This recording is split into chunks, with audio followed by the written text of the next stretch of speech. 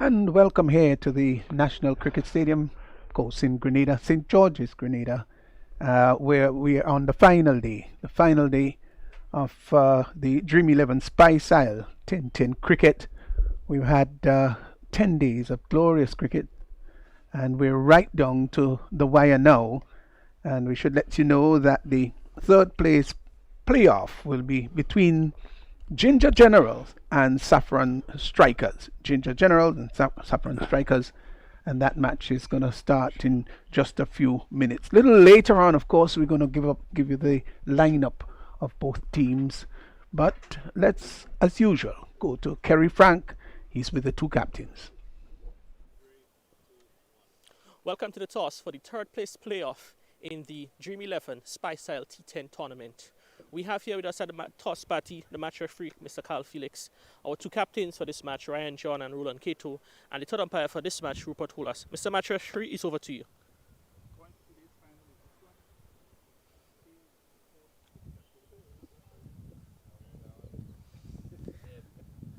The call is ahead, and it is ahead. Roland Cato has won his final toss in the tournament. Cato, first of all, I'm sure you guys must be a bit disappointed to be playing here this morning and not in the big showcase later on today. Yeah, most definitely. You guys are very disappointed of yesterday. We didn't bat good enough, but at the end, I think they needed 39 in 2 overs, and any day I'll back my bowlers to defend that, but unfortunately we did not. All right. Before we get into your decision for this toss, your guys' thoughts overall on your appreciation for this tournament, what it's like? The tournament is a wonderful tournament. All the guys are pretty pumped and excited. They all wondering when it will be the next one, so that's good signs. So it's just all about coming back next year whenever it's the next tournament and doing better than how we did. All right. Winning the toss, what's the decision of the Ginger Generals? We're going to have a field first today. All right. Any particular thinking behind that decision? No, it's first game. The wicket has been covered on, so probably might have a little 1 or 2 in it for the Pacers, so we just want to utilize it. Coming up against your good friend Ryan John, looking to get one over him as both of you will exit the tournament? Yeah, most definitely. That's all we could play for now is stud, so we just come out here today and battle hard and be the best team win who play the best cricket win. All right, well, Roland, congratulations to you guys and all the best at today's match. All right, thank you. Ryan, losing the toss, I'm sure you'd have wanted to have won the final toss against your good friend Roland Cato.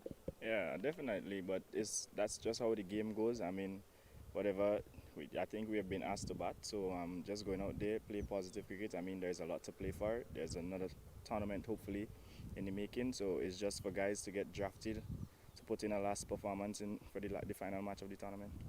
Your guys' overall thoughts on the tournament as we know on the final day? I really think that it played with good sportsmanship, I must say. The quality was excellent, good from the Dream 11. Thanks for the opportunity, and our National Cricket Association, we have to say thanks very much for the opportunity. All right, batting first on what has promised to be a wicket we've seen through the tournament. It offers a little bit more assistance to the seamers, this one we're playing on, and also the ball will come on a bit better. So with that said, what do you think will be a good total you guys can defend later on? I would say cricket would always be cricket. It's just that you, as a batsman, go out and apply yourself, be positive, you pounce on whatever bad ball, and you try to minimize the dot balls. And I think if we get to 120, it would be good enough for our bowlers today. As I asked Kito, coming up against your good buddy Kito, two of you all from represent the same parish at the national level. Looking forward to get one of him as you both exit the tournament? Yes, most definitely. We always battle whenever we play against each other, even in the nets practicing. So it would be good to finish on a high against him as well. All right, well, Ryan, we certainly want to thank Saffron Strikers for the entertainment they provided, and we wish you guys all the best for this final match. All right, thank you very much. All right, so to recap, the news from the middle. Ginger Generals have won the toss, and they've inserted Saffron Strikers into bat. Kerry Frank has just declared that Ginger Generals, they've won the toss and they've decided to field. This is the third place playoff between the Ginger Generals and the Saffron Strikers. So let's look at the lineup that we've got here, the Saffron Strikers lineup. We just heard from Ryan John, who is the captain. So it's John, Kem Charles, Kendall George, Mikel Joseph, Lyndon Lawrence, Sherman Lewis, Alex Moses, Jensen Phillip, Nkosi St-Hilaire, Laurie Williams, and Jelani George. That's the Saffron Strikers lineup for match number 34 in the Dream 11 Spice Isle 10-10 tournament. Ginger Generals, of course, who won the toss and decided to field. They're spearheaded there by Roland Cato, Sean Andrew, Wavell Benjamin, Renald Charles, Larry Edwards, Michael Fraser, Keon George, Anil Matthew, Daniel McDonald, Nicholas Redhead, and Sunil Naharan, who is that's the lineup for the Ginger Generals. The umpires are out there in the middle. Conditions look very bright and wonderful, and of course the ground is well shone as the Ginger Generals walking out on the field, and the opening pair for the Saffron Strikers also going out. So everything looks lovely and well, and everything looks rather refreshed, even Ali de Bellot. Okay. Good morning to you, Pastor, and good morning to all our listeners, wherever they may be, listeners and viewers. And as you said, a beautiful day for cricket. First match, third place playoff. Probably both teams are a bit disappointed that they didn't get into the finals. Yeah, I agree with you. And both of them, of course, had the potential, the capability of getting there. But cardinal errors, of course, all of these things, I would say, Ali, they're little things that you need to pick up in life. Everything is about learning in life, and opportunities lost may never be regained. And there were opportunities out there that were not taken, and that, of course, brought about the position now. So they're going to be a tussle for the third place payoff, and it looks as though Nicholas Redhead will be opening the attack from the far end, the southern or River Road end, and the opening pair rather, of Lyndon Lawrence and is it Nkosi? Kendall George this morning will be opening rather than Nkosi St-Hilaire, and as I said early on, Nicholas Redhead will be bowling from the far end. Here's the two players outside the circle are on the offside. That's the third man and the sweeper. The rest of the players are inside the circle because this is the power play, and in the power play only two fielders are allowed to be outside the circle. So here one is the first delivery, is Redhead in and bowls to Lawrence, gets a short rising delivery that he can do no more than push out on the offside, just in front of square, and there is no run. A little bit of carry there, good bounce rather, with the first delivery. Yeah, it's sort of, you can say normal now that the first set of deliveries usually have a bit of life in it, but that don't last that long, and it's obviously we know it's the sort of effect from the preparation earlier this morning. Turns once more from the top of his mark. It's Redhead begins his beautiful approach, passes the umpire now, and bowls to Lawrence. Lawrence is hitting that in the air. I think the catch is going to be taken. Yes, gone. Oh, well, that really was a nothing shot. It really was a nothing shot. He was looking maybe just to push the ball up on the onside. The ball may have just stuck on him a little bit. Matthew coming in there from mid-on. He had to really come forward and then dive and took the catch. So Lawrence goes, only the second ball of the day, caught Matthew there at mid-on of the bowling of Redhead without scoring, and the Saffron, they got a setback quite early.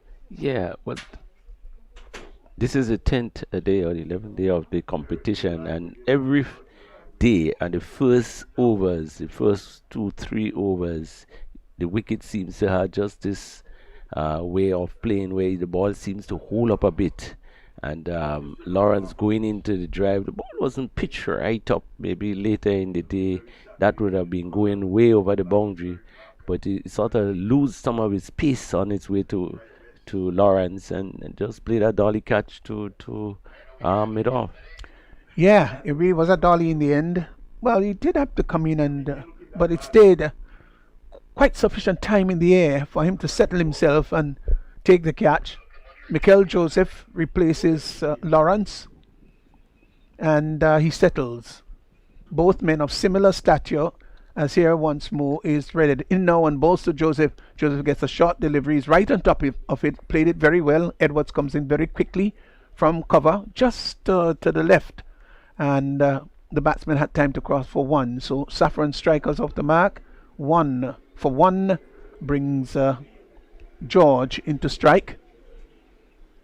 So already there need to be some repair there for the Saffron strikers, having the loss of Lyndon Lawrence, caught Matthew of the bowling of Redhead.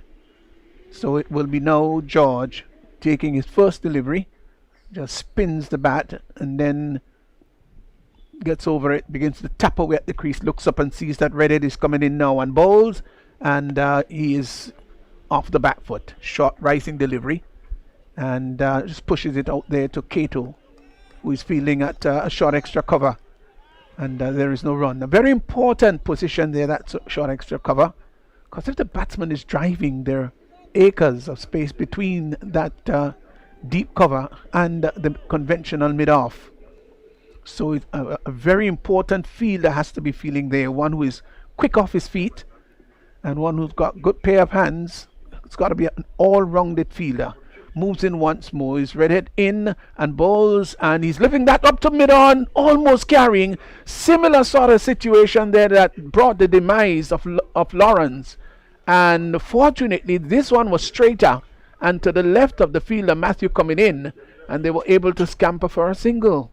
Yeah, and the same effect of the wicket, the ball not coming through as it will probably a bit later in the day. And again, George going for the drive and not timing it. And fortunately, as you said, it was a bit straighter than the Lawrence shot, and probably that's why he's still there. Yeah.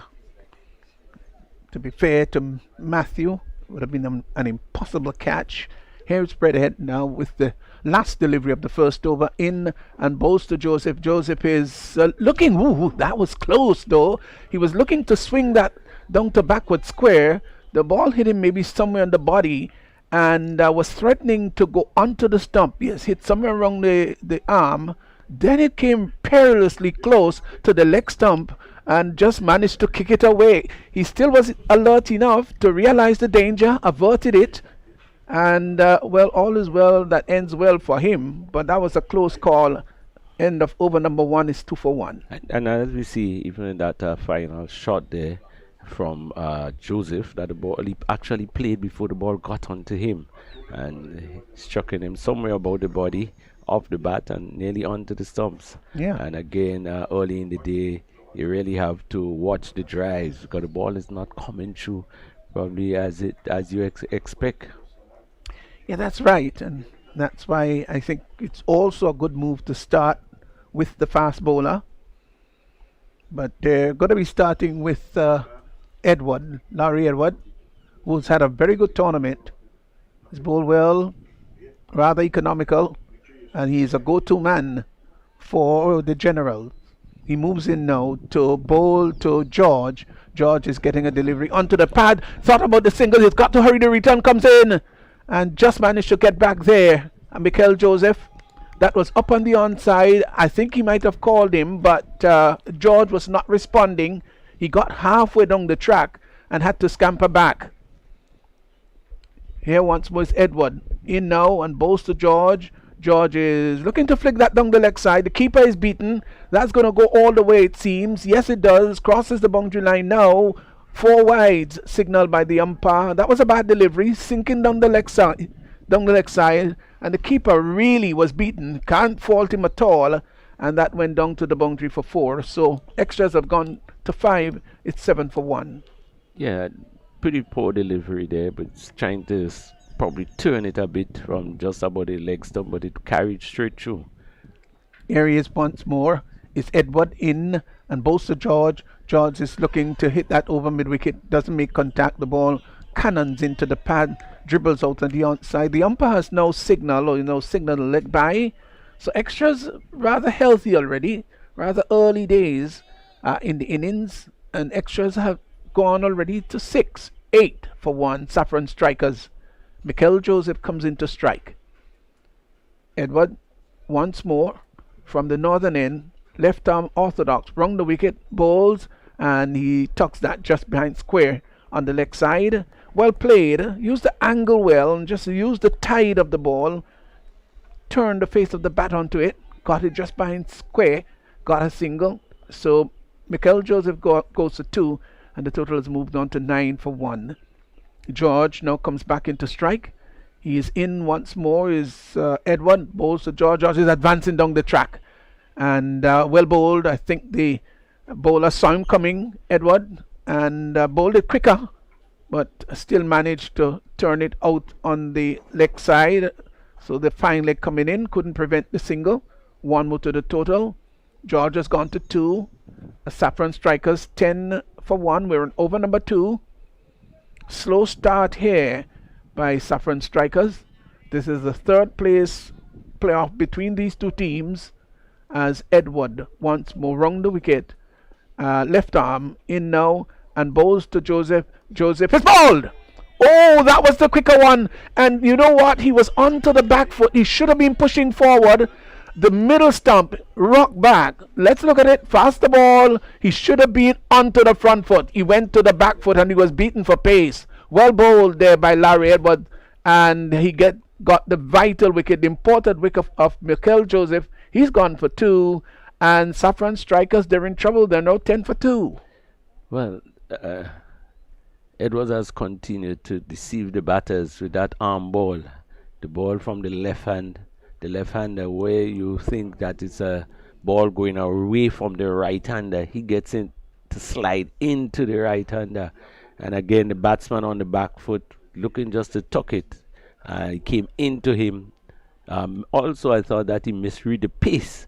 And when the wicket is like that early, sometimes it also do help the slower bowlers, because you get very pace.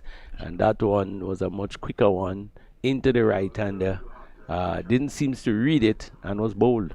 Yeah, didn't read it at all. And Alias, I think also the fact that he was onto the back foot did not give him the sort of room to be able to negotiate the slide of the ball.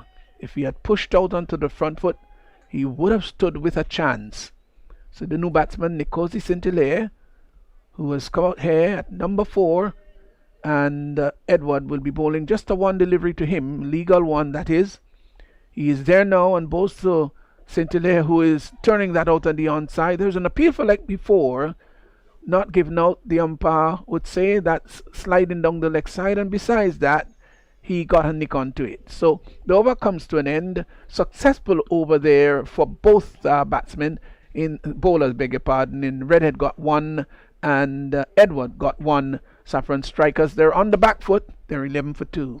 Yeah, well, a pretty good start by the Generals, picking up 2 early wickets. In fact, 2 wickets in the first 2 overs, just 11 runs. Just the kind of start they will want against a powerful batting lineup of strikers. Well, I think both batsmen would feel that the Ed, Lawrence, and then Mikel Joseph.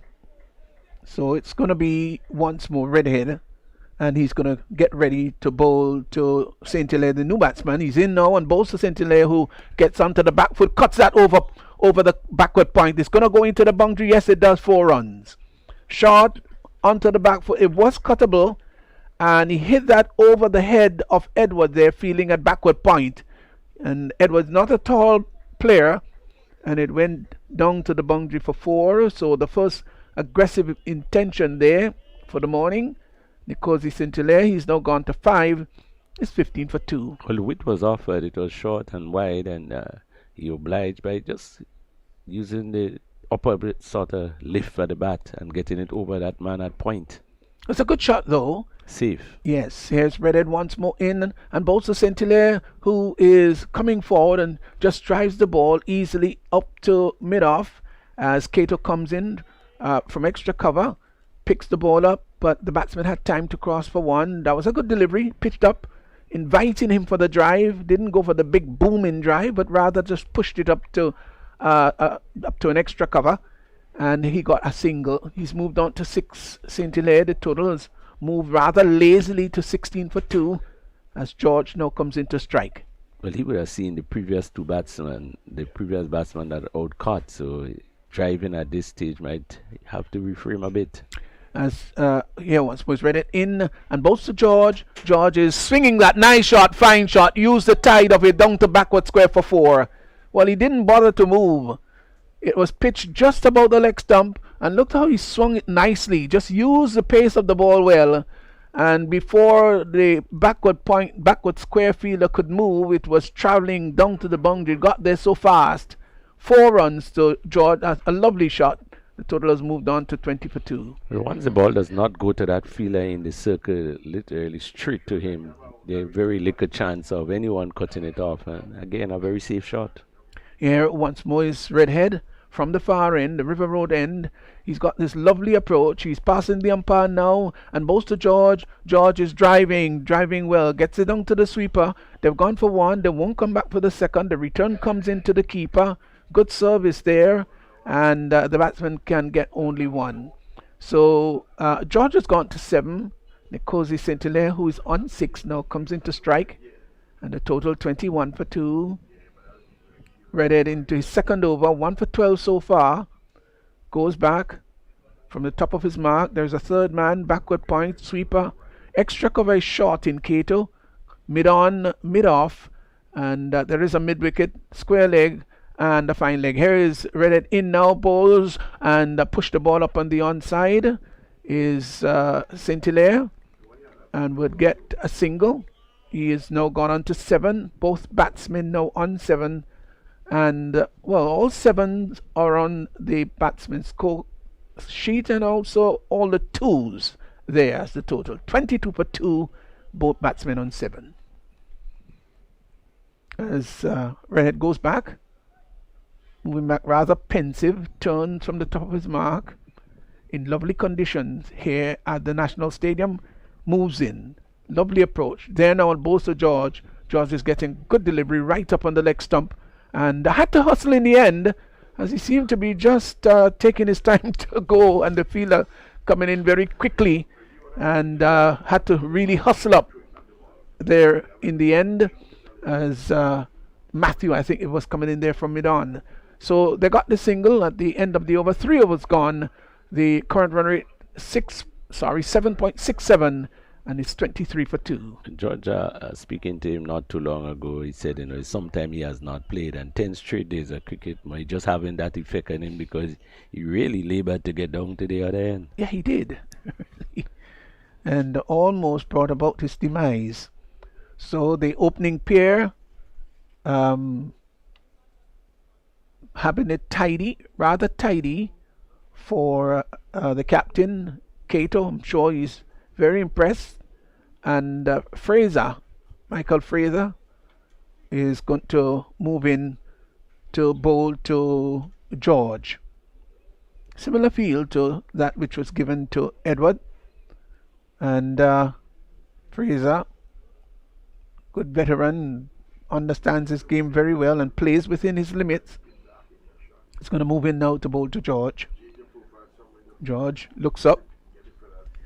They're pushing back the mid-on to right back on the boundary, and the sweeper on the outside has come inside the circle.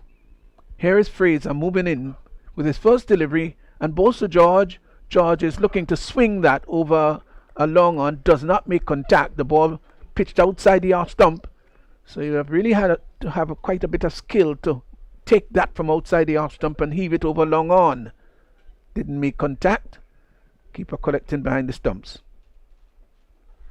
And with the mid-off inside the circle and the long on outside, I wonder why that's the direction he's heading.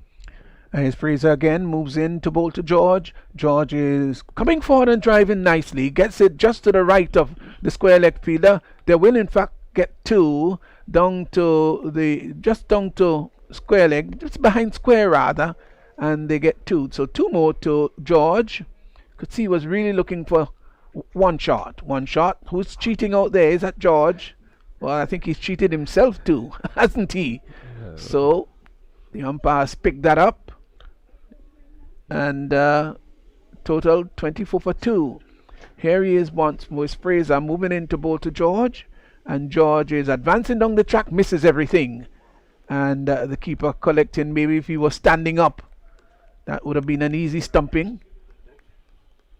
I think that's the second short run that we've had in the tournament. And I think he was Has that been the responsible second? for Oh, he was the. Oh, George. Don't do that, George. You're the culprit on 2 occasions. Oh, you little cheater. There he goes. Taps away the crease. Here's Fraser moving in. Once more passes the umpire. At both to George. George is hitting that. Beautiful shot. Fine shot. 4 runs. Well, with the mid on the wider side, it was pitched up. And he came forward and drove it nicely through the line. Beautiful shot. He got 4. So he's gone to 13 into double figures. And the total has now moved on to 28 for 2. the question of the short run. Sometimes it's better that you lose a run than lose your wicket. You did make that point, didn't you? Yes. Oh, there's some pros and cons there. Here once more is Fraser. Just moves in. Did start and stop. He reapproaches. There now and bowls. And he's tugging that one, George, down to the deep mid-wicket boundary. And Nicholas Redhead is down there. Does good service. Sends the ball back to the keeper. And George gets 1. He's gone to 14. And the total has moved to 29 for 2. 29 for 2. As St. Hilaire comes in to strike. Here once more is Fraser. Will move into bowl to St. Hilaire now. He's just about passing the umpire and bowls to St. Hilaire. Outside the out stump. Hits that high in the air. Somebody, the keeper, is going under it. Takes the catch. Well, St. Hilaire goes. He turned his back, knew that he was in trouble, didn't cue it well. The ball took the bottom part of the bat, and one hand was also of the bat. I think if the call was early, keeper might catch, and in the end, he took it quite comfortably, Benjamin, just falling as he took the catch. So, St. Hilaire goes, caught Benjamin, the keeper of the bowling of Fraser. He's gone for 7. Saffron Strikers, they're 29 for 3 as over number 4 comes to an end. Yeah, a good catch in the end by the keeper, but again, the batsman swinging and the ball not seems to come in through as quickly as he wanted to. He lost the grip on his bat, lost his shape, and played the ball just high up in the air. And from the time he played it, he realized he was in trouble. He started literally walking. So out goes St. Hilaire. In comes the captain, Ryan John. Well, Ali, you made a point, of course, the whole idea of the short run. Do you think that some of these players, have that in mind? That, look, I might be run out here, so let me go short. No, I think most of the time they just didn't look where they were going. Because I don't think he was under any pressure, really, to get back for the second run. Although we saw him previously, seems to be in problem for a singer that looked very comfortable. So sometimes a little aches and pain there, you think that the umpire is not looking. Well, Ryan John is going to be facing up to Daniel McDonald. Change the bowling, of course, from the far end. Here is McDonald in bowls to John. John turns it up neatly on the onside. Lot would depend upon him. He gets his first run. He's off the mark. 1. Strikers, Saffron Strikers, 30 for 3. This is not a good sight for the Saffron Strikers. They're not off to a good start at all. Kendall George comes into strike. He's 14. Can he play a really top-class innings here? As McDonald is in and bowls, and George is looking to heave that over long on. Doesn't make contact. Benjamin behind the stumps didn't collect cleanly either, but no harm done. Just did the little repair work. Goes around, picks the ball up and sends it back to McDonald, who is in, bowls outside the off stump. Takes that ball from out there, that's George, and tucks it down to the lawn on area and gets a single as it's Ryan John who now comes into strike. 31 for 3. John is on 1, just a 1 delivery he has faced so far. Here is McDonald in now and bowls, turn neatly just behind square on the leg side, gets a single to the right of Narayan, who moved across rather quickly, slightly heavy set, but I thought he handled that distance fairly well. One more to John, who's gone to 2, 32 for 3. Brings back George into strike. As McDonald bowls to George, George is opening the face of the bat, glides it down to third man. He's got to hurry. That John will come back for the second one as Larry Edwards threw to the keeper's end, but he really was not accurate at all. And the ball was backed up down on the wide mid-wicket area. They got 2. George has now gone to 17. So he scored half the amount of runs. He's there now is McDonald. Hits the ball in the air. The ball is going down to the cover area. The catch is taken, no dropped. Well, it was a brilliant effort. It really was. They come back for the second run as the return comes into the keeper. It stayed in the air for quite some time, and the fielder had to come in. Who was that? Was that Fraser? Yeah, that was Fraser coming in there from deep extra cover. Spectacularly hurled himself forward. Now he had to really make a lot of coverage and didn't pull off the catch. It would have been a stunning catch indeed. The over comes to an end. 5 overs gone. John is 2, 19 to George is 36 for 3 Saffron Strikers. I think Fraser would have gotten maximum points for that effort. He really sprinted in and threw himself. I don't think he really got to it, and it dropped just before him. But again, you see the batsman sort of losing the grip on the hand because they seem to be playing a bit too early. And the ball going high into the air. Unfortunately, Fraser being probably too deep, didn't get to it. Right, so here is another bowling change. Right now Charles is going to bowl. He's going to be bowling to John.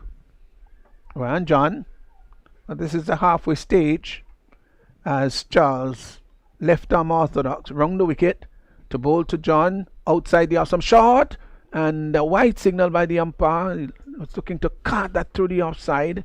Now John is a very strong man. He's a well-balanced cricketer, muscular, as he's in once more. Charles in and bowls to John. John gets a delivery that he doesn't hit very well. It's going down to the deep mid-wicket boundary. The catch is taken on the second attempt.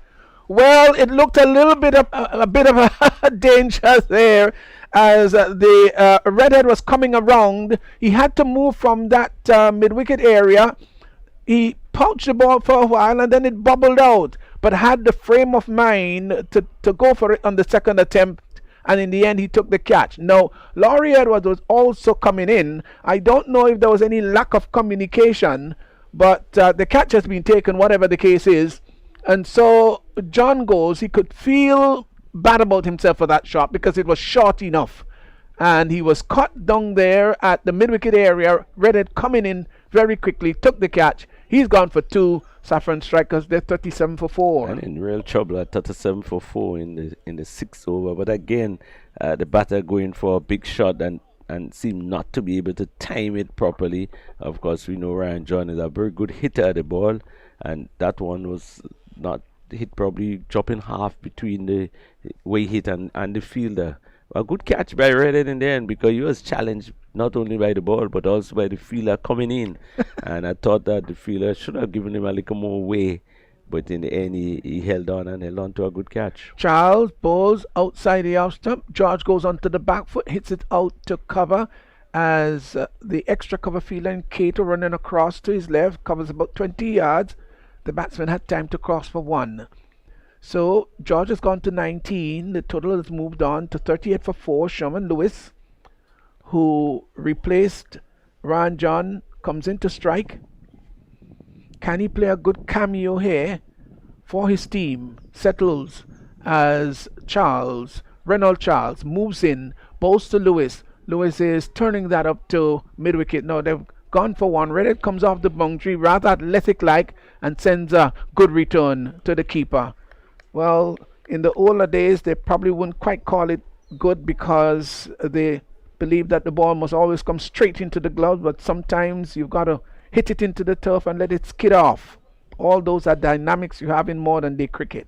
Here once more is Charles in now and bowls to George. George is turning, maybe, well, we'll just wait to see what the umpire says. It's leg by, so the ball did hit the pad and went to a short third man, and one more to the total is now gone to 40 for 4.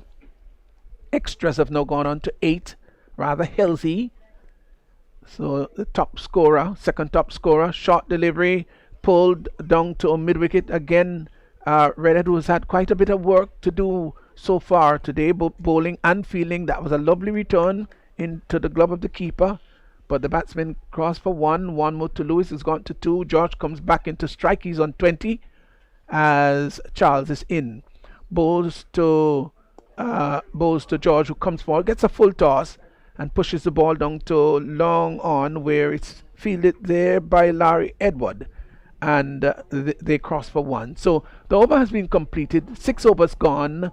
They're going at exactly 7 runs per over. George, a lot depends upon him. He's on 21. Lewis is 2. 42 for 4. Saffron Strikers, of course, sent into bat. This is the third place playoff, and after some words from Ali DeBella, then it will be Refill Crony. 42 for 4 in the 6th over, not where the strikers would have liked to be. However, they still have George there, Lewis there, and the batters to come, and they really will need to sort of upbeat the tempo. Of course, George is one of our well-known soca artists, and maybe he'll have to play a carnival in. This ball is played down to third man. It's going to run very close to the boundary. It's Edwards chasing off. I just stopped it just about 10 yards from the boundary. So 2 runs. Kendall George on 23. 44 for 4. Saffron Strikers being sent into bat in this third place playoff. Good morning, you, Ali. Good morning, Refill. This one again comes off the edge, and Edwards, who in that short third man area, move quickly to his right, his left. So 1 more to George. He moves to 24. Been tough going for Saffron Strikers. It's 45 for 4. Daniel McDonald in the second over. This one is driven down to long off, and coming off the boundary. They're going to come back for 2 runs there. Fielder had a lot of running to do to his right on the boundary. So 2 more to Lewis. Saffron Strikers really would be hoping that this pair would probably see for the next 2 overs. Lewis is hitting straight, and this one going to clear. No, just drop 1 bounce, goes over the ropes for another 4. Again, Ali, as he looked here, hitting straight, and really not much danger when you're hitting straight. And he played it well down to that long off area for 451. So the 50 is up, and again he's looking to push it down to third man. Again, ball beating the bat. This partnership so far 14. Run rate just at 7.46. Short delivery again. Looking to cut, make no contact. Will be disappointed that short delivery probably should have hit down to square cover. And one of the areas we have continuously talked about with the batsman pulling themselves away and trying to cut instead of going into the ball. And there on 2 occasions he was pulling himself and trying to cut or steer and miss a boat. At 51 for 4 in the 7th over, obviously a position that they would have not liked to be at this stage, but they still got 3 overs, and we have seen some serious hitting so far in the competition in the last couple of overs, and so they should be trying to get over the 80 mark. So Reynald Charles already picked up 1 wicket, left arm, and this one is hit straight to cover. Keto Fields. So we are seeing Saffron Strikers playing for the 3rd place playoff, a team who would have done very well in the preliminary games. Wide off the off stump, no shot offered. Again, George a little disappointed, wide wasn't called. Charles, left arm, wrong the wicket, bowled this one is pitch up, and this one is played to cover. Again, no timing, bringing the ball right up. And George pushed it to cover with K2 Fields, so he gets one more. He moves to 25. 52 for 4. We are in the 8th over. So really have been. And this and he's looking to swing. That's Lewis looking to take it up from outside the off stump. He made no contact. Again looking to hit it down to that deep backward square, which is vacant. 52 for 4 over number 8. Charles in the second over, short, and Lewis is hitting this down to long on. This going to clear just over the long on boundary for 6.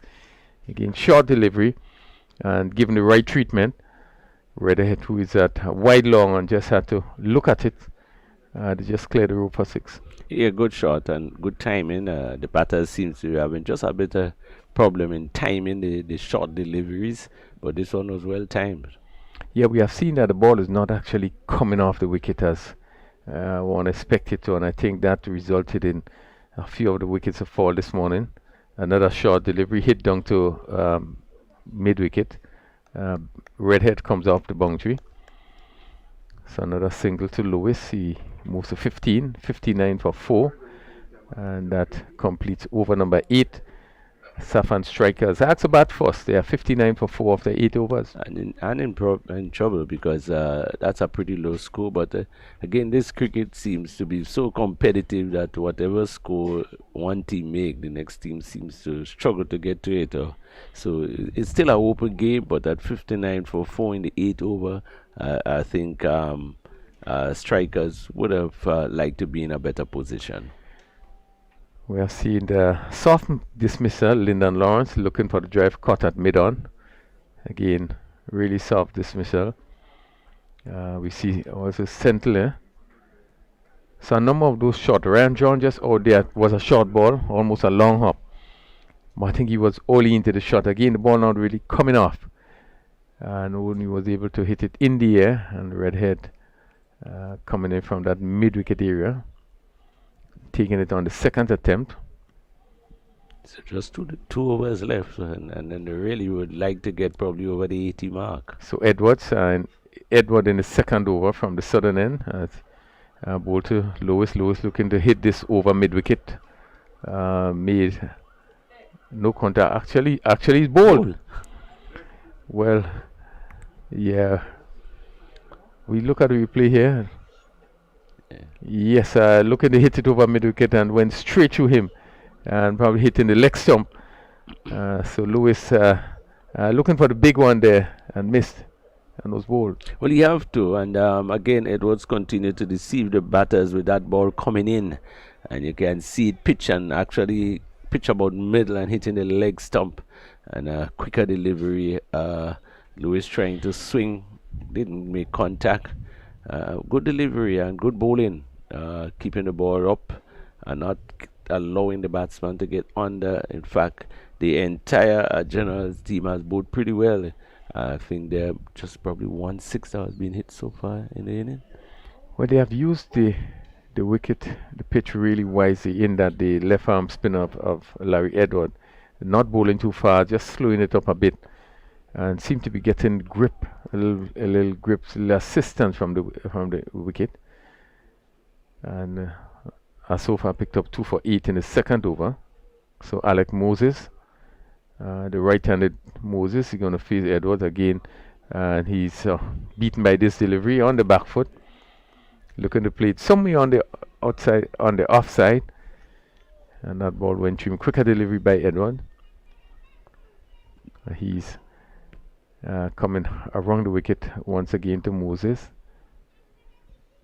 and for this delivery Moses is playing the cover.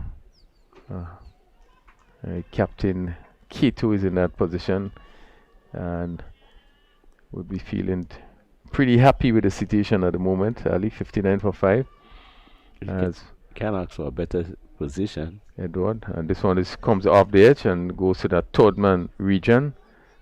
Andrew, who is fields, and the batsman take 1 run. So Moses off the mark, 60 for 5. Over number 8. K2 in his second over. Short third man, backward point on the boundary cover. We've just seen K2 just going back at cover there. Short delivery again, looking to play down to third man, and really probably would have been better to play an attacking shot. That's a short delivery. But the bounce and the probably turn would have deceived him, because that one was the one that turned away. Edward, this final delivery, and this is hit to mid wicket, and George, the batsman, just jog a single. The fielder comes off the boundary, so that's the end of the ninth over, and Safan striker really struggling at 61 for 5. But probably another psychological situation with strikers. They would have played probably the best in the preliminary rounds, and not getting to the final probably could have a sort of mental pressure on them.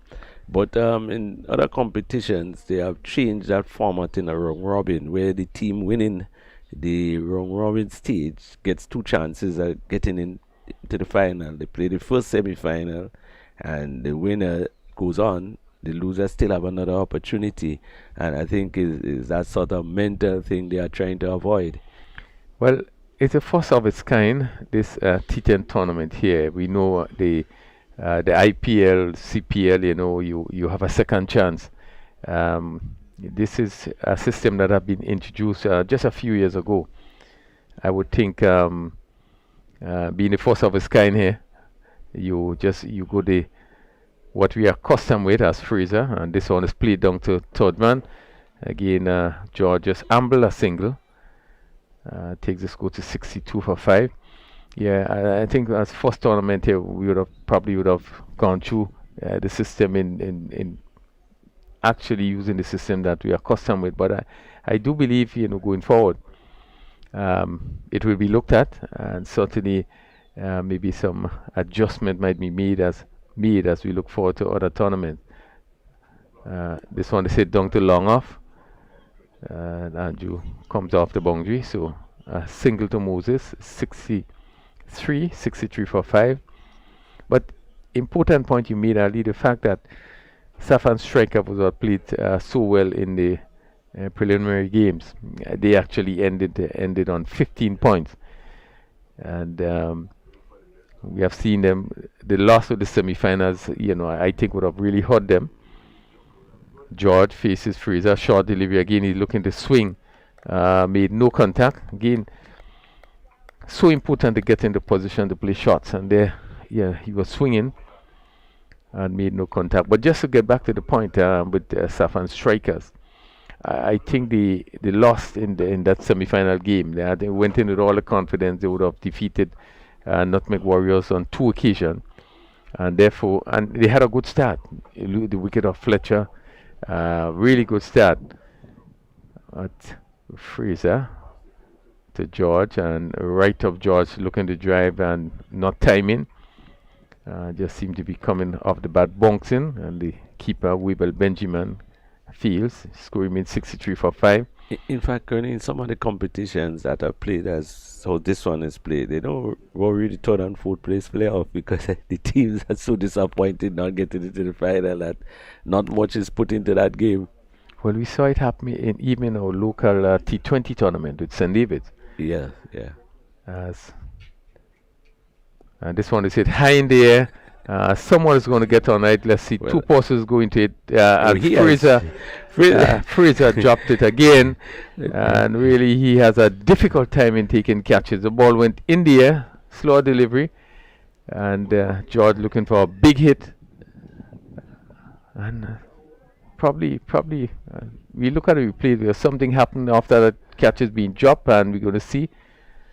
And a run out, as Moses looking to take the single and was run out there, as we was paying attention on the catch there, but the batsman, they're looking for a single, and Moses not being able to make his ground.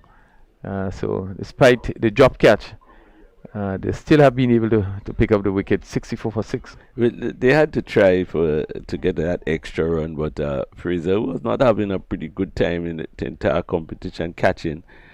Maybe should have just leave that one for the wicketkeeper, who was probably in a good position as he is to take the catch. But he dropped it, of course, not under real pressure in terms of the score, 64 for 6.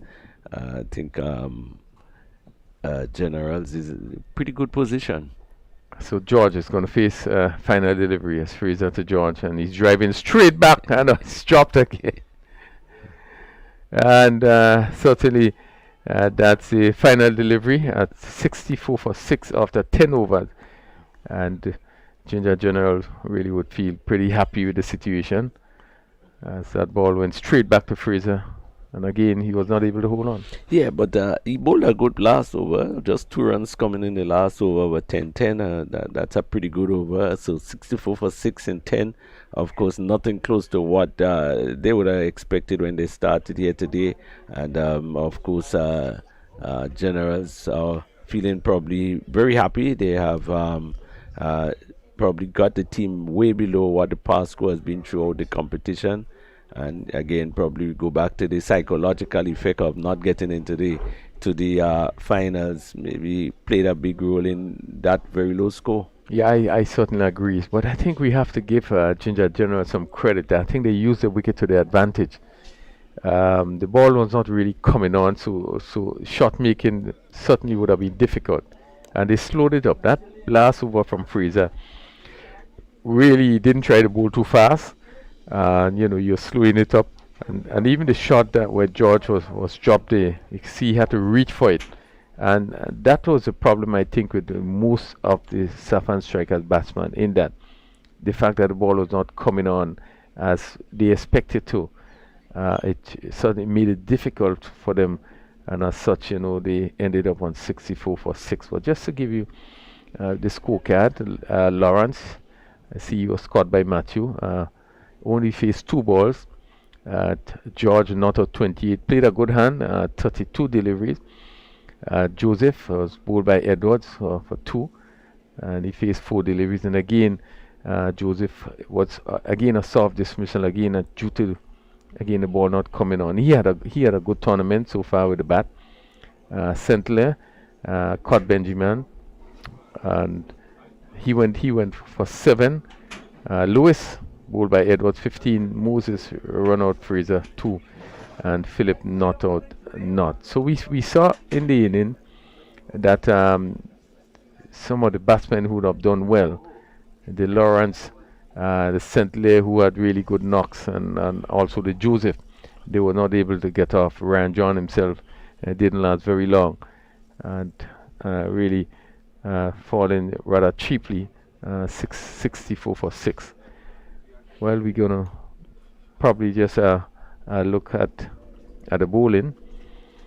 Redhead, he had 2 overs, 1 for 14. Edward 2 overs, 2 for 10. Fraser 2 overs, no made, 9 runs, 1 wicket. Daniel McDonald 2 overs, no made, 16 runs, no wicket. And Renal Charles 2 overs, no made, 13 runs, 1 wicket. So we see in this game that the spinners were able to hold their own, keeping it pretty tightly.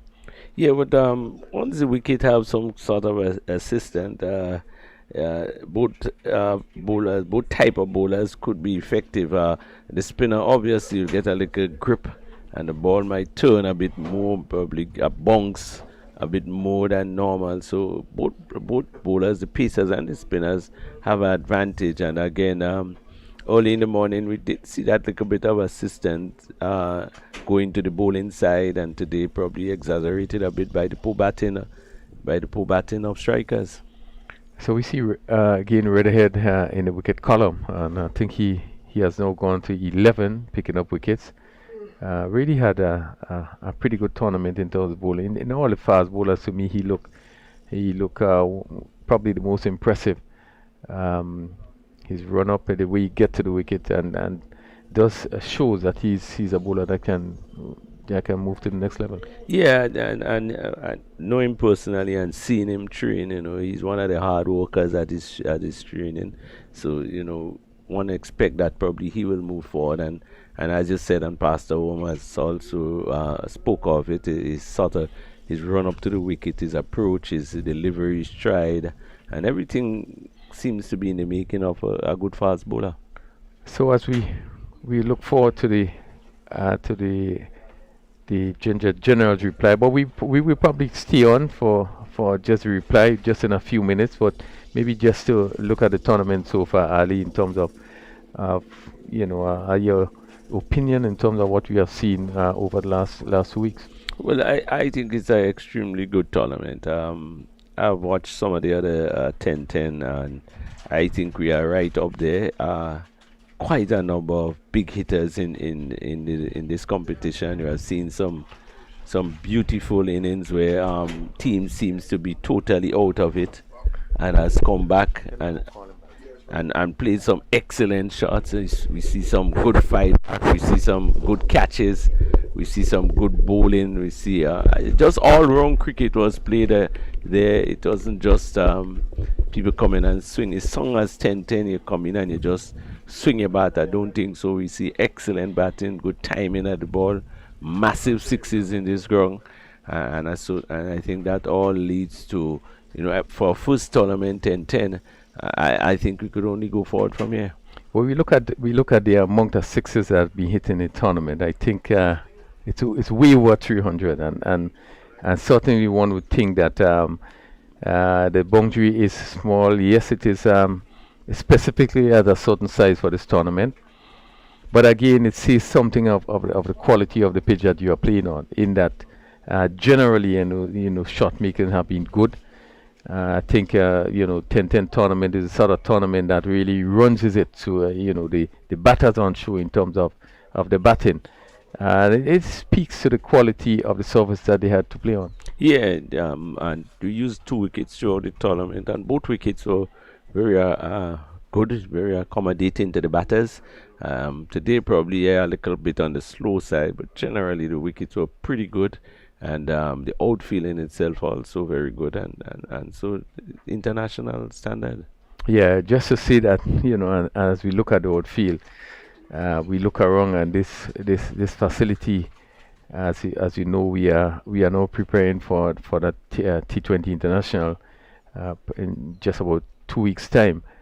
But certainly the condition really look really top class, and we should be in very good position for that T20 tournament. Yeah, no question about it. Of course, the ground, and that ground has probably such an excellent draining system that rain literally has to be falling for the game can't play. Once the wickets are properly covered, once it's uncovered, the games will be played. So I think yes, we good wicket, good outfield, proper preparation, and we're all set. Yes, and as the umpires make their way out, we do expect that the wicket as the sun beats out, and again we didn't just to see the condition is very good. We have been really blessed with good condition, despite we had one of the games being rain out, but I think that the groundsmen would have done a fine job to make sure that we had cricket right through, and just outside of that day which we had consistent rain, I think that we certainly are blessed with good condition. The sun is shining brightly, and certainly we expect the Ginger Generals going out to get chased at 64. They should go out with a lot of confidence. I don't think they're under any pressure. They have batted well throughout the competition. Of course, that's one of the team. They would have placed 4th in the preliminary rounds and had an opportunity also of getting into the final. And so we'll wait to see if probably that psychological effect of not getting into the final also affect them, as it did, in my opinion, with strikers. So they've 64 for 6. That's Saffron Strikers of the 10. That is paltry. It's rather poor. So just looking at the tournament points, Dream 11 Spice L T10 Saffron Strikers after 10 matches, 1-7 lost 2. Pacers 1-6 lost 3.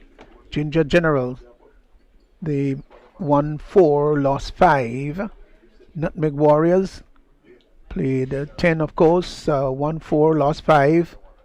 Bayleaf Blasters 1-3, lost 6, and Clove Challengers 1-3 and lost 6. It's interesting as we look at the point standing.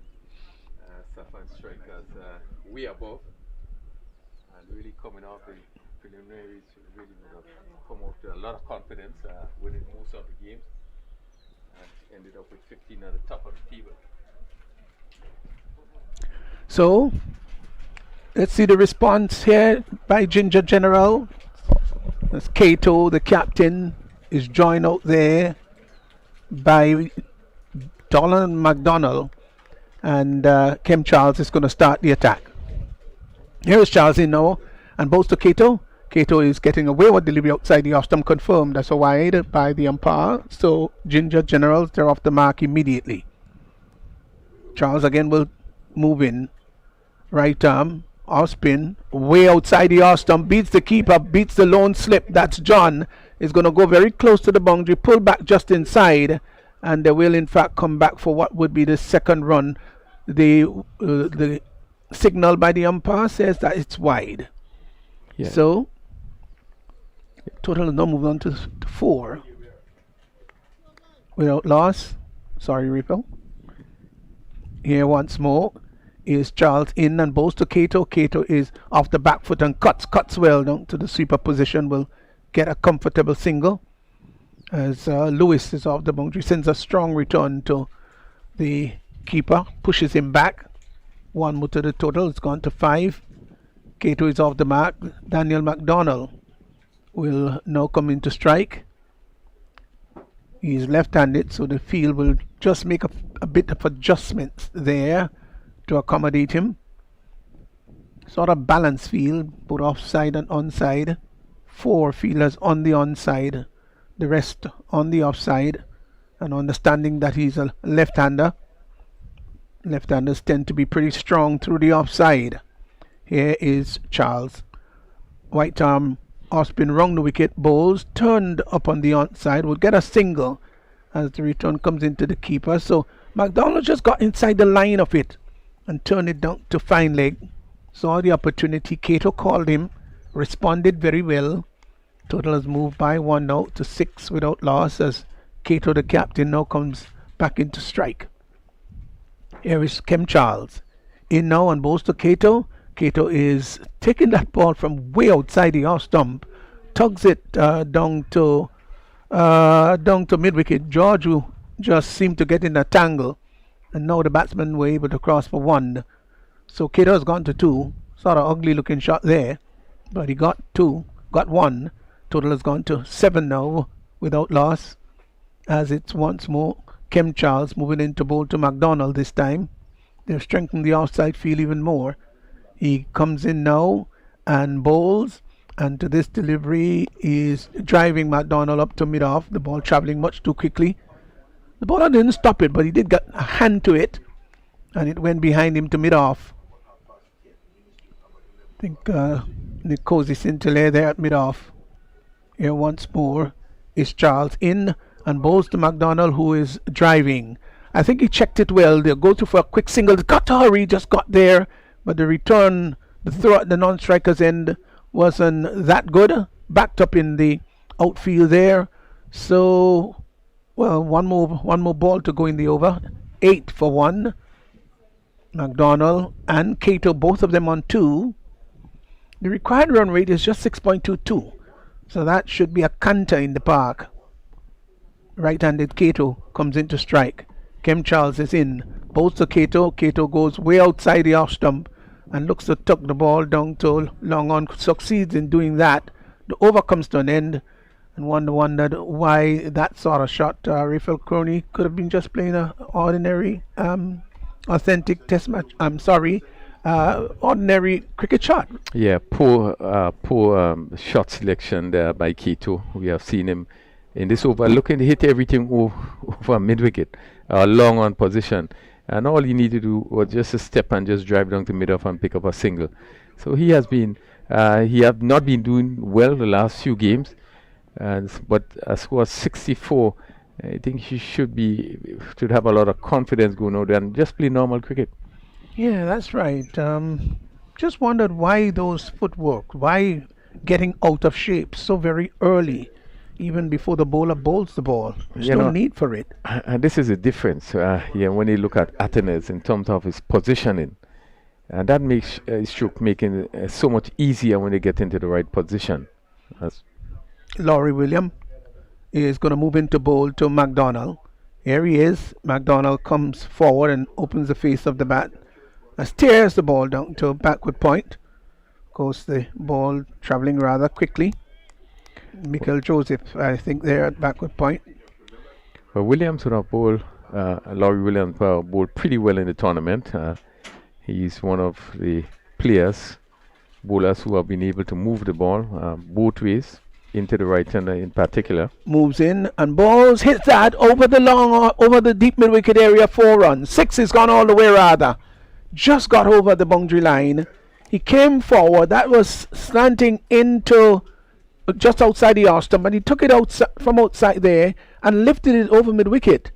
Well, that was a great shot, considering that it was outside the off stump. Yeah, you had to reach for it outside the off stump. Again, if you into right position, you probably would have hit that over mid off. But he picked it up from outside the off stump and really hit it just went over mid wicket. Here is Williams in now, balls looking to hit that through the mid off area. But the previous delivery, Rafa, wasn't necessarily a poor delivery. No, it was a good delivery, and as I see, there's a shot that probably should have been hit over mid-off if he was able to get his right foot just across. 14 without loss. McDonald is 8 as Williams moves in, bowls to McDonald. McDonald hits that through the mid-wicket area. Runs there for him. It's going to go all the way for 4. Short, and again he took that from outside the off stump and just heaved it through mid-wicket. That was a good shot, really. The timing was well. The placement was also good. And he got 4 runs. So he's moved very quickly now to 12. And the total is pushed on to 18 without loss. Yes, he picked the gap well. Placed it between that mid-on and the mid-wicket. And it went across the 4. Williams, the ball to McDonald. McDonald hits that in the air. That's a fine shot. That's going to go all the way. It does. That's 6 runs. Expensive over here by Williams. It was pitched up. And this time he didn't didn't opt really to go through mid-wicket, but decided to just open the face of the bat, lift it over the infield, and Ryan John could do no more but just to go and retrieve the ball. He's gone very quickly now to 18-24 without loss. Yes, safe shot, pitched up, and he hit it over mid-off, and just cleared the boundary. Williams to McDonald, who turns it neatly. Good skillful shot to the right of George. They've hustled for 1, won't come back for the second. The return comes in. The return is good service, and they get 1. So the over has come to an end. A rather expensive over there. The first over there by Laurie Williams. 17 runs coming off his first over. And Ginger Generals, really they've galloped there now. 25 without loss of 2. Yeah, need 40 from 40 deliveries, so really in total command of this game. And really, you're probably going to have a pretty early finish in this one. Yeah, it looks very much that way. So I think Saffron Strikers, they've got only themselves to be blamed. A target of just 64, really, certainly not good at all. Delivery that is hit down to the long off area, gets a comfortable single.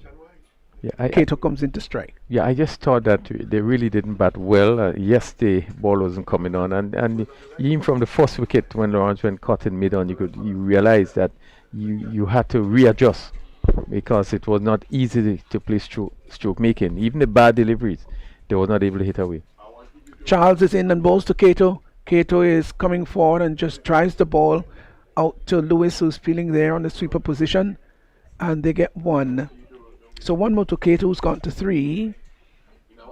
It's been a sedate start by him, 3 or 4 deliveries. McDonald been much more enterprising, 20 of 10. He's going to be facing up to Charles. Kem Charles from the far end, wrong the wicket and bowls. McDonald's onto the back foot and pats the ball back on the offside. Charles comes across very quickly on his bowling, on his follow through.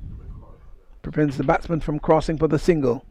He's in again. Charles bowls to McDonald. McDonald is hitting that hard into the ground, and the ball going back along the track to the bowler, who again picks up. Yeah, again we're seeing the difficulty, especially for the slow bowlers. Not very easy to get the ball away. Charles is in and bowls. McDonald is looking to heave that over the long on area. Didn't make contact. They will now go for what would be a bye. Just wondered really whether there may not have been a stumping chance there. Again, he was looking for the drive, maybe looking to hit it somewhere over mid-off, to the inside edge. Or not the inside edge, but just seemed to pass just outside leg stump.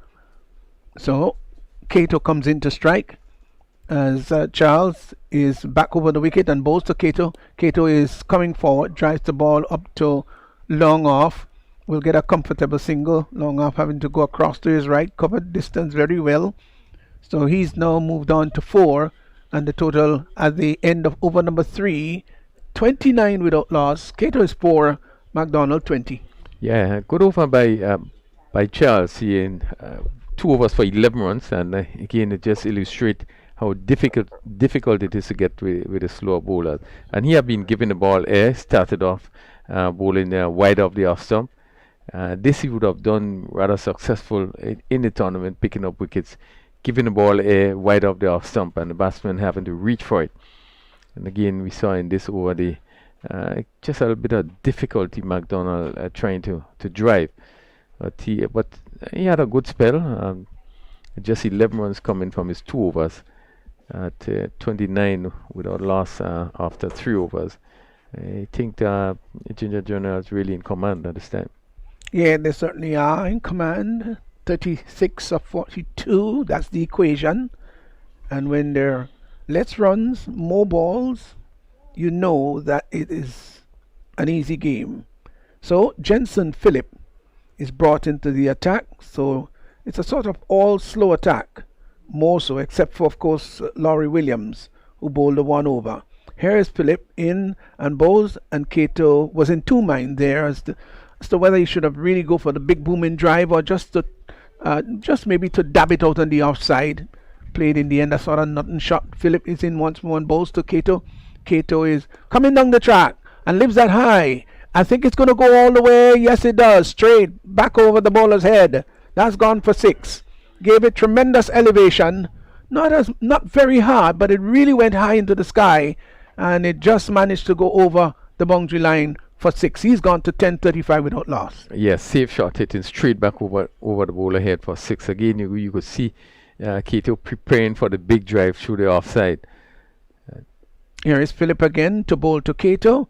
Cato is, well, he left that alone. He's down on one knee. Maybe thought about slapping that through the offside. Offside that is a very good cordon. They've got 5 men in the circle there on the offside. Here he is again. Phillip bowls to Cato. Cato hits that in the air. Goes through the extra cover area. That's 4 runs. To the right, rather. To the left of the mid-off fielder. That is wide. Between the mid-off and extra cover. And it went down to the boundary for 4. It was a full toss. And Cato now pushes on to 14.39 without loss. Yeah, full toss given the right treatment. Hit between the extra cover and the mid-off to the boundary for 4. Again, you see him looking for a lot of power. And not necessarily timing, which is so necessary. Here's Phillip in, bowls to Cato. Cato is he's on his knee, really. White signal by the umpire, and that was way outside the off stump, but he was sort of pulling away, giving himself room on the knee. Just looked rather awkward, like a cow on ice there in the end. But no harm done. 40 without loss. Yeah, he's not getting to the ball. He's pulling away from the ball, trying to slash, either over cover, and he probably just need to move his left foot, get closer to the ball. Phillip bowls to Cato. Cato lifts that inside out. It may not go all the way with it. Yes, it does. 4 runs. Well, he didn't really hit it the way he wanted. He did open the face of the bat, but didn't get it with the sort of authority that he liked, and it went over the infield and then limped over the boundary for 4. He's gone in a very aggressive mood now. Is Cato? He's gone to 18. Is 44 without loss. Phillip again. Yeah. Stopped by the umpire. Yeah, you see Cato there, just opening up himself, really looking for power. able to get this one over cover. Not as effective as you would love. Certainly you were looking for the 6, but it dropped a few bounces before he got over the rope. Philip is in to Cato. Cato is lifting that down to the mid-wicket area. There's a challenge here. Good stop there down at the long on area. That Ryan John did good work there. That could have gone for 4. They got 1, however. So Cato has gone to 19. McDonald is 20. Cato will be taking strike. And after 6 overs, the run rate being 11.25. The Ginger Generals, they're 45 without loss. Yeah, good over for Ginger General. 16 runs in that first over by Philip. And Ginger Generals really just needing another 20 runs to win. And certainly making it look rather easily. That's 45 without loss. That's really. Who's got the advantage here, Rayfield? Well, well, there must be something to laugh about. yes, certainly. really. It's only one team. I think that it seems as though Safan Striker would have given up. I think pretty early they came into this match not with the confidence that we saw during the preliminary games. John Hapmole, maybe seeing what has happened with the slow bowlers picking up wickets, probably actually decided to use the slow bowlers up front. But now we're seeing the bowling of Sherman Lewis, and he's going to pick it up from that southern end. Who hasn't had the best tournament at all as a senior experienced cricketer. His pace has been pretty okay, but his line and control have not been very well at all. Here's Lewis though, comes in to bowl to Cato. He's there and bowls. Cato is advancing down the track, hits that down to the long on area. The catch is going to be taken, yes. Taken down there at long on. It seemed to be, is it St. Hilaire? Joseph. Mikel Joseph, beg your pardon, coming across there to his left and coming in and took what turned out to be a rather comfortable catch. Let's look at it. Yes, he didn't look like dropping it at all. So the first wicket goes.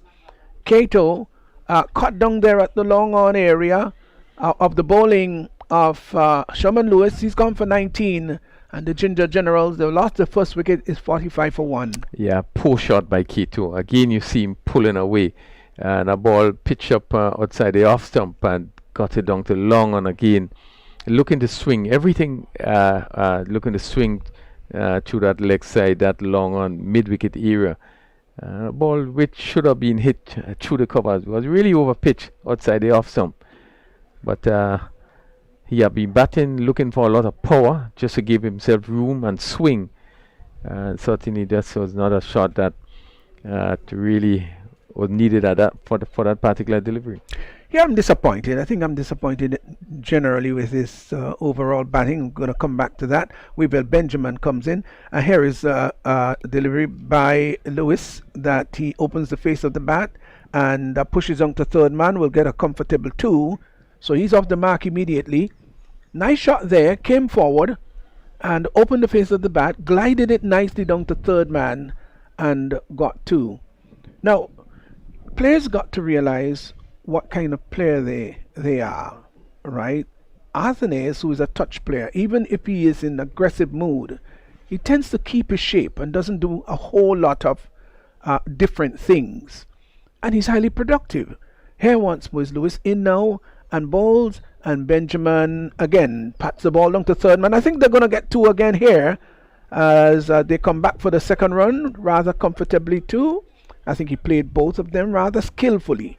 Just ease onto the back foot with no problem at all, and it's easy as Sunday morning. Glided the ball nicely down to third man. He's gone very quickly to 49 for 1. Yeah, good sensible batting by Benjamin. He's on top of it and steered it down to that backward point position. The important thing, and being positive to pick up 2 runs. I think the last delivery of the last over, we come back to that.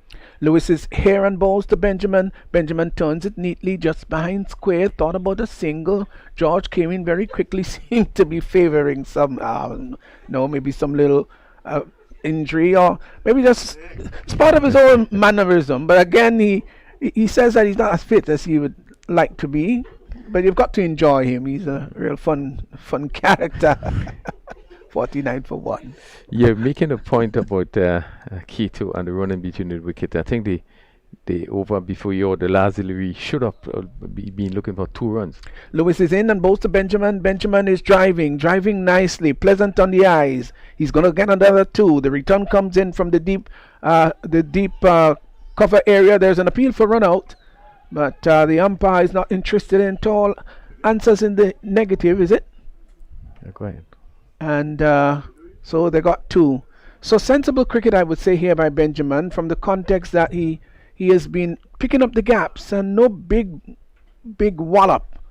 Just steered the ball. This time was a little bit wider, and he got 2 runs. So he's gone to 6. The 50 has been posted. 51 for 1. So it had been good going. 29 deliveries and 19 minutes. And again, positive batting by Wavell Benjamin. Lewis in, bowls to Benjamin. Benjamin gets a good delivery. Well bowled. I thought it was well handled too. This one came into the right-hander, tall right-hander, and just eased onto the back foot and opened the face of the bat and got it done to sort of wideish third man, short third man, got a single. He's going to be taking strike. He's on 7. And the 5 deliveries that he has faced, he scored all of them, hasn't he? Yeah, scored off. 3 of them? Oh, I'm sorry. I thought I was scored. Yeah, certainly he looks very positive in his batting. Playing sensible shots. 2 shots played down to backward point. And there was a good delivery by Lewis last delivery, and he was on top of it and pushed it slowly on the offside. Was able to pick up a single, and all it requires really sensible batting. And 64 really is not a big target, but again you want to make it and win convincingly. Yeah, I think he might have scored off 4 deliveries, if I got that right. There might have been 1 delivery that he didn't score from. So, change of bowling in Jelani George has come in to see whether he can do something substantial. He's going to move from between the umpire and the stumps, left arm, round the wicket, and he's going to bowl to Benjamin, who is 7. 52 for 1. They need 13 of 30 deliveries. Here is George in, bowls, driven back to the bowler, who picks up, and not quite to the pitch of the ball there, Benjamin, but still didn't try to force the drive. Here once more is George in and bowls to Benjamin. Benjamin is coming forward and strokes the ball rather easily, gets it down to long off. Now I like this. He's keeping his shape, picking up 1s and 2s because he understands there is no pressure. And that's why I didn't think that Cato needed to go the way he did. And that's my disappointment about his batting this morning. 53 for 1. Daniel McDonald, who is 20, just seemed to be out of the play for a while, will now come into strike. George. Ryan John down there long off. I'm sure that he'll be a bit disappointed with his team's performance, as a delivery that is full toss that he hits down to the mid-wicket area. They've gone for 1, won't come back for the second. Lewis sends a strong return. Very good. He's got a good arm, is Sherman Lewis. Right into the gloves of the keeper. The batsman crossed for 1. Daniel McDonald. He's on 21. And Benjamin, who's taking strike now.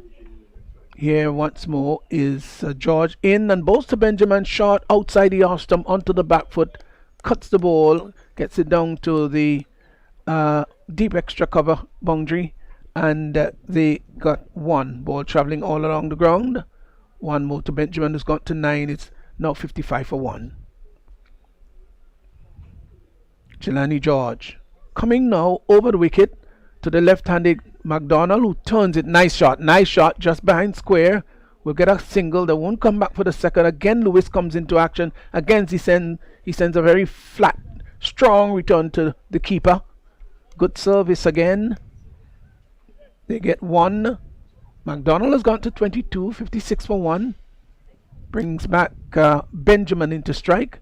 He's on 9. He's played rather sensibly so far. Here once more is George between the stumps and the umpire.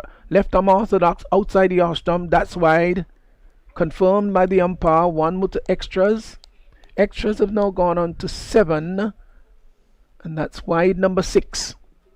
Here once more is George to bowl to Benjamin, who hits that down to Ryan John, who fields down there at long on, and the batsmen, they go through for a single quite easily too. So the over comes to an end at the end of over number 6. Ginger Generals, they're 58 for 1, 7 runs required of 24. Yeah, and George just going for 6 runs in the first over, but no rush. I think that Benjamin is playing well, just picking up the singles, and just needing 7 runs in 24 deliveries. I think really they should get to him rather easily and complete what would be a comfortable win. Yes, very much. So the tournament, this is the final day of this tournament. It's been lovely cricket. We've had great moments, and of course the final coming up a little later on at midday. Here is going to be Lewis with his second over, and he's going to move in to bowl to Benjamin. He's there now, bowls to Benjamin. Benjamin gets a short rising delivery that comes into him. He's on to the back foot, jumping in defense, plays it up on the offside, and Lewis comes in to pick up. He's got such a lovely approach. I think he's got so many things going for him, Raphael, and I'm referring to Lewis. You look at his height is good, his body is nicely streamlined, his approach to the wicket is also good, but that final product of getting line and length right, that's the challenge. He's in now, both to Benjamin. Benjamin is beaten by an absolute beauty, and even the keeper Lawrence didn't buy signal by the umpire. No, even the keeper didn't grasp it, didn't pouch it. They went through for the single too, and also by signal. So the total is now moved on to 59 for 1. So 6 required of 22. Yeah, good delivery from Lewis. This one really cut back in and had some pace. And really Lawrence was beaten. I think with the pace of it, he was late moving to his left, and it just came off his glove. But just to go back to Lewis, I think there are 2 bowlers that really looked, it seems as though they have everything going in terms of the approach to the wicket, as Lewis and Redhead. He come back. Here is Lewis in now and bowls to McDonald. McDonald gets a good delivery just outside the off stump, slanting across his body. This time Lawrence goes across and collects behind the stumps. Total remains on 59 for 1. Yes, yeah, Raphael. Just get the impression Lewis I think he just need to maybe settle down and really concentrate. If you look at him go back to his mark, that have happened consistently throughout the tournament, that he reaches mark and turn and just run. So you get the impression sometimes he runs from anywhere, and that contributes to the amount of no balls that he bowls. He's in now and bowls. Bowl him! McDonald! Bowl, it was pitched up and looking to swing that through the leg side. Missed everything. The bails have been dislodged, and in fact seem to have gotten an inside edge. And so McDonald goes. He was so happy, elated by that wicket. Sherman Lewis deserved it too. He is gone. Bowled by Lewis for 22. And Ginger Generals, they've lost their second wicket. Is 59 for 2. Yeah, a shot that was unnecessary. Again, we've seen batsmen looking to swing across the line. The ball outside the off. Some just leaving the left-hander. And he was trying to swing this one somewhere over long on, and taking the inside edge and coming back on the stumps, and maybe that's one of the weak areas in with some of the batsmen, in that they probably just need to play a lot straighter and looking to swing from outside the off stump, hit across the line. Number of batsmen who were bowled swinging across the line, but if they would have looked to play a lot straighter, I think it would really benefit them quite a lot more. Keon George replacing Daniel McDonald, left-handed batsman, as it's going to be once more Lewis got 2 for 7 in his bowling spell so far. He's bowled okay, but I think overall in the tournament he must be disappointed with his performance. Moves in to bowl to George. He's there now. Bowls. George is beaten by an absolute beauty. Now, if Lewis could be bowling like that, how he has bowled this morning, then you could say that's the good old-fashioned Lewis. But as I said, the tournament was not a very good tournament for him at all. Well, it speaks to his discipline. We know that he has the ability. He would have played at the highest level. And one expected that you'd come here, you would see him.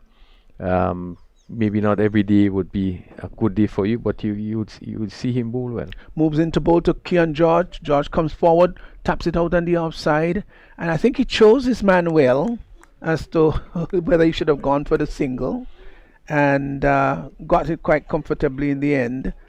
So that completes the over. The over number 7.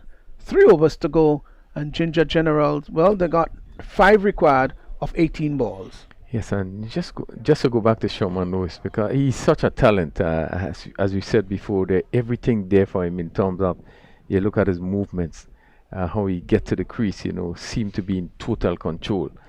But I think his discipline, just need to be more disciplined, focus on his game, focus on what he's going to do. You need to focus on each delivery at your bowl, where you'd want to bowl it.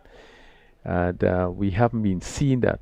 So one hope really going forward that he's going to get back to where he was, spend some time training, focus, and probably get back to where he was.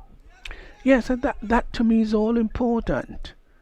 Life is about discipline, and if you're going to be consistent and you're going to excel in whatever you do in life, it means that you got to stick to the rules. You got to be disciplined. You got to be focused, and all the great people in the world, not just in the sporting field, but all the great people in the world who've made tremendous coverage and distances in their lives and who had great accomplishments, they've been known to be disciplined. Discipline about their trade, discipline about whatever activities they're involved in, especially if it involves their career. You've got to be disciplined, and then you'll have success stories. George is going to be taken up and round. John will be bowling from the northern Odabo end. Will this be the last over? We'll have to see. Here is George facing up now to John. To this delivery, he is stroking the ball. Oh, bad miss. Down to the backward point area. That's going to go into the boundary for 4. Well, the fielder didn't go down there to really stop it. He just stayed easily. He really didn't bend down as he should. Went in a rather lazy manner. So the scores are now level. Yeah, level 64 for 2. So bad miss there by the backward point fielder. Went straight to him as he went down casually. John is in now and bowls to George. Gets a wayward delivery, wide signal by the umpire. And 65. So the target has just been reached, and the match is over. Some of the players are just they're just meandering around as if to say, "Oh, is it complete?" Yes, it is. So the Generals, they've won this game in a rather anticlimactic manner, as John bowled a short delivery that was way over the batsman's head, confirmed as a wide, and so the players will go in a fraternal spirit just to do the usual thing in terms of post-match, just shaking hands and maybe saying a few affable words to one another. So Ginger Generals, they've won by 8 wickets. They played the better cricket today. Yeah, comfortable win by Ginger Generals, 65 for 2. But Saffron Strikers will be very disappointed. I think that were disappointed yesterday in the semi-finals, and I seem to take it into this game. They didn't bat well. They only got to 64. None of the batsmen were able to get off to any score, and the Ginger Generals really batted well under no pressure. was able to get 65 for 2 rather easily, winning this third place playoff by 8 wickets.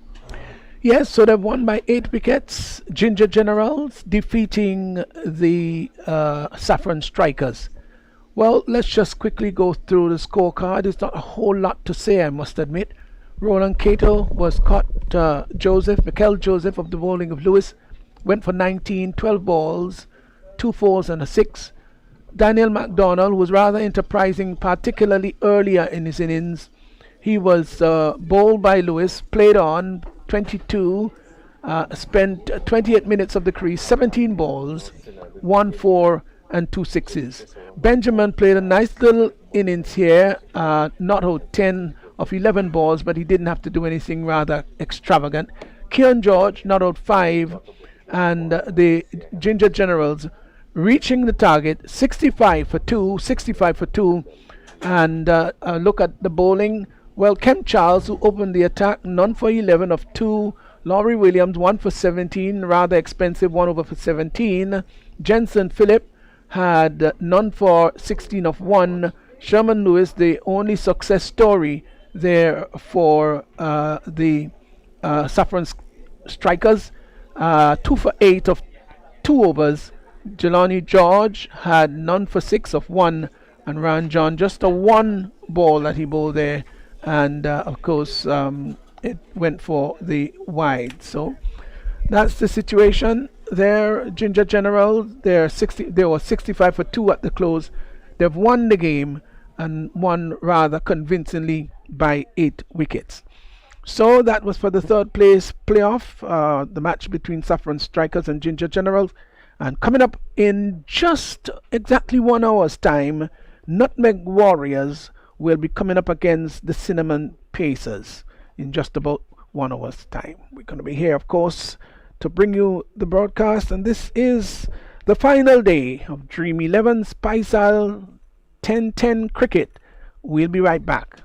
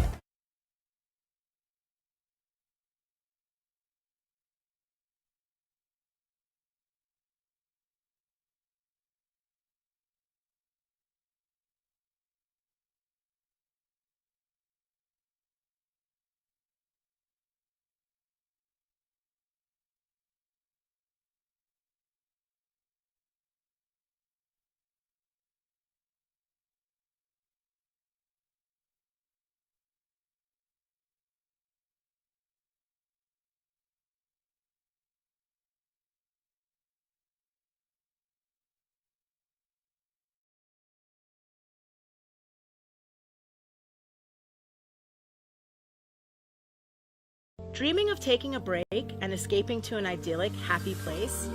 Well, finding it does not require you to go too far. You already live in paradise. All it takes is for you to go out and discover it. Grenada, Carriacou, and Petite Martinique are blessed with a wide variety of accommodation that satisfy any taste and budget. Find the one that suits you and your family and treat yourself while having peace of mind that your health and safety is a priority. Knowing that we have gorgeous waterfalls, stunning beaches, and flavorful cuisine, let's be tourists in our own islands and enjoy paradise at home.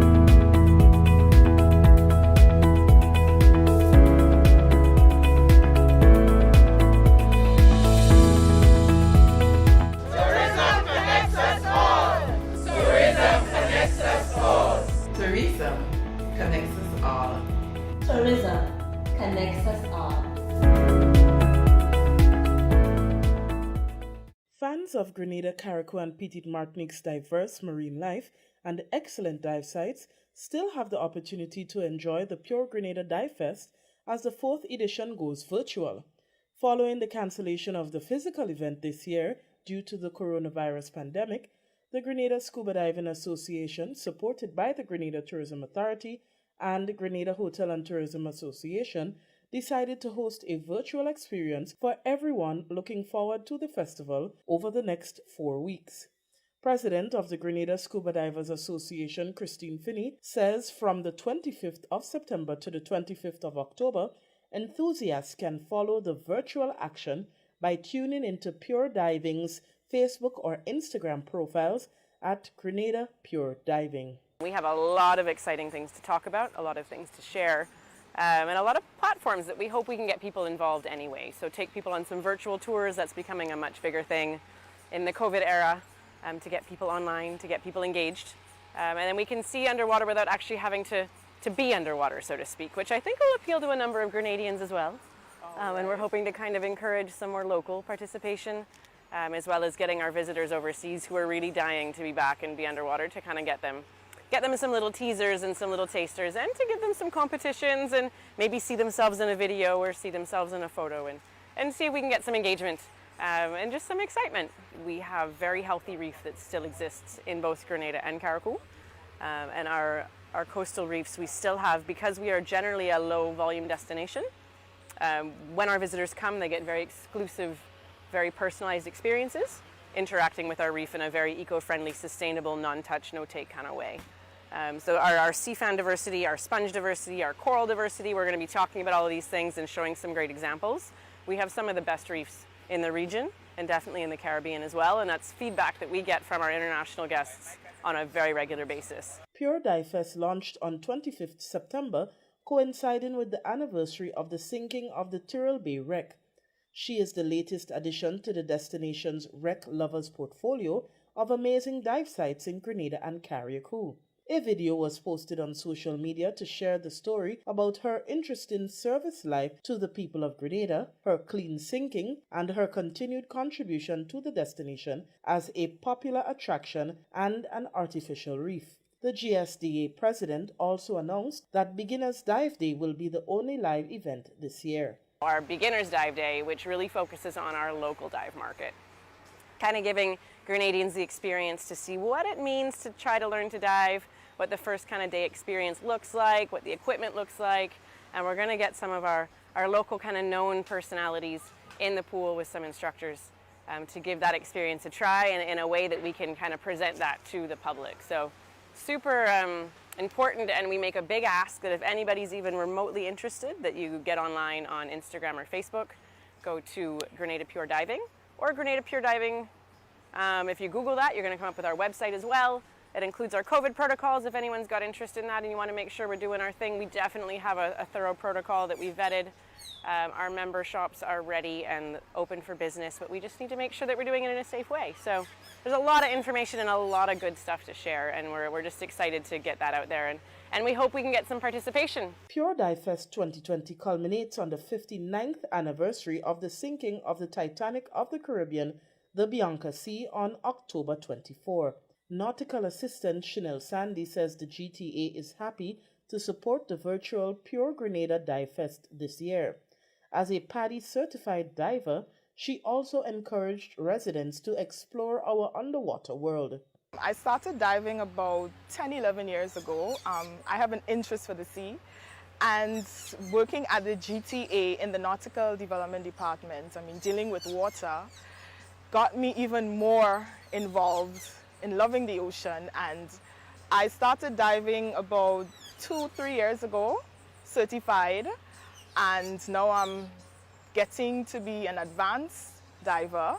I'm really excited about that, and hopefully getting certified in other areas in diving. Presently, 5 out of a total of 9 dive operators in the destination are open for business, and this is a great time for locals to learn to dive and for visitors to see what makes diving in Grenada so popular.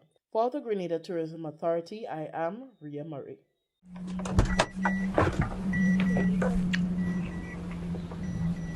I'm masking for my family and friends. Who are you masking for? A message from the Ministry of Health.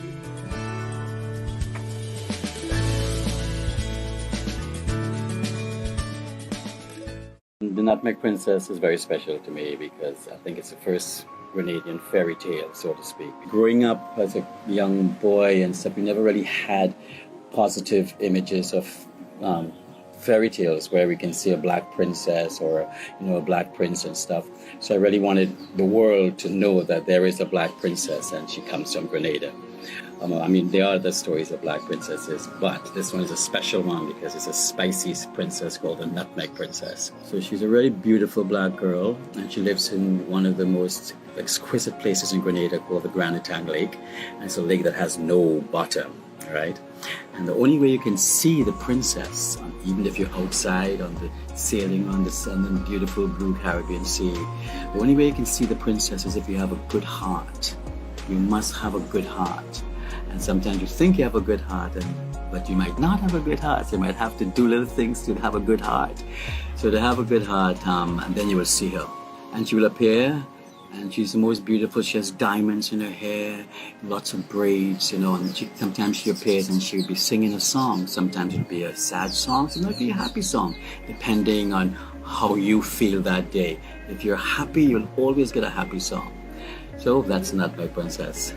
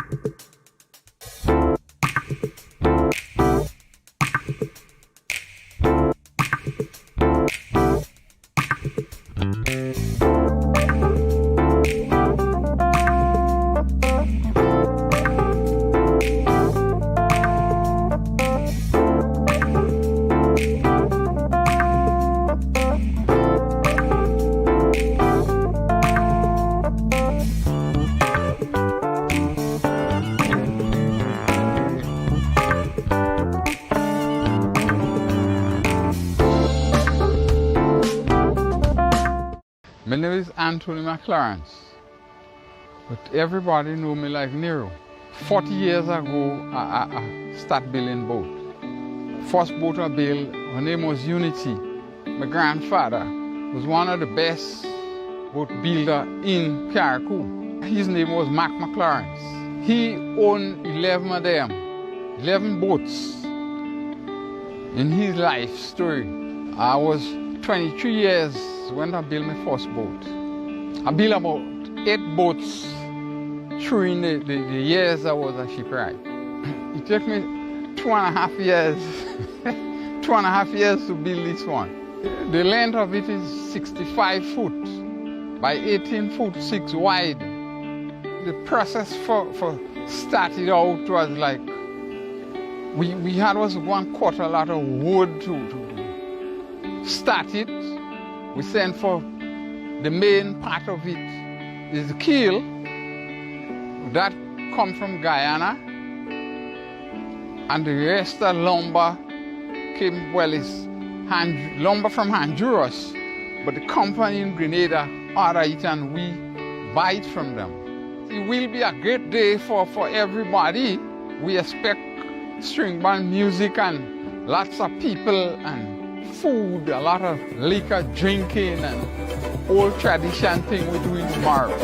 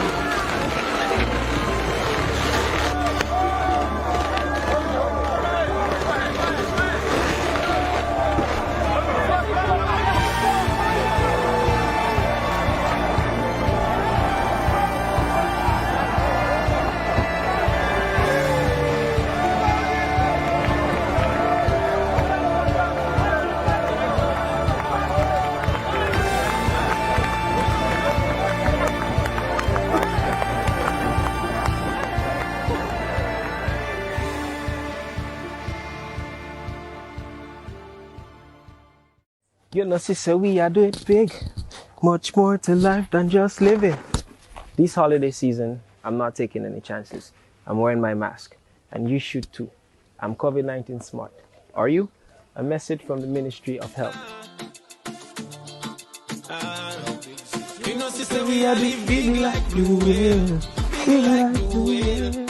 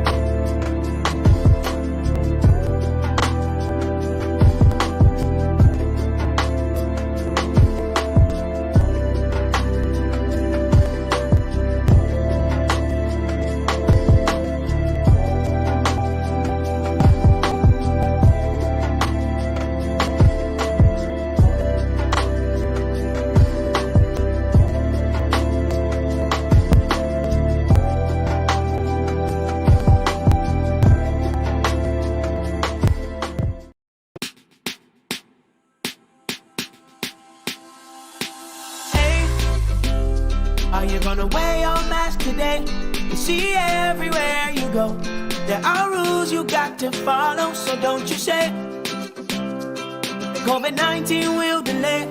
Take the opportunity to save your community. Don't be that guy, put a mask on your face if you're heading outside. It's your life, my life, more lives will be taken if we don't try. If you feel any symptoms, call the hotline. Stay inside until you feel fine. 6 feet away every day. Keep COVID-19 far from away. Keep Grenada safe. Be COVID-19 smart.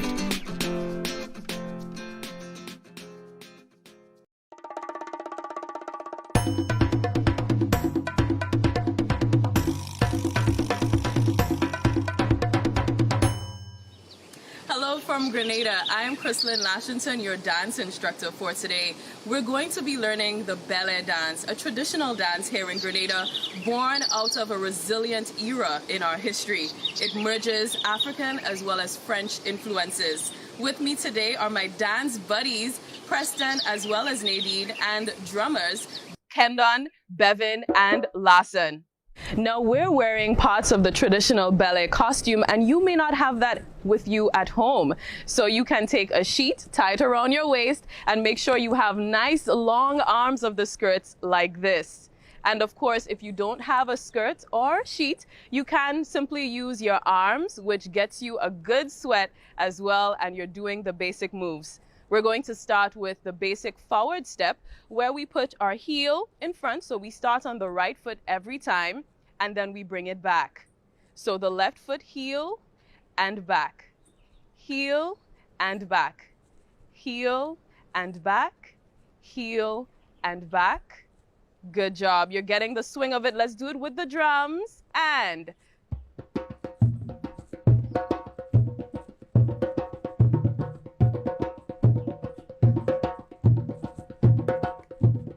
I can tell you're getting it. We're going to add the arms. Now the arms are going to be going in and out. 5, 6, 7. Add the arms. Go close and open. Close and open. Close and open. Close. Let's try it a little faster.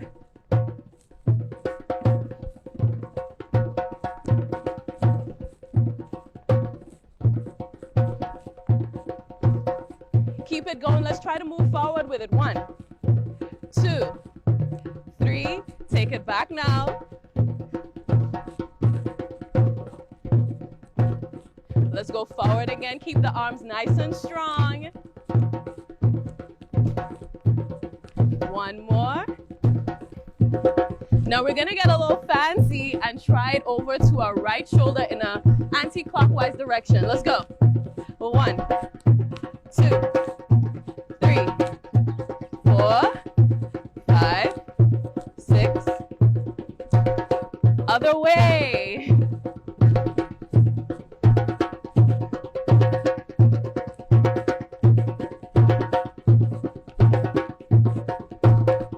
Good job. Wow, that was amazing. Now, by now, you should be feeling a little burn in your arms, which is good because the ballet dance is going to work up a sweat for you. Now, a lot of the focus in the ballet dance is at the hips. I'm gonna teach you a trick that allows the hips to move more easily. Now, if you just try to shake your hips on the spot with the knees straight, you won't get much movement. But if you bend a knee by putting one foot on the ball, you get a lot more movement in the hips. See? Try it with your right foot flat and your left foot on the ball. Let's go. 1, 2, 3, 4, 5, 6. Let's switch the feet now. 1, 2, 3, 4. Again, switch. Make sure the hips are going.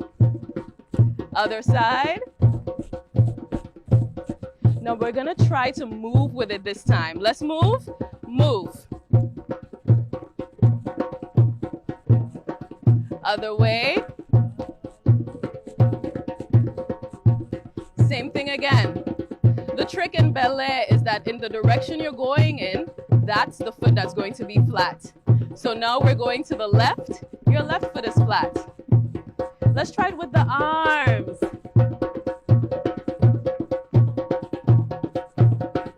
Other way. 2 more times.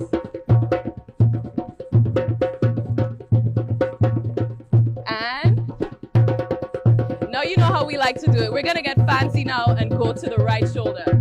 Around. Other side.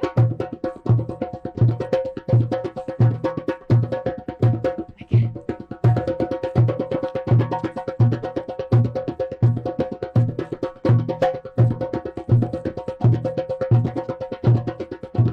Wow, that was fantastic. Definitely give yourselves a round of applause for a job well done so far.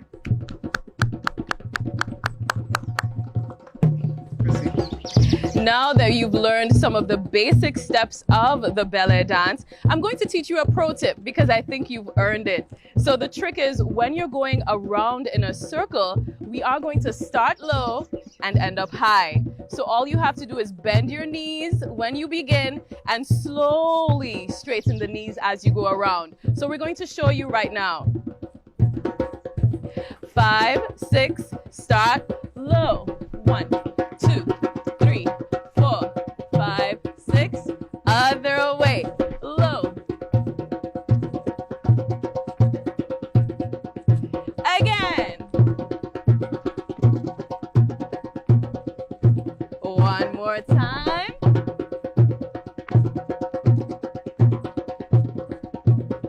Lovely. Let's do everything you just learned in a full sequence. You could even call it a piece of choreography if you like, all right? Let's go on the count of 8. 5, 6, 7, 8. 1, 2.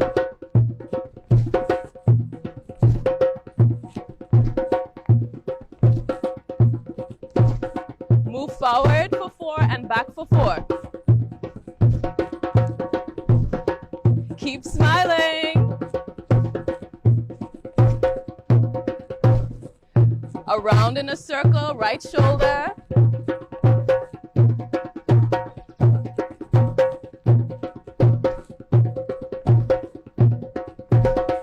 Other shoulder, let's go. Strong arms.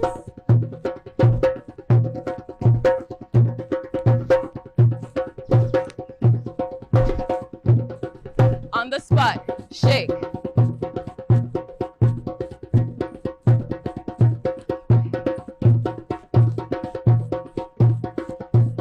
Let's move to the side with the arms. Keep the hips moving.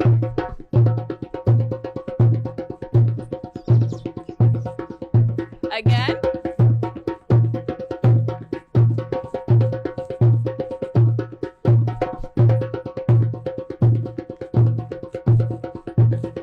Around. Remember the pro tip. Again.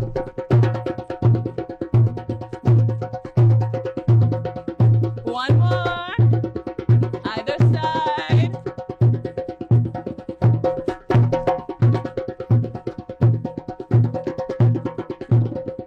Wow.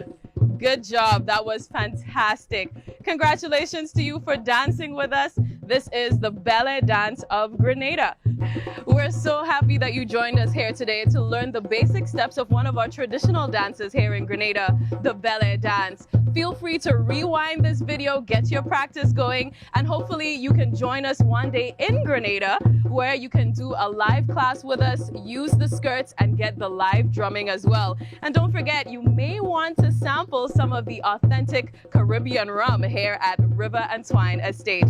Thank you so much for joining us. I'm Crystalline Lashington. Bye.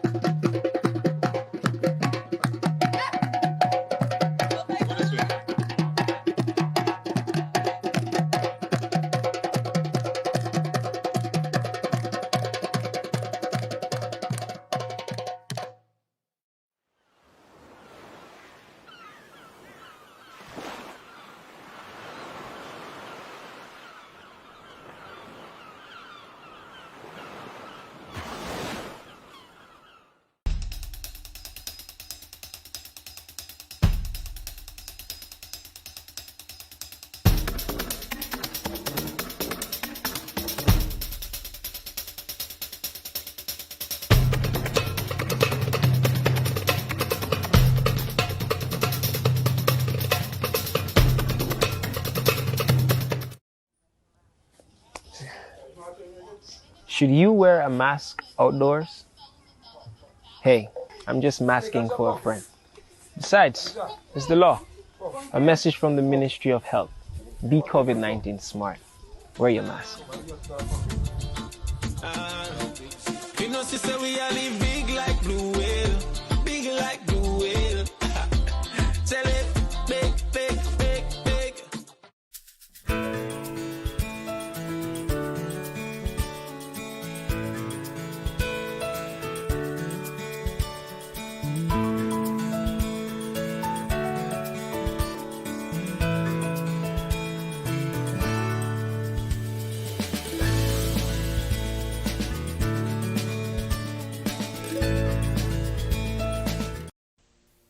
The benefits of coral reefs are well documented, from fisheries production to coastal protection.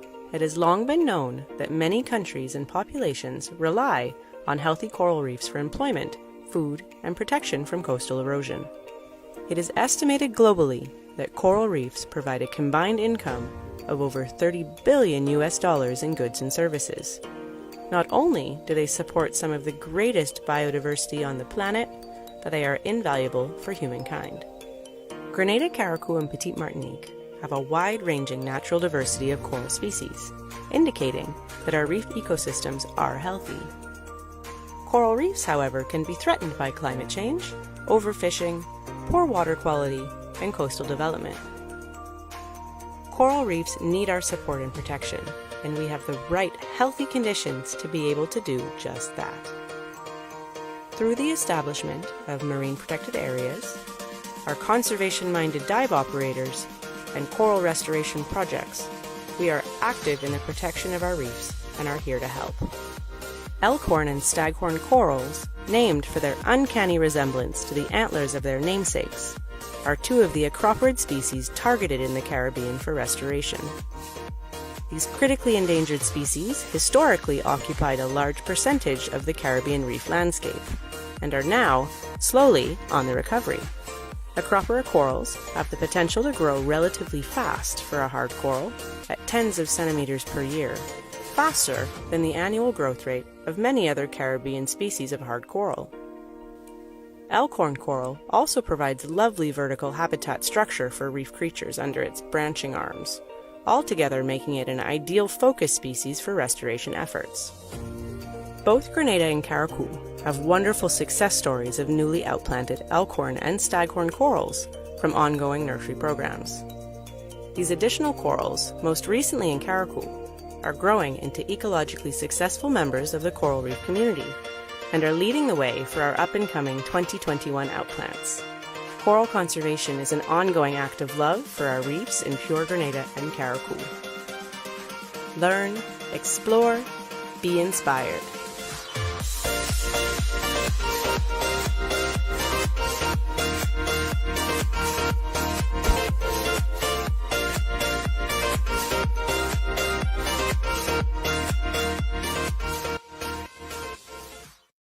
Dreaming of taking a break and escaping to an idyllic, happy place?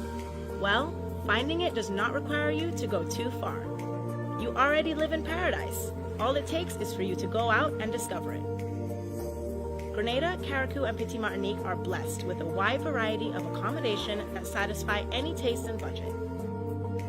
Find the one that suits you and your family and treat yourself while having peace of mind that your health and safety is a priority. Knowing that we have gorgeous waterfalls, stunning beaches, and flavorful cuisine, let's be tourists in our own islands and enjoy paradise at home.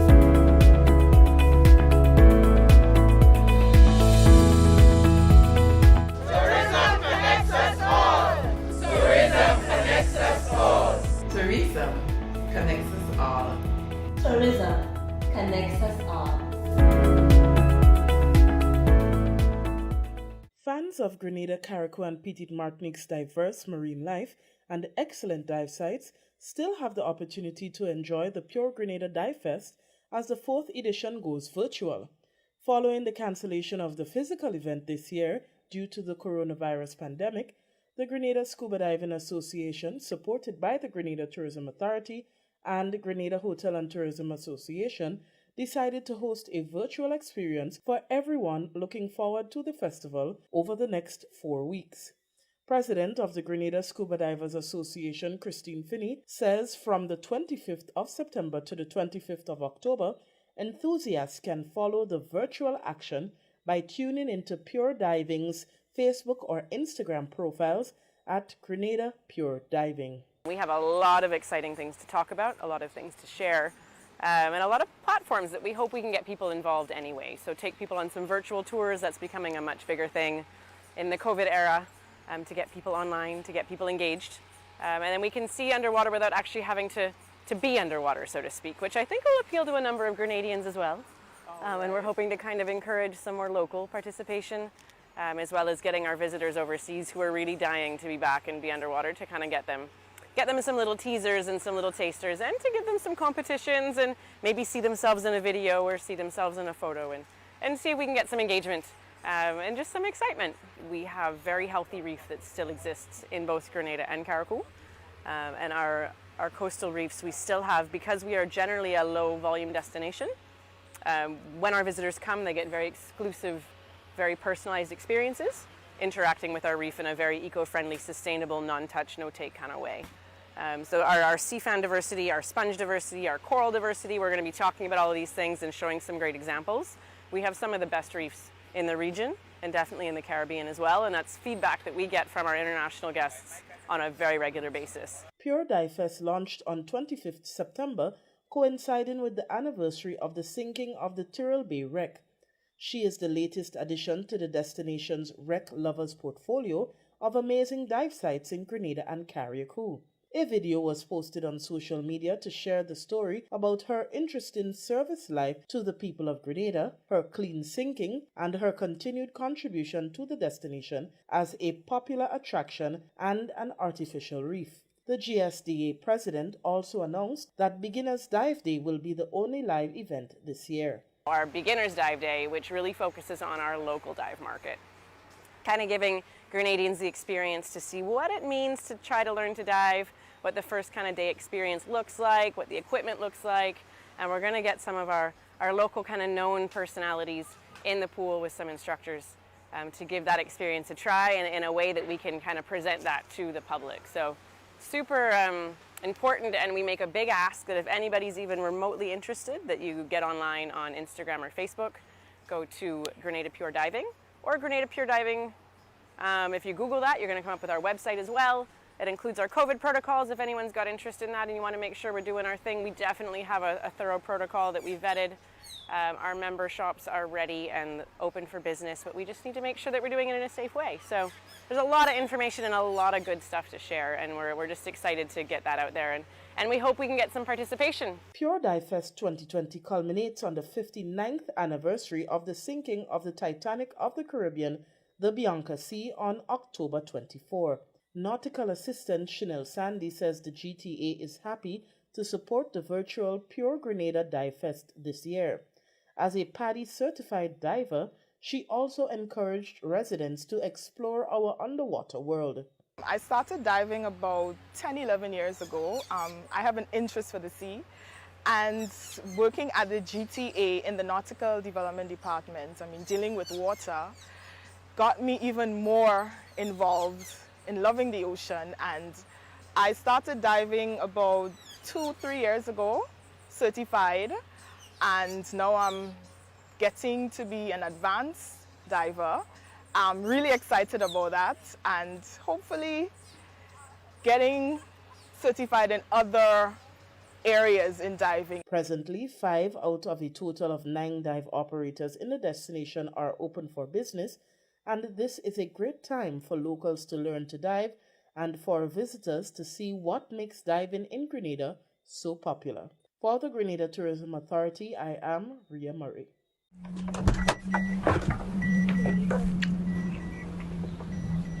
I'm masking for my family and friends. Who are you masking for?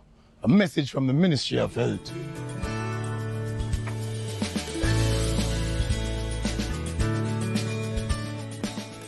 The Nutmeg Princess is very special to me because I think it's the first Grenadian fairy tale, so to speak. Growing up as a young boy and stuff, we never really had positive images of fairy tales where we can see a black princess or a black prince and stuff.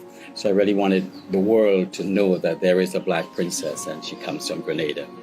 I mean, there are other stories of black princesses, but this one is a special one because it's a spicy princess called the Nutmeg Princess. So she's a really beautiful black girl, and she lives in one of the most exquisite places in Grenada called the Grand Etang Lake. And it's a lake that has no bottom, right? And the only way you can see the princess, even if you're outside on the sailing on the sun and beautiful blue Caribbean Sea, the only way you can see the princess is if you have a good heart. You must have a good heart. And sometimes you think you have a good heart, but you might not have a good heart. So you might have to do little things to have a good heart. So to have a good heart, and then you will see her. And she will appear, and she's the most beautiful. She has diamonds in her hair, lots of braids, and sometimes she appears and she'll be singing a song. Sometimes it'll be a sad song, sometimes it'll be a happy song, depending on how you feel that day. If you're happy, you'll always get a happy song. So that's Nutmeg Princess.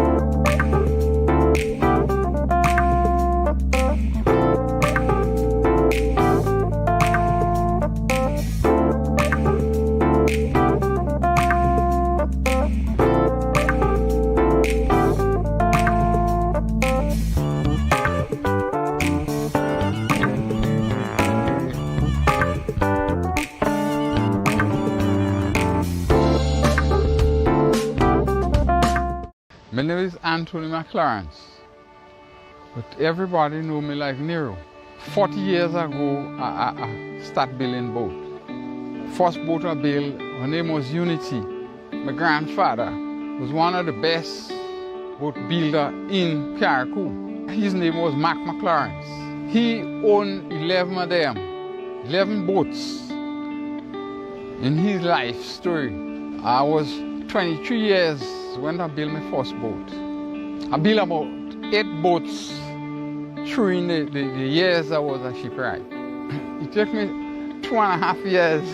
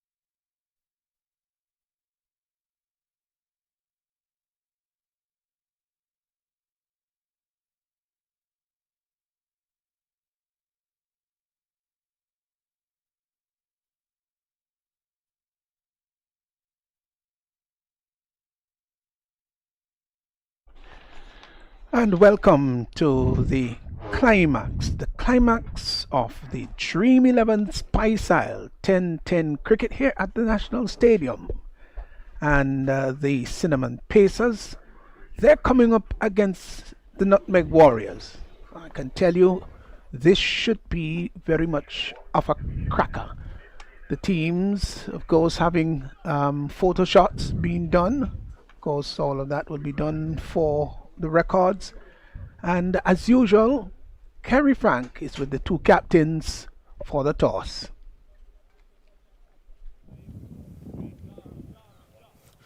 Welcome to the toss for the most important match of the Dream 11 Spice T10 Edition 1.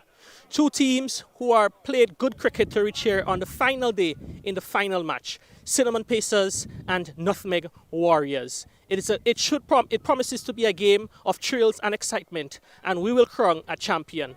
Joining me at the toss, we have the match referee for this match and for all matches in the tournament, Mr. Carl Felix. Our third umpire for this match, Mr. Anderson Madison. And our two captains, Cinnamon Pacers led by Micah Narayan and Nutmeg Warriors led by the man himself, Andre Spiceman Fletcher. Mr. Match Referee, it's over to you.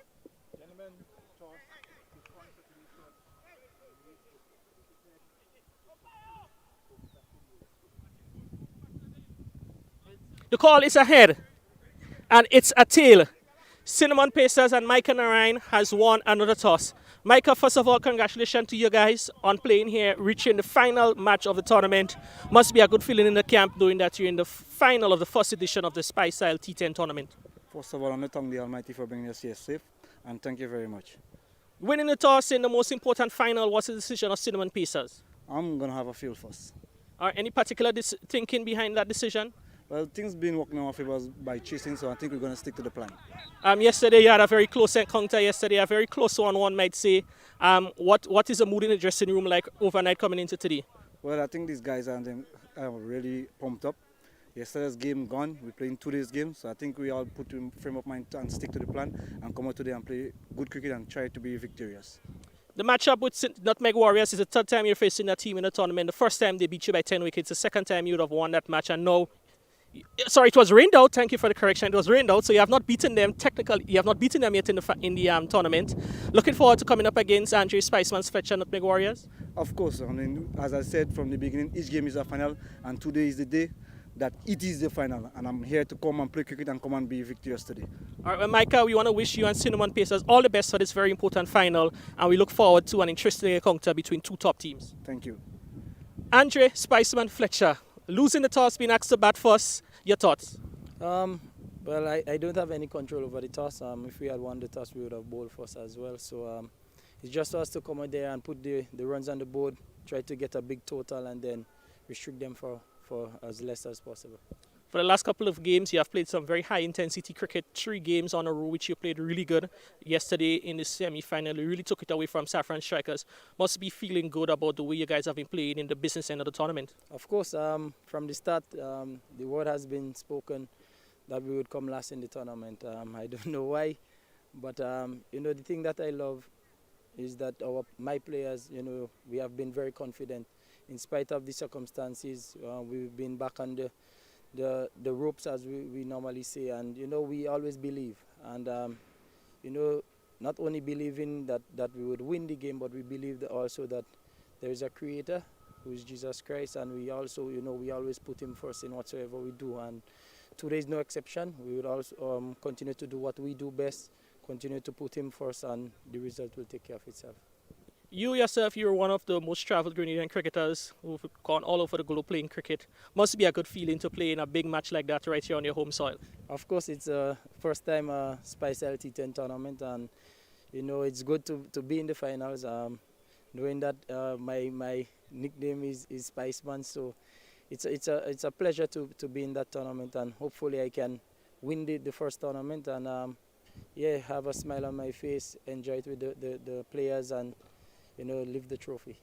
Well, Spiceman, we want to congratulate you for all you have done so far in the tournament. It's going to be the first match, the first ball bowled by Williams. It's going to be interbowled to Fletcher. Fletcher gets a good delivery outside the off stump. He went rather tentatively at that one, did not make contact, and the keeper collecting behind the stumps. So Fletcher and Regis opening for the Warriors. They've done that maybe not with great consistency, but both have contributed well to the success stories of the Warriors. Turns once more is Williams in now to bowl to Fletcher. Fletcher is off the back foot, pulls that fine shot through mid-wicket, 4 runs. Well, it got the treatment it deserved. That was short. Onto the back foot he went, and he lifted it over the infield. It went very fast too. And even Javel St. Paul, who's there at mid-wicket, just looked at it go by very quickly down to the boundary for 4. He's going to be a key man here. Both he and, of course, Regis. They're going to be very important to a total that Nutmeg Warrior really would bring. Here once more is Edwards now, and in and bowls to Fletcher. Fletcher gets a delivery that he drives, gets it up to mid-off. Micah Narine comes in from a straightish extra cover, picks the ball up. The ball was pushed back to the bowler, didn't really feel it well on his follow through. Fletcher's gone to 5. Total is, well, all 5. Regis now comes in to strike. So Fletcher, Alexis, Andrew, Charles, Cyrus, Jackson, Joseph, McDonald, Regis, Simon, Thomas. That's the lineup for the Nutmeg Warriors. As here once was Williams. Nice straightish approach. He's going to move in now to bowl to Regis, who to this delivery is pushing up on the offside, made a few exploratory steps down the track, and then realized that Fletcher was not responding. Total remains at 5 without loss. St. Paul coming in rather quickly there from the cover, prevented the batsman from crossing for the single. So this is the final between these two, as Williams moves in once more to bowl to Regis, who is looking to swing that as an appeal for. He's bowled him, has he? Yes, he's bowled, looking to swing that across the line. No, that was not a good shot at all. Uncharacteristic there, outside the off stump, and looking, well, no, just about the middle and off, I would say. Might have gotten an inside edge. Did he, Raphael, or not? It seemed to have gone straight on. Straight on. Ooh, so Regis goes. Bowled by Williams without scoring. And as I said, it looks a little bit uncharacteristic. He's not that kind of player, but he goes back without scoring. And the Nutmeg Warriors, they've lost their first wicket. It's 5 for 1. Yeah, bad shot by Regis. I don't think the ball was short enough for that shot, and it actually stayed down, so he didn't get up. And he was looking to pull, and you could see as he went into the shot, he really have to come down as the ball stayed a bit. But they would have really wanted a good partnership. This pair have had the highest opening partnership in the tournament, 120. And really they would have been hoping Nutmeg Warriors to get off to a really good start. Yes, they just had to settle in, you know. It doesn't mean because it's 10-10 that you've got to gallop off the block, you know, with all the steam in the world. You can gradually gain momentum. Akeem Alexis is the new batsman. Here is Williams in and bowls to Alexis, leaves that alone outside the off stump. That was fairly wide, but not wide enough to be confirmed as a wide. So, Ruel Williams, successful 1 for 5. First over he is bowled. Fletcher is 5, will be taking strike. Akeem Alexis yet to score. And the Warriors, they've got a setback early in the innings. It's 5 for 1. Yeah, good over by Williams, with the exception of that short ball that was hit down to mid-wicket. Fletcher looks very confident. He played a good pull shot. And a lot will depend on him as a captain. He would... I guess really would be endeavoring to bat through those 10 overs if Nutmeg Warriors going to get up this sort of score that would challenge the strong batting of Cinnamon Pieces. Fletcher, we really would have to come good today. Yes, he has to come big. He understands that the most consistent batsman on his team, Warriors team, he's departed. That's Regis. So Fletcher has to think now about batting right through the innings. That's an important feature and factor. And also being the captain, he would have to think about leading, not just spearheading the batting, but making sure that he leads this team correctly, well calculated. And it will be Javel St. Paul who is going to move in from the far end to bowl to Fletcher. Here is St. Paul in now and bowls to Fletcher. Fletcher is looking to hit that through the offside. Doesn't make contact. That was a good delivery just outside the off stump. and it was a good length too. I think that is what was most interesting about that ball. Not just the line, but the length was good. Well, he also was able to get good bunks there. That ball had good carriers. Fletcher was looking to hit somewhere square of the back foot. Just seemed to have left him a bit. St. Paul once more. He's passing the umpire now and balls to Fletcher. Fletcher is tugging that behind square. This is going to be a chase yet. Wouldn't get all the way to the boundary, I doubt. It's going to be pulled back just inside, but the pulling back was a little bit overweighted, and the fielder going back to support as a supporting cast just overran the ball a bit. So 2 runs to Fletcher off a pull. He's gone to 7. And the total, is on 7 for 1. Yeah, control shot there by Fletcher. Not looking to hit too hard. Again, that ball didn't come up, but he got over it and hit it all along the ground. Here is St. Paul wants to bowl to Fletcher, who comes forward, opens the face of the bat. He's got to hurry. The return comes in, and Alexis wasn't responding. Fletcher was meandering down the track. It was supposed to be Alexis's call because the ball is behind Fletcher, so it was for Alexis to say yay or nay. As to whether there was any call at all, I don't know, but Fletcher was intent on taking the single, and Akeem Alexis was not responding at all, and the throw came in, but Fletcher was able to get back in his ground. Yes, lucky to do so. I think it went straight to the fielder, and Fletcher taking a few steps down. Alexis really is one that had to call very early and say no. Here once more is Fletcher facing up to St. Paul, and he drives that through mid-wicket. This is going to go close to the boundary. Will it get there? No. Good diving stop down at the mid-wicket position. The return comes in, and they get 2. Maybe not as controlled as he would have liked. Maybe he was looking to hit that a little straighter ball, maybe taking more the inner portion of the bat, but got it nicely on the ground through mid-wicket. 2 more to Fletcher. So he scored all 9 runs so far. We're in over number 2. As St. Paul moves in once more to Fletcher, who to this delivery is coming forward and drives the ball up to extra cover. Narayan is feeling there, and there is no run. Good delivery right up, and could only drive the ball with no great power. The timing was just about right too, but couldn't pierce that field there.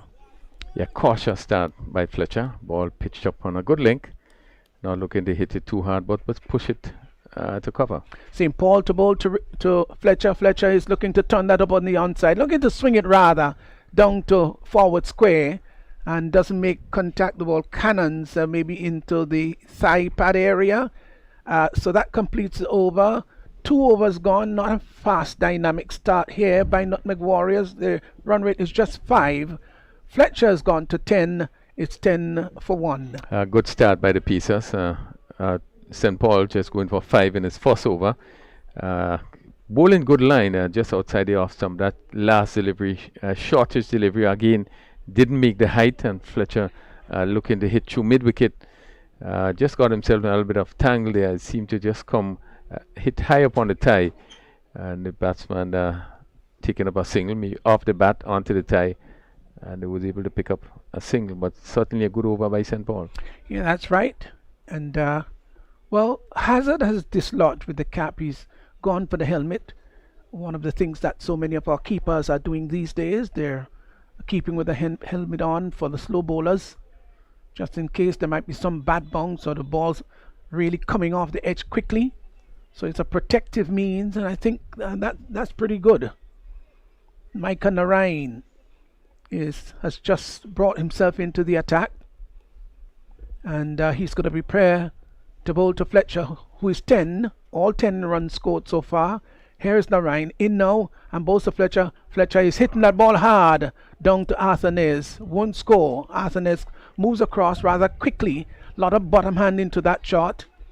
Fletcher looks a little tentative, and I could understand that too, because I guess he doesn't have the best batting lineup in the world, and this is the final. He'll want to carry his bat right through. Narayan moves in once more to bowl to Fletcher, who to this delivery is looking to heave that over long on. Must have taken an outside edge. That's going to go all the way into the boundary. No, that's 4 wide. Well, he missed everything. That is, Fletcher was looking for the big heave, didn't make any contact, And Hazard behind the stumps missed that one too, and it went down to the boundary for 4. So extras have come off the mark. No, they've gone to 5 now, and the total has moved on to 15 for 1. Yeah, good call by the umpire. Ball pitched up wide of the off stump. Fletcher looking to hit over Longhorn. Made no contact, and the keeper really had some difficulty here. Narayan to Fletcher outside the off stump. Wide signal by the umpire. That one was even slightly wider. 1 more to the total. It's gone to 16. 16 for 1. So there's a definite plan. Narayan opening the bowling with St. Paul. So he's going to bowl full and wide. As we see the extra cover on the boundary, the long off on the boundary. So really the plan is to have Fletcher hitting in the air in that direction. Narayan to Fletcher. Way outside the off stump again. That's another wide.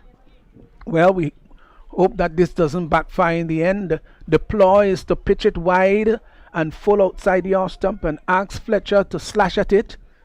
And so far, 2 consecutive wides. 17 for 1. Narayan goes back, turns from the top of his mark, moves in now to bowl to Fletcher. He's just about there and bowls, and Fletcher has a swing of that one outside the off stump. That was, I think it's confirmed. He was a little bit belated in confirming, and that went all the way down to the behind the keeper too. So 4 wides again signal by the umpire. Now this is not good bowling. I understand what he's trying to do, but you can't be spearing it so wide that the keeper has a problem. Now Hazard goes right back just to be on the safe side. Maybe Michael Narayan says to him, look, you need to go back, don't be standing up. Yeah, good move to have him stand back. But he's now bringing in the extra cover on the boundary. Let's see what happens. He's going to go into the circle, and the long on to come back on the boundary. So he probably going to bowl a bit straighter now. Here he is now on balls to Fletcher. Fletcher is advancing down the track, and they will get a single as he came down. But I think Narayan saw him coming and sort of speared it into the middle and the leg stump. But Fletcher was able to dig it out and push the ball up to long off. Got a single. So Fletcher has gotten to 11. The total has moved on to 23. Extras are 12. Now that's rather expensive. Brings Akeem Alexis, who is yet to score. Just the 1 ball he has faced so far as Narayan moves in. Passes the umpire. Now he's there and bowls to Alexis. Alexis hits the ball hard, not with the kind of sweet timing that you would expect. Narayan is there and didn't field it cleanly. Allowed the batsman to cross for 1 rather comfortably in the end. So Alexis is off the mark finally. He's on 1. Fletcher, who is on 11, comes into strike. 24 for 1. 9.60 is the run rate so far as Narayan moves in now to bowl to Fletcher. Fletcher is getting a full toss that he tugs down to Arthur Nares, who is feeling down on the long on boundary, and they amble a single. So the return comes in to Hazard, a good one, and the Warriors off to, I would think, a rather quiet start. 25 for 1. I think they'll want to make sure that they have wickets in hand and go down to the death over. Here he is once more. Is Narayan in and bowls to Alexis. Alexis is hitting that hard into the ground. They will go through for a quick single. They've got to hurry. The return comes in. The stumps were hit, but he was there. And that effort there by Williams, was it? Williams, yeah, Royal Williams there at extra cover. Did good work, but Akeem Alexis was coming home rather quickly, got there. 26 for 1. Fletcher comes back into strike as once more is Narayan moves in. None for 16 so far. Up now and bowls to Fletcher. Fletcher is turning that up on the onside rather comfortably and gets a single. That completes the over. So Narayan's over, rather expensive one, and not that he was bullied all over the place. The fact that he sprayed it just too wide outside the off stump. 27 for 1. Yes, he came in a definite plan to bowl to Fletcher. That is to keep the ball wide of the off stump, and with a long off and an extra cover right back on the boundary. It meant that Fletcher had to really reach for it, and I guess looking for him to drive and give the opportunity to those 2 fielders on the boundary. And in the meantime, the keeper standing up. 2 4 byes went, but came back strongly at the end of the over and keep things rather tightly. Again, trying to keep the ball up to the bat, just giving the opportunity just for the batsman to play the drives on the front foot. So haven't been a bad over, going for 17. Kenroy Peters will be taking up the bowling from the southern or River Road end, and he's going to be preparing to bowl to Andre Fletcher, who is on 13. It's been a quiet knock by Fletcher so far. 13 of 13 deliveries. Yeah, well, I think he's intent on batting through, I think, which he must do. So we probably might see him being a bit more careful. Here is Peters in now. Over the wicket bowls to Fletcher. Fletcher is off the back foot and looking to cut that to the offside. Doesn't make contact. Yeah, and this is one that you really would have get onto. But you can see him being very cautious, is Fletcher. Peters once more in now. Bowls to Fletcher. Fletcher is swinging that down to backward square, 4 runs. Well, it was pitched on about the leg stump, and he came inside the line and just sort of helped it on its way down to backward square. 4 runs to Fletcher. Brings his total now to 14, and the total has gone to... Oh, is that correct? Is that 28? No, 31, I'm sorry. Yeah, so it's 31 and Fletcher's got to 17. That's right. So here once more is Peters in and bowls to Fletcher. Fletcher is pulling that down to the forward square area. Four more runs. Now that was a bad delivery. It was a long hop. He rocked onto the back foot, Fletcher, and with consummate ease, didn't bully it, but just caressed it over the infield down to the boundary for 4. He moves on now to 21, and they've gone quickly now to 35 for 1. Yeah, short delivery, given the right treatment, hit over mid-wicket, went down to the boundary for 4. Peters to Fletcher. Fletcher comes forward, turns it up on the onside. Thought for a moment for a single. Peters made a few exploratory steps, but then sent back by Fletcher. Total remains on 35 for 1. As Peters once more in, bowls to Fletcher. Fletcher is looking to tug that. Maybe a lot of bottom hand into it. Lost his shape. Should have gone straight with that down the ground. And ball goes just behind square on the leg side. Campbell fielded. No runs. Here once more is Peters in, bowls to Fletcher. Fletcher is looking to heave that over long on. Doesn't make contact. The keeper didn't collect well behind the stumps. That completes the over. So 4 overs gone. Not a big power play, so to speak. 35 runs coming off those 4 overs. 8.75 is the run rate with Fletcher's 21, Akim Alexis 2. Yeah, good over by Peters, giving the ball a lot of air, not trying to bowl too fast. We see Fletcher missing that, looking to hit this one over long on. Again, the ball is not coming, and we have seen it with the slower bowlers from the first game. That the spinners, the ball is really coming to rather slowly. It makes it difficult really to play shots. You really just have to readjust, as we see Peters in his first over, giving the ball a lot of air, just going for 8 runs in his first over. Yes, 8 runs in his first over. I think he had a couple of boundaries in those. Yes, the second and third deliveries were 4, and the last 3 were dot balls. So it was a great comeback. Yeah, even this short ball that was hit over mid-wicket on a really... Normally, Fletcher would have tried to hit that thing over the boundary, but again, played just a bit too early with the ball not coming on as quickly. But was able to get it safely over mid-wicket. Kobe John is pulled into the attack. Here he is moving in to bowl to Alexis. Alexis is down the track and looking to hit that through the squarish cover position. Doesn't make contact, and the ball goes all the way down to the boundary for 4. 4 wide. Signaled by the umpire. That was way outside the off stump. Difficult take there for Hazard. Can't really blame him too much. It was so far outside the off stump. He's not having the best of game, meaning that so many wides have gone past him. Can't always be faulted. 40 for 1. As it's going to be once more. Kobe John moves in now to bowl to Alexis, who is off the back foot, hits it in the air over the close in fielder down to the third man area for 4.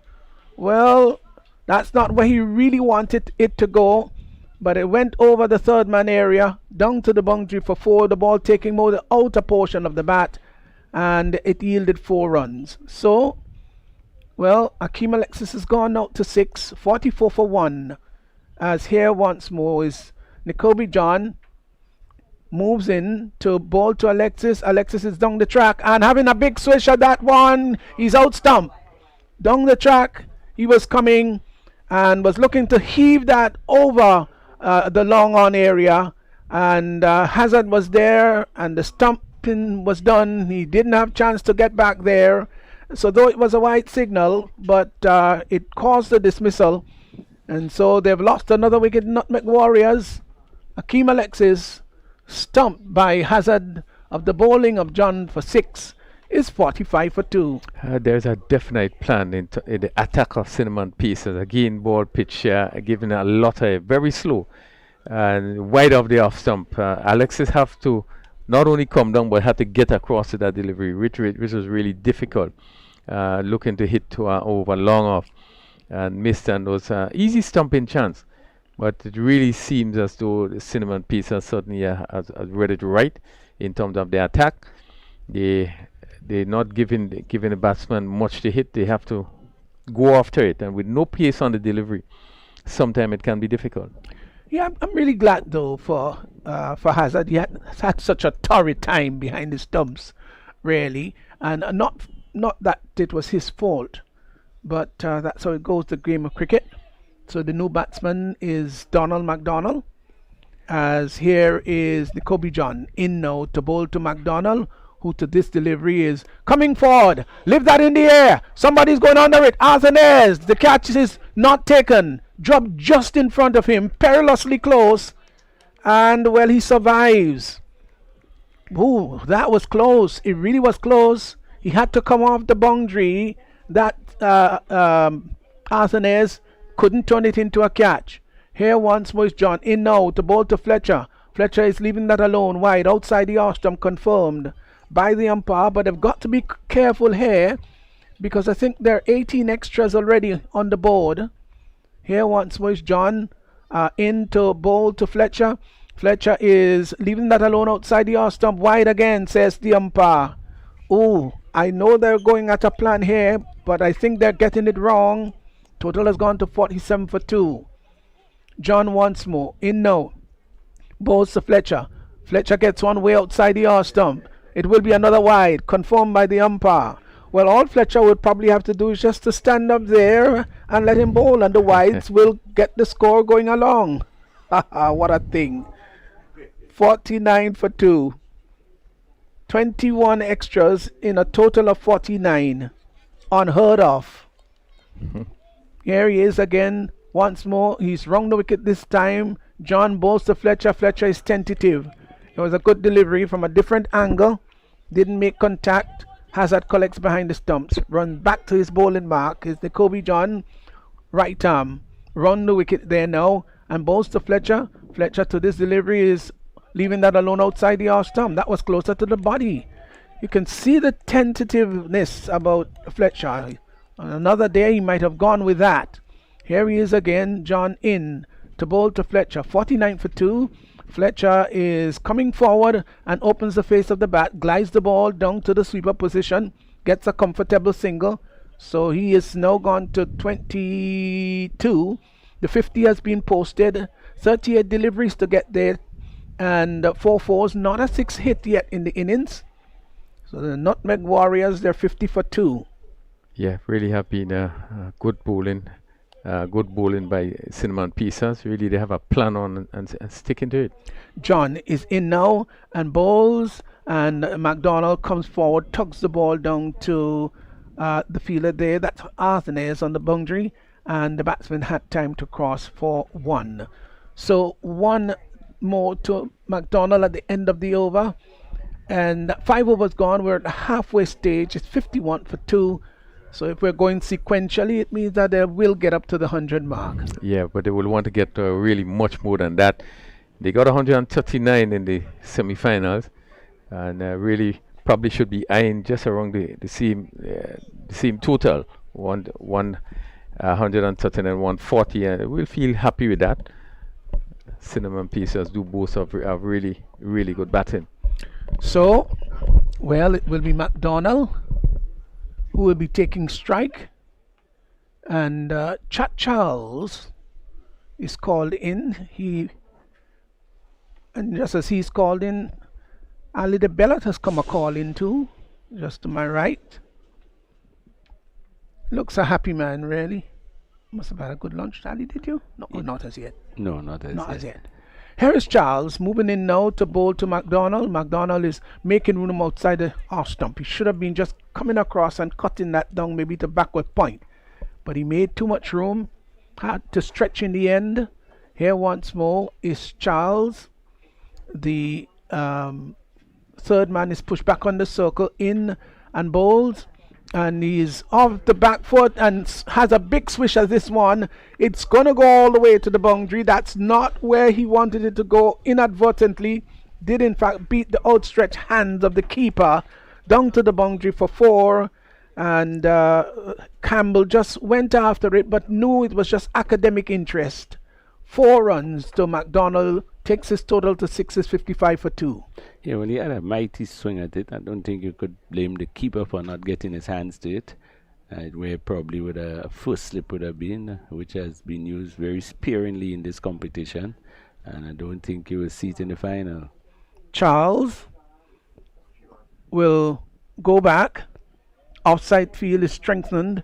Moves in now to bowl. McDonald outside the off stump, wide signal by the umpire. That's extras number 22. Extras number 22, 56. 56 for 2. It's going to be once more Chat Charles coming in now and bowls to McDonald. McDonald is getting onto the back foot, hits that through the extra cover area. That's going to go all the way. That's 4 runs. Micah Narayan made a gallant effort there at extra cover but couldn't stop it. It was hit powerfully indeed, and it raced across the turf into the boundary for 4. So McDonald has gone into double figures. He's on 10. It's now 60 for 2. That must be a good shot because there are 6 people posted on the offside of the field, and it's from an off spinner. Charles is in once more. He's there and bowls to McDonald outside the off stump, pulling away the ball, keeping slightly low. Collected behind the stumps by Hazard. Still 60 for 2. 9 runs in this over so far as Charles is in again and bowls. And to this delivery, McDonald is hitting that in the air straight. That's going to go all the way. That's a fine shot. That's a lovely shot. Now he kept his shape well. And maybe if he were playing a little straighter, a little early on, it would have been a more productive. Arthur has done that long on. Didn't have the remotest of chance to take the catch. It went sailing over the bowler's head. So that's a lovely shot by McDonald. Takes his total to 16. And the Warriors, they've pushed on to 66 for 2 at the end of over number 6. No, not quite yet. We still got one more to do. Outside the off stump, hits that ball down to long off. We'll get a comfortable single. The over now comes to the end. So 6 overs gone. 67 for 2. 67 for 2. Fletcher is 22. He won't be taking strike. McDonald is 17. He will be because there was a single in the last over. And the run rate is now 11.17. The run rate based on the condition of the pitch maybe in terms where it seems a bit slow. It's not a bad one, but they would still like to get a couple more runs. I just want to comment on the field placing for Charles, who is bowling off spin with 3 people on the onside. I think that makes the batsman very predictable what he's going to bowl right outside the off stump, because based on his field placing, I think sometimes you need to just strike a balance a bit more with people like Charles that could turn the ball. If you put an extra man on the onside, you sort of get the batsman more confused as to which way he's going to bowl. I just wondered why there should have been something like a wideish gully and a shortish third man, if you want to put it that way. These 2 fielders were just about 10 yards apart for the off spinner. That was a little surprising to me. Well, Royal Williams will come back into the bowling attack. He's going to be moving in to bowl to McDonald, who's 17 of 8 deliveries. So he's going rather rapidly. Here's Williams in now and bowls outside the off stump, hit straight, hit down to the long off position, gets a single. The fielder down there, Peters. So 1 more to the total. McDonald's gone to 18. Fletcher, who's 22, now comes into strike. I think the intent is there. Fletcher wants to remain in there for maybe for the last ball. Williams is in now on balls to Fletcher. Fletcher is lifting that. That's in the air. That's gone. It's going to be 6 runs. Arsenes has to look on rather helplessly down that long on. 6 runs to Fletcher. Got right under that one and lifted it. And so he's gone to 28. That was a good hefty blow. Oh, yeah, it was right in the slot, giving Fletcher the opportunity to get under it and lift it high and hard. Williams once more moves in to bowl to Fletcher, who's 28. He's there and bowls. Fletcher is off the back foot and hits that lovely. Oh, that's an imperious shot. And I love the way he hit it. There was a little bit of ostentatiousness about it as he rocked onto the back foot. And he lifted it lovely.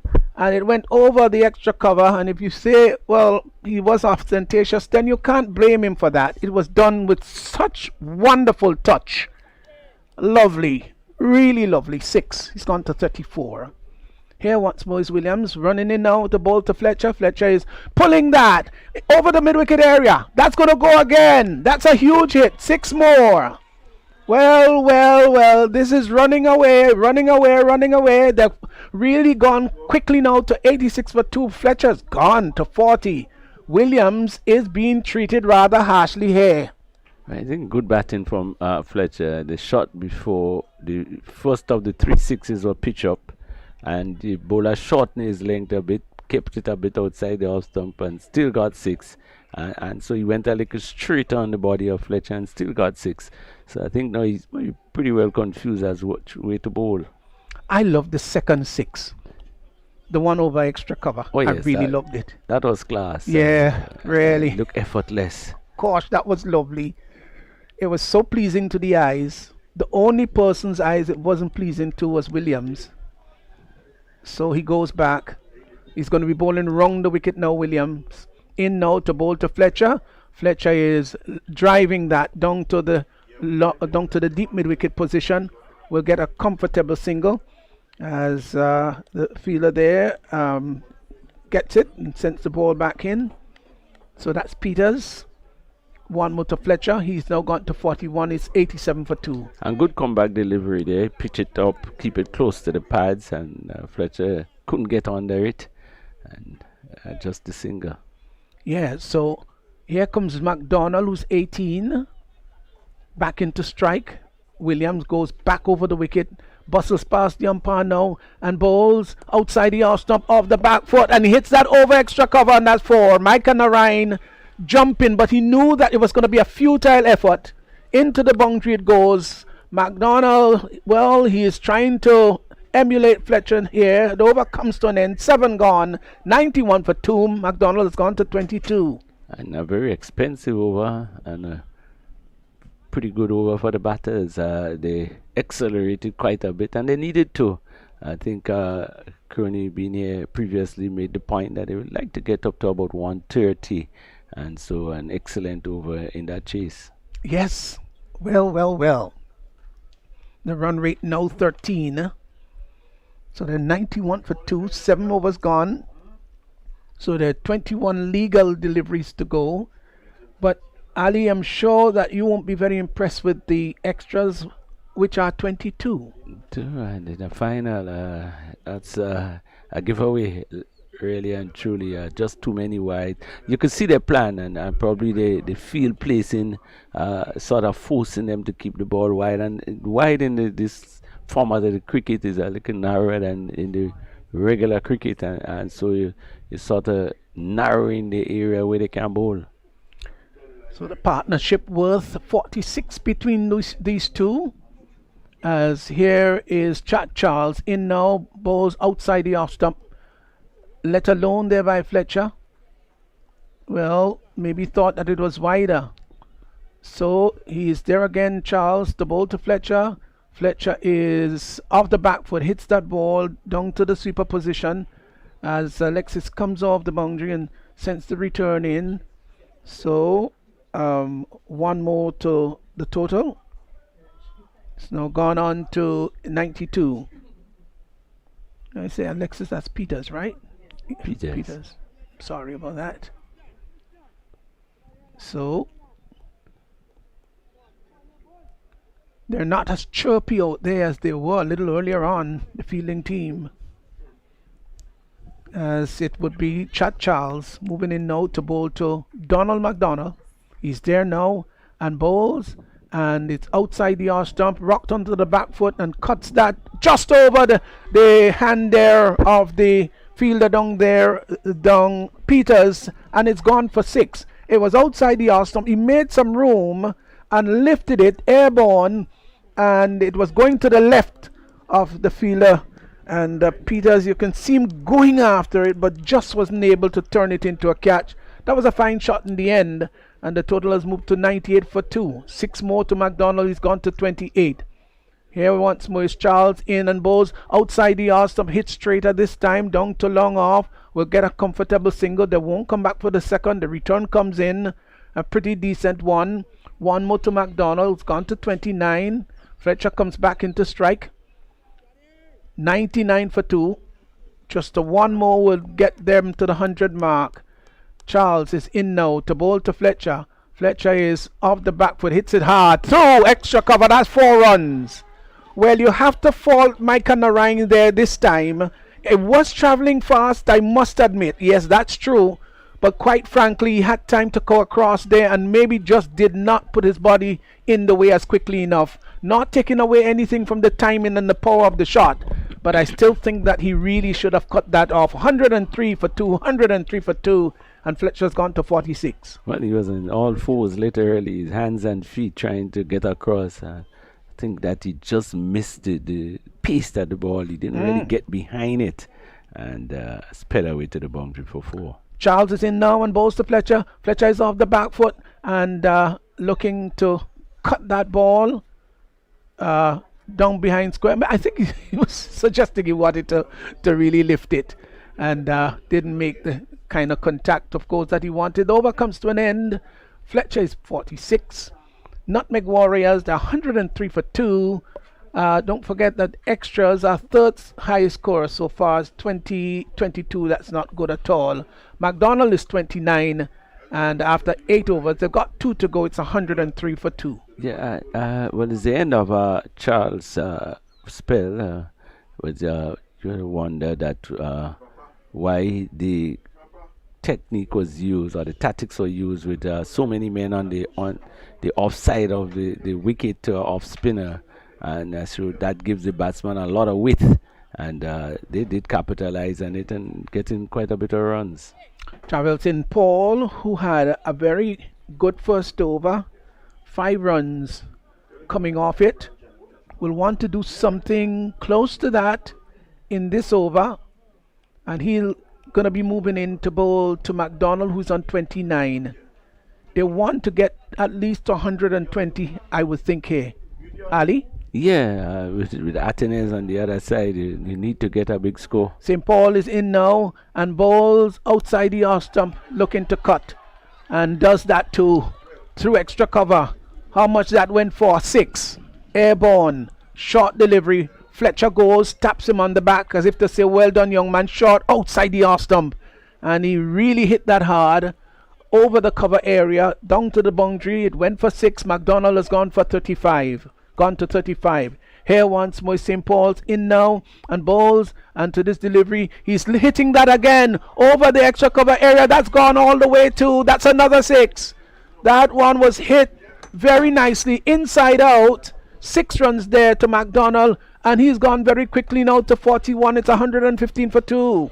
Good hitting there from McDonald. The ball pitched up. The first one was short and he really spanked it, but this one pitched up and he got under it and lifted it, and 2 very good shots.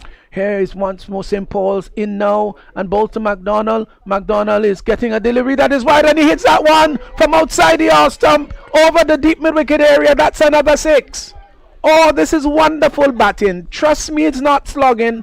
That one was short. It stood up and he rocked on the back foot and he said, hey, I'm going to heave you over mid-wicket. That's what he had intention to do, and he did it quite successfully too. Well, he's gone past Fletcher and he's outscoring him too. He's actually going much faster than Fletcher now. 121 for 2. And what originally we said just a while ago, about 3 deliveries ago, that they'll want to get about to the 120 mark, well, they've gone past that already, Ali. It's 121 for 2. Here once more is St. Paul is in now, and he bowls, and it's outside the off stump. It's going to be confirmed as a wide by the umpire. That's right, wide. So that's extra number 23. The total has gone to 123 for 2. A good delivery to ease the pressure a bit, because they've hit for 3 consecutive sixes. Get the batsman out of shape a bit. McDonald taps over at the crease here once more. St. Paul in to bowl to McDonald. He is getting a delivery outside the off stump that he heaves down to the cover area. Don't think anybody is going to be catching it. No. 3 fielders were converging on it. Micah Narain got there first, but it dropped just a little in front of him, and they were able to scamper for the single. Well, just wondered whether that may have been called a wide if he had let it go by, but he wanted it. He is in that frame of mind. He's gone to 48 is McDonald. 123 for 2. Fletcher, who's 46, comes in to strike. Taps away at the crease. Here once more St. Paul in now, and bowls to Fletcher. Fletcher is driving the ball back past the bowler very hard. They'll have to really scamper across. Good work there by Williams. They will come back for the second. The return comes to the keeper's end, but they get 2. So Fletcher has now gone to... Is he 48? Or 100 and... Yeah, so he's on 48. Both batsmen on 48, that's right. Who's going to get there first? Well, McDonald has faced nearly half of the deliveries that Fletcher faced. Here once more is St. Paul in now, and bowls to Fletcher. Fletcher is pulling that over the mid-wicket area. Fletcher gets to 51st. Oh my golly, he hit that well and flat down to the mid-wicket area. He's gone to 54. The total has motored on to 131 for 2, and this is absolute carnage. Yeah, we have seen this type of innings in the competition where the last couple overs going for quite a bit of runs, and here two top batters in McDonald and Fletcher really on the go. It's very difficult to bowl to batters when they're like that. They are striking the ball. The wicket have leveled out quite a bit. It's playing a lot better. It's playing a lot truer. And 131 for 2 in the 9th over. A pretty good score. Yes, it is a good score. It was really nice to see a bit of fraternity there, Ali, that Campbell just went up and touched Fletcher on the helmet, as if to say, well done, senior man, well done. And Fletcher would be very happy. You could see the intent. The intent really was to stay there. And he stayed there. He's going to carry his bat, I would think, right through the innings. This has been a wonderful display.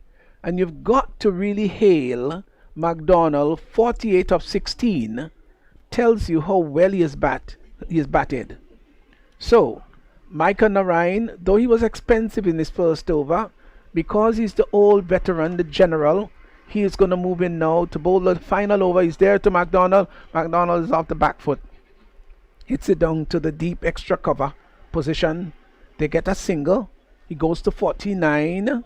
The total is gone now in a rather handsome manner to 132 for 2.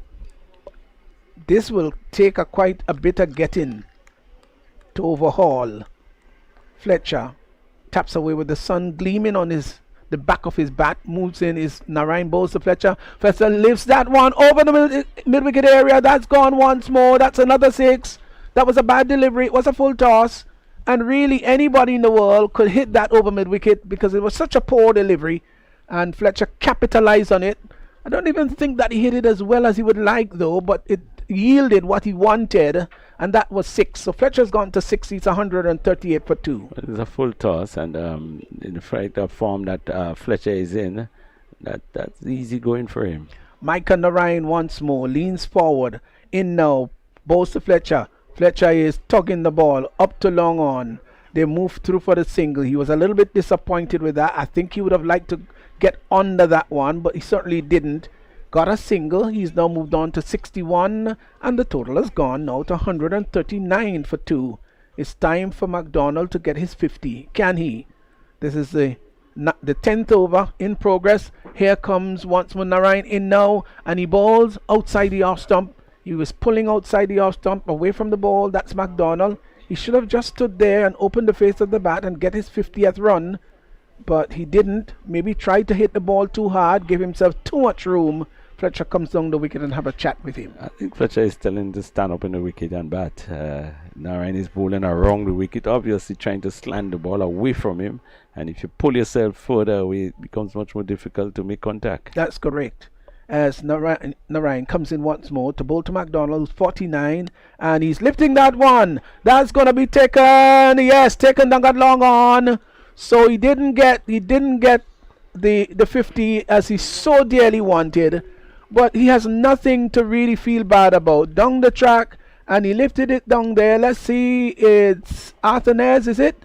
Yes, that took a well-judged catch. He never looked as though he was going to drop that. So he goes. That's McDonald. Caught Arthanez down on the boundary of the bowling of Micah Narayan. He's gone for 49. Didn't get the coveted half-century. And 3 for 139.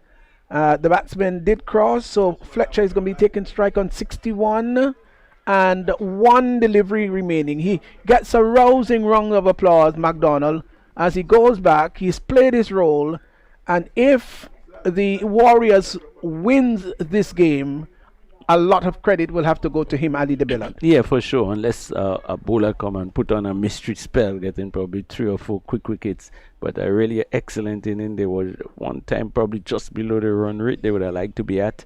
And he has come and really stepped it up with Fletcher and put bat in. Here's the final delivery. Micah bowls outside the leg stump. Hit down to the deep backward square. That's going to go for 4. Bad miss there by the fielder inside the circle.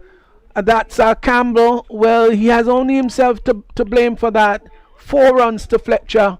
He ends up with 65. 65 Fletcher. And Narayan won't be happy at all with that miss there by Campbell. 143 for 3. 143 for 3. Fletcher comes out, not out 65. Jackson didn't face the ball. Not out, no score. Regis was bowled by Williams without scoring. They were off to a bad start. Akeem Alexis stump hazard of the bowling of Nkosi John. He went for 6. McDonald 49 of 19. 3 fours and 5 sixes for a very well played innings of 49. 23 extras, 23 wides. Ooh, they're all 23 wides. Oh, what a healthy contribution to a score of 143. So 143 for 3. Let's look a little bit at the bowling analysis. Ruel Williams, 1 for 29 of 2. Javel St. Paul, none for 33 of 2. Micah Narayan, 1 for 29 of 2 expensive. Peters bowled just a 1 lone over, none for 8. Nikobi John, 1 for 16 of 1. And Chat Charles, none for 28 of 2. So the bowlers have been rather expensive. I mean, with the exception of Kenroy Peter, who had just a 1 over for 8 runs. And the Warriors, 143 for 3, 143 for 3, built around a score of 65, not out by Andre Fletcher.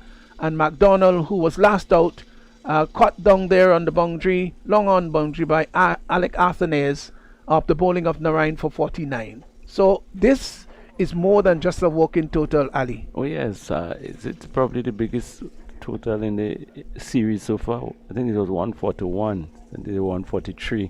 But great innings, great batting performance. The bowlers really didn't seem to get it right, and even the bowling changes, where Peter is probably the best first 1 over, got only 8 runs and didn't bowl a second. So it seems to have lost it somewhere. The hitting was tremendous. Fletcher playing some excellent shot, but I think the game changer would have been Donald McDonald, who came in and really struck the ball all over, getting to 49 in just 13 deliveries. Well. What a wonderful performance here by Nutmeg Warriors. 149 for 3, as we've just told you. It's going to be an uphill task for Cinnamon Pacers to overhaul this target. Now, we're not saying it's impossible by any stretch of imagination, because cricket with the old proverbial saying that it's a great game of glorious uncertainties. And as to whether that is going to be confirmed today by a great response by the Cinnamon Pacers, we all will have to wait and see. The innings are changing around, and when the Pacers come out to bat, we'll be on here to bring you the broadcast.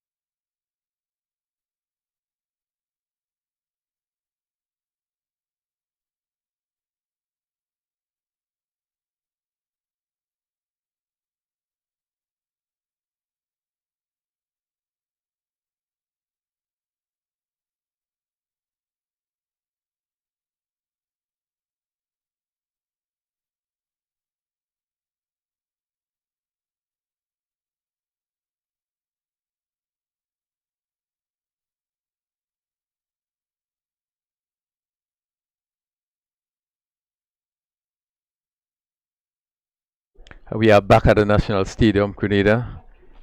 Dream 11 Spicel T10 tournament really heating up with the finals. Nutmeg Warriors versus Cinnamon Pieces. Certainly we have just seen some tremendous batting by Nutmeg Warriors, getting up to the highest total in the competition, 143 for 3.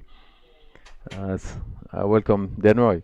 Yeah, 143 for 3 after they allotted 10 overs. I must say, great batting there by the Nutmeg Warriors. Well, certainly we have seen some sensational shots. Number of sixes, we know just after the first 5 overs, there was, I think, no 6 was hit. But we saw that the batting of Donald McDonald again came in and turned it on, and scoring a splendid 49. He had 5-6 in that inning, and Andre Fletcher again, he played the captain inning. You know, as we said before the start, that he would have wanted to bat right through to the overs, and he did. Yeah. And coming out at 65, not out. Yeah, again, that was a good captain knock by Andre Fletcher. Wonderful batting there, and I think that they are the team, actually the happier team at the moment. So Cinnamon Pieces, they need to get 144 for victory. This inaugural tournament of the Dream 11 Spicel T10. They will depend heavily on Alec Alternas, who has so far amassed 496 runs at an average of just about 70. Yeah, Alternas has been the informed batsman throughout the tournament so far, and this would be a rather big wicket, a huge wicket for the Nutmeg Warriors, and I know they would go after him. Once they think they get this big scalp, the others in the hurt will definitely have to step up and try to win the game for the team. So Hassan Jackson going to pick it up from this northern end. He's going to bowl to Atenas, the left-handed Atenas. He comes around the wicket, first delivery, play down to third man. The fielder comes off the boundary. A bit of misfeeling there. And the batsman go through for a single. So they are off the mark, 1 without loss. Fielder on the boundary. Fletcher would be happy with such a wonderful start. I think 14 runs needed, over 14 runs in per over. That means every delivery at least have to yield 2 runs, and on the first delivery 1 run. So far, good start there by the Nutmeg Warriors. So Campbell going to face his first delivery. An interesting field set as we see the third man. Right back on the boundary. Jackson comes over the wicket to bowl to Campbell. Short delivery hit high in the air. Let's see. No one is going to get there as it just land over the boundary for 6. Short delivery bowled by Jackson, and Campbell lifted it over long on and just went over the rope for 6. Yeah, very good shot there by Campbell. The confident shot. It was short ball outside of stump, and he hooked it over long on for a huge 6. So very good batting there by Campbell. That's a good start. That's the kind of start they need. First delivery, 6 runs. Very good batting there by Aaron Campbell. Well, we will see some tremendous batting if Pacers going to get up to that 144. Really, we'd have to see some brilliant cricket, or probably some bad cricket by Nutmeg Warriors. Jackson sees up to the wicket now to bowl to Campbell. Right up, Campbell play down to the fielder at long on, who comes around really quickly.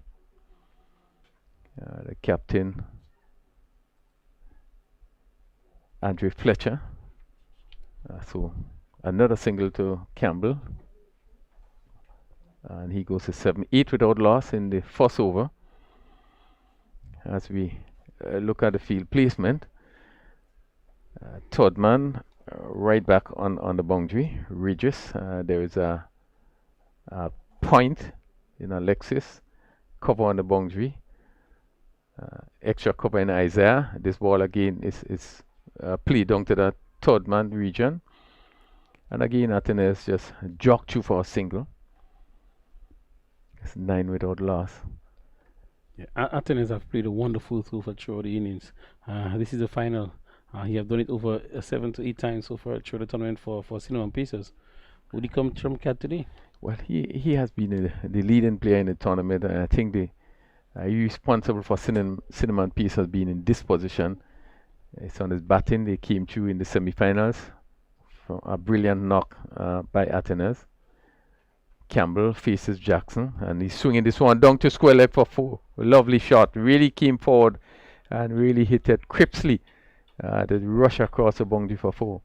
Yeah, very good shot there. It was actually not so short delivery, but actually Campbell came across the off stump and just swing to the leg side and made good connection. He went to the boundary, square leg boundary for 4 runs. Yeah, very quickly, and it was not a bad delivery, but I thought, yeah, good shot played by Campbell. And they would be looking to hit, they would be looking to attack from ball 1, as we have seen. Yeah, so far 13 runs in the first over. We still have a delivery to go, so 13 in the first 5 deliveries. So it's good going there by Campbell. As Jackson once again to bowl to Campbell.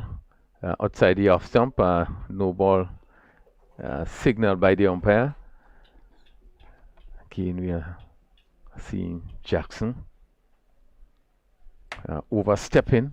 Yeah, and that's and he seems to be a huge no ball there, and the Pacers would definitely welcome this no ball, and I know Campbell, with the form he's in at the moment, definitely want to make use of this spirit. So the fast bowlers for Nutmeg Warriors will have to bowl well if they're gonna really come off. Both Jackson and Thomas. As he's up to the wicket, bowler Campbell. This one is right up. Good delivery. Campbell looking to whip it somewhere through mid-wicket. Made no contact. The end of the first over. Pacers, they are 14 without loss and trying to get to 144 for victory. Yeah, 14 without loss. Very good start there. Very good start. The Pacers will be happy with this start. I think both teams would be happy with the first over, but they have to continuously get over 14 runs for the next 9 overs to be rather competitive and actually be the current champions of Dream 11 T10 Spice. Yeah, they will have to be constant in keeping up to the run rate. But that last delivery bowled by Jackson is the sort of delivery you want to see him bowling. Yeah. Keep the ball right up to the bat. But just being guilty of bowling short. And Campbell taking full advantage of that short delivery, hitting it over long on. So Josh Thomas, he gonna pick up the attack from the southern end. He also struggles a bit with no ball. So far he have actually bowled 20 overs in the tournament and actually yielded 210 runs and actually took 5 wickets so far. So not very good going, but today is a brand new day, new innings, and I think he can actually, with his experience, he can actually come trump card today for his team. So the field, short third man and a short fine leg as Thomas. Fielder outside the 30-yard circle is a mid-wicket on the boundary and a cover on the boundary. Thomas right arm over the wicket ball to Atenes. Again, this all played to that collie position. Fielder backward point just coming in again, just easing the pace off it. It's Atenes and pushing it down in that position. 15 without loss. Pretty slow start. No aggression from Atenes so far. I think Atenes want to play a Fisher-like innings. He wants to carry his team over the line, and he knows for him to carry the team over his line, he has to bat through the entire 10 overs. Yeah, he's vital to the success of Cinnamon Pacers, and I guess he wouldn't want to take much chances, but the bat on and give Pacers a good foundation. While we expect that probably Campbell will be more attacking for this delivery. Short delivery, hit down to third man, and that goes one bounce into the boundary for 4. Again, the fact that there's third man is up in the circle. Yeah, it was a wide short delivery by Josh Thomas, and all Campbell had to just get bat and ball, and he did actually get bat and ball and went to the boundary for 4 runs. Well, let's see if there will be any change. The third man still remains in the circle. That ball would have, well, whether or not Campbell would have played the same shot, really would have lobbed in third man hands. Campbell, he's on 15 as Thomas to Campbell. He's flashing outside the off stump. Made no contact. Again, this one as further up, so he had to play on the front foot. As Thomas, we've seen just going on the ground. Probably pull up with some sort of injury. Let's hope. Just limping there. Just hope that he's moving back to his mark. Probably is not as serious. Yeah, just a little discomfort there in his foot. So his left foot there. It's 19 without loss. It's the all-important game, the finals. Yeah, the big one. It is definitely a big one. One of the team would definitely be victorious at the end of the next 10 overs. Dream 11 Spice Isle T10 finals, the first of its kind in Grenada, as Thomas to Campbell. Campbell is flashing again. That goes down to third man and drop one bounce and goes into the boundary for 4. Well, we had 2 shots played down to third man in the air. That would have been probably easily taken by the fielder on third man. Now he's being placed right back on the third man fence, and really something what should have been done before the first ball bowl. Yeah, I guess as much. No, they are chasing the ball, but I think the gamble was there, and actually with the wide delivery, if he wants to bowl wide, third man and short, third man need to be back. Joseph is on the third man fence as Campbell again is swinging. This one goes down to mid-on, and he's caught at mid-on. Well, actually it was a no ball. Yeah, seems to be a no ball. Yeah, no ball there. And yes, a no ball. And just overstepping again. Again, the lack of discipline in the bowlers is all important final. 23 without loss. Ball was caught in mid-on. So currently we have seen actually 2 no balls so far. We see a no ball by Jackson, now we see a no ball by Thomas. And Campbell missed out on the first one, and Woody missed out on the second. Well, Thomas to Campbell, and again he's swinging, making no contact. Again, it seemed to be just a slower delivery, and he looking to swing. And he favors the leg side, swing into that leg side. We see him hit down to square leg for 4 and not making contact. So we in the second over, 23 without loss. Yeah, very exciting start. So third man is right back on the boundary, and there's a backward point in Alexis, cover point, cover, and a mid-off as to Campbell, the short lifting delivery, and that signal wide there by the umpire. Quick delivery as Campbell was going back and looking to clip it over that backward square region, which is vacant. Yeah, it was the ball over the batsman's head. Definitely good call there by both umpires. I think correct call was made. It was a wide delivery. The bowler seems to be unhappy, but I think it was a correct call. I just think that the bowlers need to settle down. Thomas just need to settle down and really be disciplined in his bowling. But again, looking for pace. It's 25 without loss, as we certainly hear quite a bit of talking as Thomas. This one is hit straight, and this one going to rush down to the long on boundary for 4. Again, he goes down holding that left leg, and that completes the second over, 29 without loss. And in his first over there, Thomas going for 15. Yeah, 15 actually. That's the kind of start the spacers will be looking for. I know now it's not a time for Noel. Thomas, that's it to be pulling up, but this is a game of cricket, and I do hope that he feels actually better and can complete his spell. So interesting start, 29 without loss, and this is a start that Cinnamon Pieces would be happy with. We haven't seen Atenas get off to any quick start. He had 3 from 3 deliveries. Campbell 23 from 11 deliveries. 29 without loss after 2 overs. And really, we still do expect an exciting finish. Yeah, well, they required actually the ahead of the run rate required. You know, they required a run rate of 14.38, and they actually had the current run rate at 14.5. So if they can definitely maintain such, they can be actually victorious and be the crown champions. Well, we saw in an earlier game, that was Nutmeg Warriors against Saffron Strikers. Nutmeg Warriors taking first strike, and they scored 131 in their 10 overs, which was at that time the highest total by any team.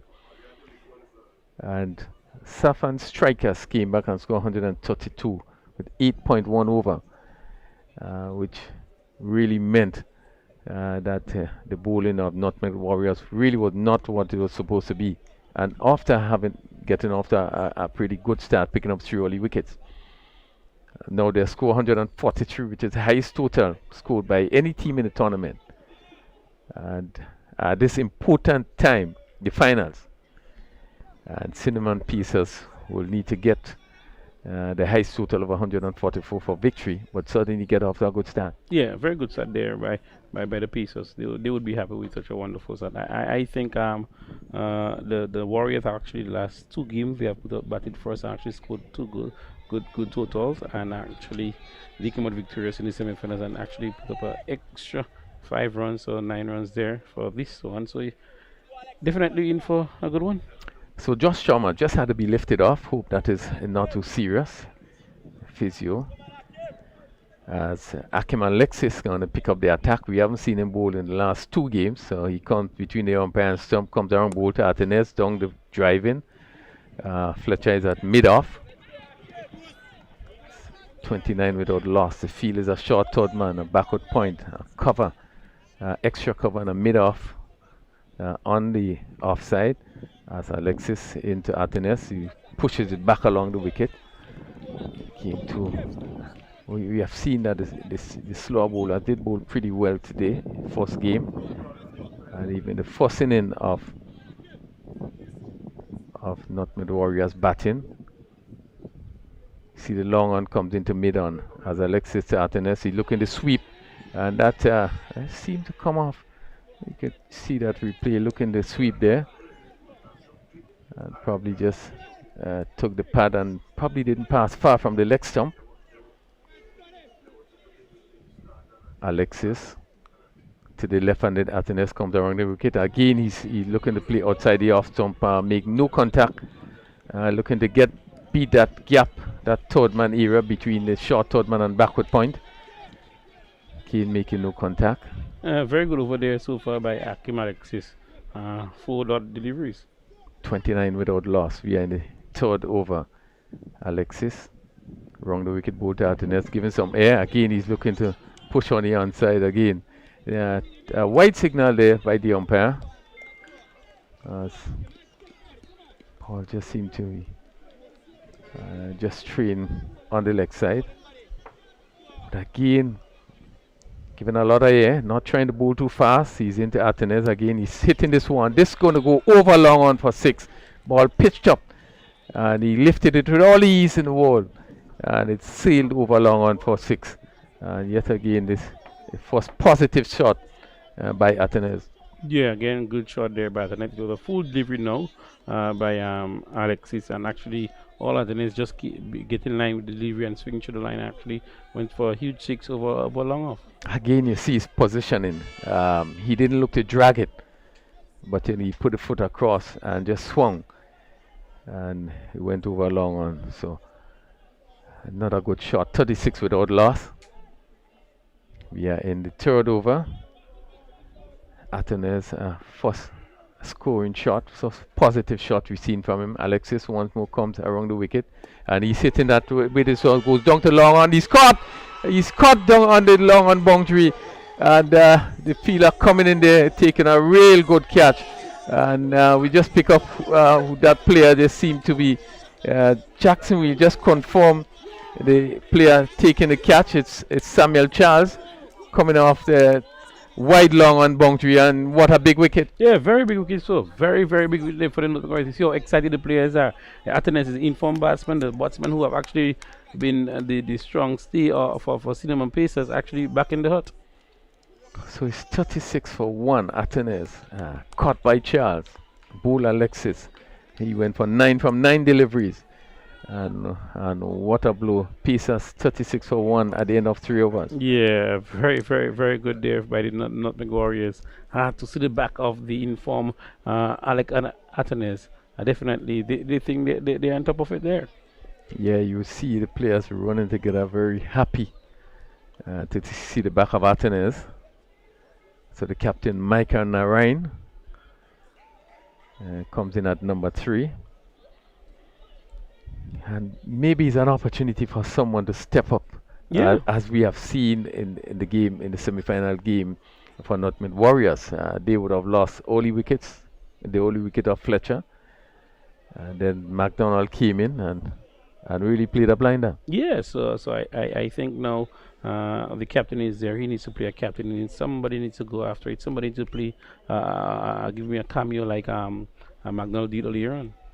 Well, they need to keep pressing on as Daryl Cyrus picks up the attack from that southern end. And he will be bowling to Narain. Campbell actually facing. Heron Campbell faces as delivery play down to mid wicket. Again, not getting the timing right there. Cyrus starting with a quicker delivery. 37 for 1. Right-handed Narain comes into strike. Really, they need a captain's in. They need to get 144 for victory. As Cyrus with the second delivery, ball to Narain. Again, looking to pull, could only get it back to the bowler. And every dot ball, the extra pressure. Yeah, the runners will actually go up every dot ball. Now 16 runs are needed. Over 600 per over. Cyrus, mid-off, short third man, backward point. And he's hitting this one, place it well through the covers, and it's going to go down to the boundary for 4. Again, just coming back and placing it, more or less steering it through that backward point and that cover region, and went down to the boundary for 4. Yeah, very good shot there by Narain. It was a short delivery by Daryl Cyrus, and actually went on the back foot and cut it through between point and an extra cover for 4 runs. So Narain off the mark with 441 for 1. And it's not all about power. Sometimes it's just placement, you know, getting the position and placement. Yeah.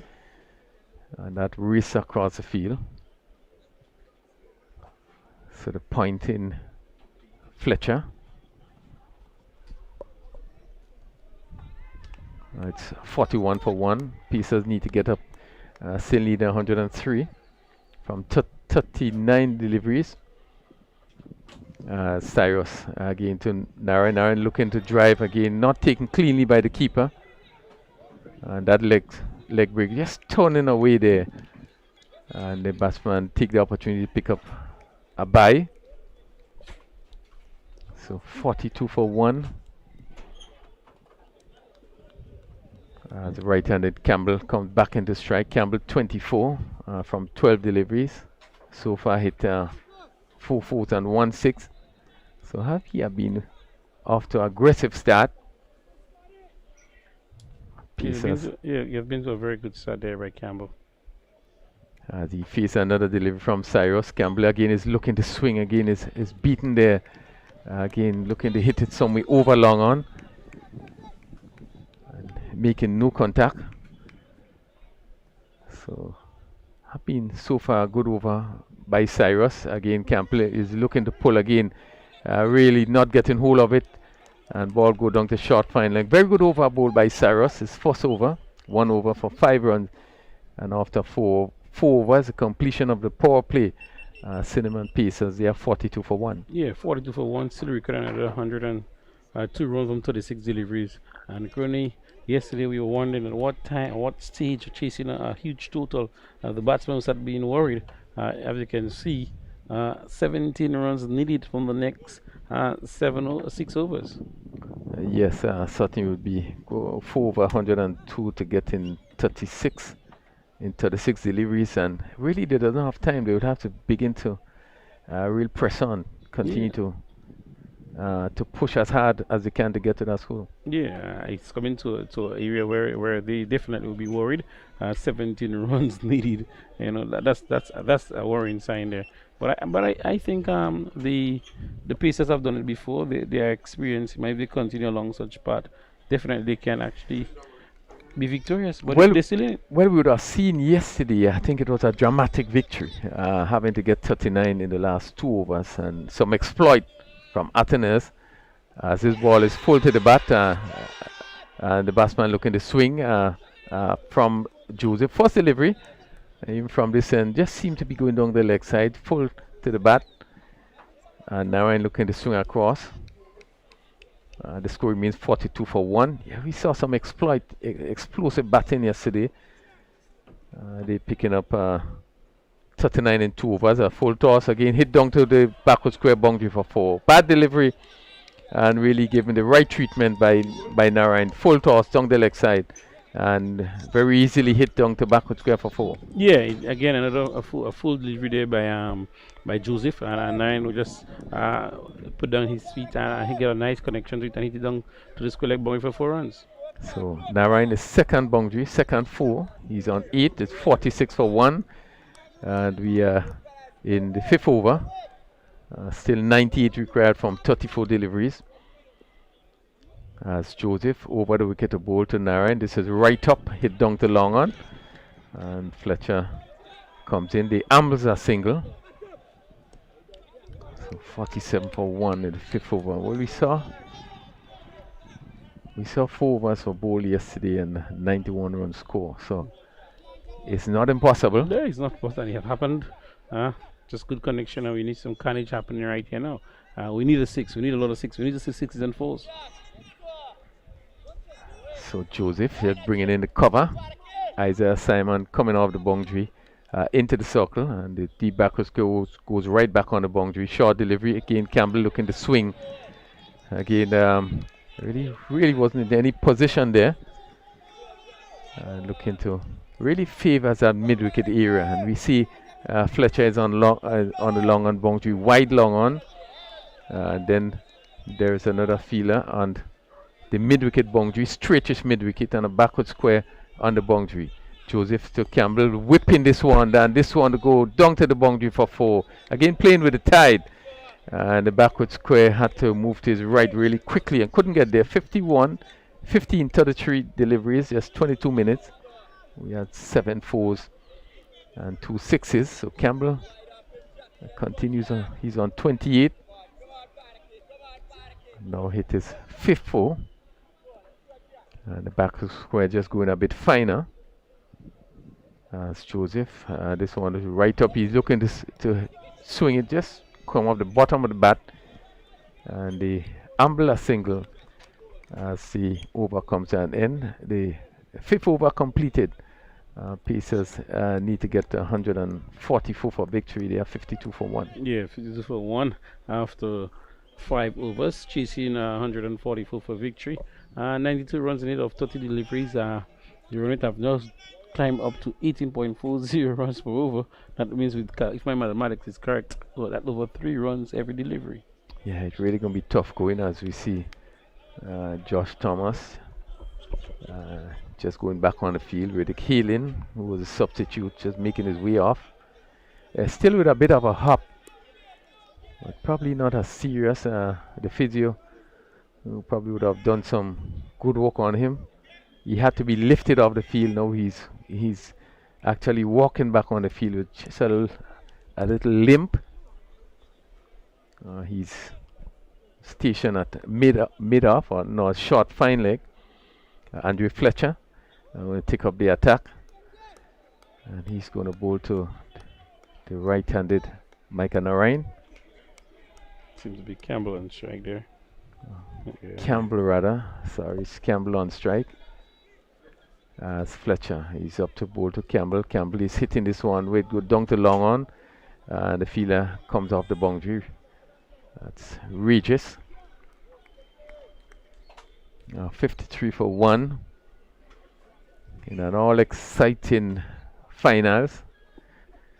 Fletcher and Narayan is looking to swing again. That the leg break, turning away from him there again, favoring that leg side boundary. And they keep it behind taken. 53-1 as Fletcher again, he's looking to cut, making no contact again. As those dot ball monked, really the pressure monks. Yeah, the pressure monks. Actually, 20 runs needed over. Every dot ball will be crucial here, and every dot ball will be, they would leave themselves in a deeper hole. T10 pieces need to hit some 6s. This one is driven down to that mid wicket area. He pick up a single. So the score moved to 54 for 1. Good over by Fletcher so far. Just 1 run conceded in 4 deliveries. This time he's going to bowl it to Campbell. Again, he's looking to swing, comes off the edge, and again goes to that short fine leg position. Thomas, who still moving with a limp, was able to stop it. So 1 more. 55 for 1. We are in the 6th over. And Pacers need to get up to 144 for victory. Yeah, worrying signs here for Pacers. Worrying signs for Ceylon Pacers. They're actually crawling and need a huge 89 from 25 deliveries. This is hit down to long off. Let's see, it goes over long off for 6. Again, pitch up, and Narayan hitting it over long off for 6. And bringing the score to 61 for 6. As we have 6 completed overs. And after a few comments from Denroy, it will be Stevenson 1. Yeah, again, very good finish there by Narayan. 6 runs that is needed. So chasing a total of 144 for victory. 83 needed of 24 deliveries. A 61 for 1.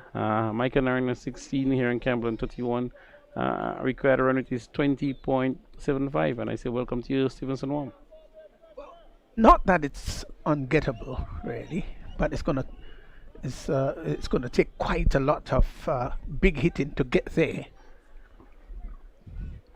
Micah Narayan 16. Campbell is playing a good knock. 31. Here is Joseph in now, and bows to Campbell. Campbell opens the face of the bat, glides that down to third man, 4 runs. Beautiful shot. I love the way that he just opened the face of the bat, bisected the third man and the backward point, and it went very quickly down to the boundary for 4. So Campbell continues to push along. He's 35, 65 for 1. And the required run rate has gone up to 20. But you know, just a few big overs can turn things around. Fletcher bowled just a 1 over for 9 runs. As here once more is Joseph in and bowls to Campbell. Campbell is hitting that high in the air. I think somebody is going on the catch is going to be taken by the keeper. Oh no, he's dropped. Oh, he let it go. Well. He was right under the ball. I don't know whether, I really don't know whether he said, hey, leave it, it's mine. I don't know. But in the end, he just pulled out from the catch. Andrew, whoa. Well, what a thing that. Why do you think the mix-up could have been there? Yeah, I think the closeness to the fielder was actually close to him, and he thought somebody made a last-minute call. Somebody may have said something. Here he is now in, balls outside the off stump. It's going to be a wide signal by the umpire. Oh, it may turn out to be a rueful miss. Micah Narayan 16. Campbell 36. Had a life. Joseph won't be happy with that. Turns from the top of his mark once more. Moves in now to bowl to Narayan, who is looking to heave that over the mid-wicket area. And does not really time it all that well. Regis runs around very quickly from a forward square leg. The batsman had time to cross just for the single. 1 more to Narayan's total. He's gone to 17. 68 for 1. Brings Campbell now into strike. He's 36. As Joseph turns once more from the top of his mark. In now. Passes the umpire and bowls to Campbell. Campbell gets a slower delivery. Opens the face of the bat and glides the ball down to backward point. Will get a comfortable single. Good, nicely disguised slow ball there by Joseph. And Campbell had to wait on it and then just open the face of the bat and slides it down to the backward point area. Alexis running across and cut the ball off. Joseph again, this time to Narayan. Narayan is getting a Yorker-like delivery right up in the block hole. Can do no more than get a bit of the bat and pad attached to it. The ball goes out on the offside. You heard the double song there. And they go through for a single. So this has been a good over by Joseph. Yeah, very good over there by Joseph so far. He needs to finish strong. He would finish strong, I think. Well, the required run rate 23. You'd want to try to make this as economical as possible, this last delivery. In now and bowls to Campbell. Campbell is looking to hit that over long off. Doesn't make contact. And the keeper collecting Andrew behind the stumps. The over comes to an end. So at the end of the over, Narayan is 18, Campbell is 37, The partnership worth so far 34, the current run rate 10, and Sinnoh and Pacers 70 for 1, 70 for 1, and remembering all the time that the Nutmeg Warriors scored 143 for 3. Yeah, so it means he recorded 144 for victory. 74 runs needed of the next 18 deliveries. And Stevenson, every ball needs to go to the boundary from here forward. Sure, right, but that's highly improbable. Yeah.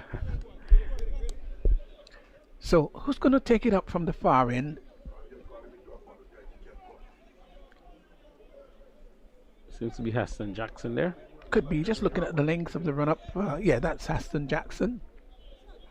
Olive is coming off the ground, and I think Hailing is the one coming on to substitute. I was a little bit surprised that he went back onto the field. Yeah, had me surprised. He was transported off the ground, and whether he enjoyed the transportation might have been an interesting thing there. Really went back on, and it would have been rather interesting to see him being transported again. Yeah, this is a crucial over, Stevenson. Very crucial over for the Pacers. They need to score at least 20 runs in this over. Yes, and it won't be difficult. It won't be easy to do that. Jackson, 14 runs off his first over, is preparing to bowl his second. Narayan is taking strike. Here is Jackson in now, bowls to Narayan, who is getting a Yorker-like delivery right up, and can do no more than try to dig it out. Splendid delivery into the leg stump. Yeah, very good delivery by Jackson. It's a Yorker, and there is no room, and all Narayan can do is dig it out. Yes, did it effectively too. Yeah. Beautifully bowled. 71 for 1. The score looks good, meaning that it's 71 for 1, but in essence the run rate not as impressive as it should be. Jackson once more moves in now to bowl to Campbell. Campbell is swinging that down to the deep mid-wicket area. The ball is fielded down there on the boundary, and they get one. I don't think he cued it as well as he would have liked, but got a single. Total moves by 1 now to 72 for 1. As here once more is Jackson in and bowls, and that ball is hit down to mid-wicket by Narayan as the fielder coming off. That's Isaiah Simon coming off the boundary. He's the most diminutive of players in the tournament. I think I got that right, but trust me, he's so animated, loves the field. Jackson is in now and bowls to Campbell. Campbell is hitting that down to the third man, 1 bounce for 4.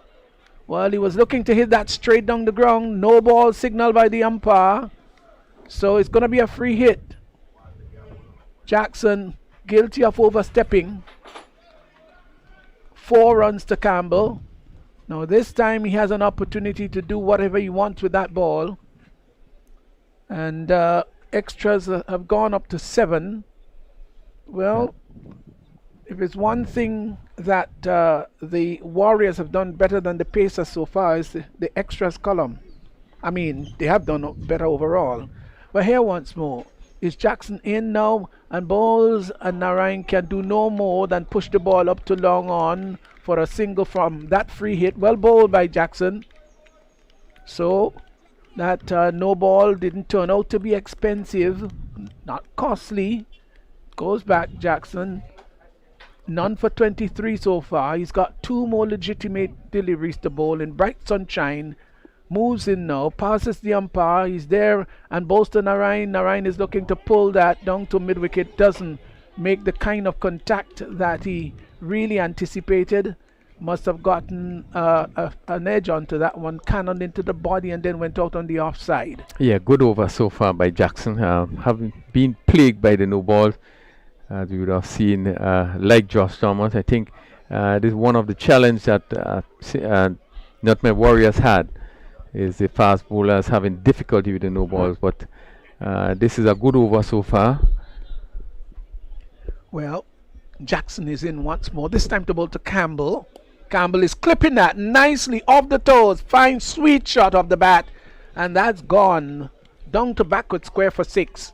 It was sinking onto the leg stump, and he lifted it sweetly over the deep backward square area. Everything was nice about that shot, and it went for 6. Lovely shot. And Campbell has gone to 49. It's been a good innings, 86 for 1. Yeah, beautiful shot by Campbell. Again, ball pitch up, just sliding down the leg side, and he picked it up and whipped it over backward square. Really a good shot. Getting himself in good position. And he has really played a tremendous inning so far. He's on 49. And really, it's with 2 overs to go. Still 58 runs to get. Really, you will have to play a sort of inning that we haven't seen in the tournament so far to get to the 144. Yeah, has to play quite a remarkable, miraculous, unheard of like innings to get there. 86 for 1. Campbell will get a half century, I would think. I see no reason why he wouldn't endeavor to get there. Former national player, former national captain too, isn't it? Yeah, national captain. That's right. He was known to be rather astute earlier in his years as a cricketer and as a captain. Moves in is Darrell Cyrus. Just a 1 over before this one. None for 5. Into his second over, he'll be bowling to Micah Narayan, who's 21. There he is, bowls to Narayan. Narayan is onto the back foot. Gets a ball that is short, pulls it down to Fletcher, fielding there at long on, and they get a comfortable single. Goes to 22, Narayan. Total goes to 87 for 1, brings Campbell, who is 1 short of a half century, into strike. Here once more, Cyrus in, bowls to Campbell. Campbell hits that down to the deep mid-wicket position. Will get a single. So he gets a half century. Well played, Campbell. Maybe a little bit too slow, a little belated, but he gets a half century of 28 balls. Here is a delivery that is given generous flight. He hits that high and hard. That's going. That's a fine shot by Narayan. That's gone for 6. Yeah, good shot by Narayan. Again, this one's given a lot of a toss up in the slot. And he got dunked it to the pitch of it and lifted it over long on. Went really high in the air and went over that long on area. Fletcher just had to look at it go over his head. Narayan faces up now. Good delivery, good comeback delivery. They've hustled for 1. Are they going to come back for the second? No, they decide against it. The return comes in to the non-striker's end. And they get only 1. Narayan goes to 29, 95 for 1. But have been certainly a good performance by Nutmeg Warriors. Really coming back strongly in the last 2 games, semi-final and final. As Cyrus is in, balls hit down to long off, long on. This is going to go all the way. No, great stop by Fletcher. They will come back for the second run. They've got to hurry. The return comes in, and Narayan is coming home very quickly. Well done by Fletcher, having to run across to his left, covered about 25 yards and cut that ball off, and did a great job. Campbell, 52. Pacers 97 for 1. And it's going to be Cyrus once more. This is the final delivery of his over. Down the track comes straight drive, 4 runs. Beautiful. You can hear the thud as the ball hits the board there on the just beyond the boundary. 4 runs. What a wonderful shot that was. Got it on the full and drove it straight as a pipeline.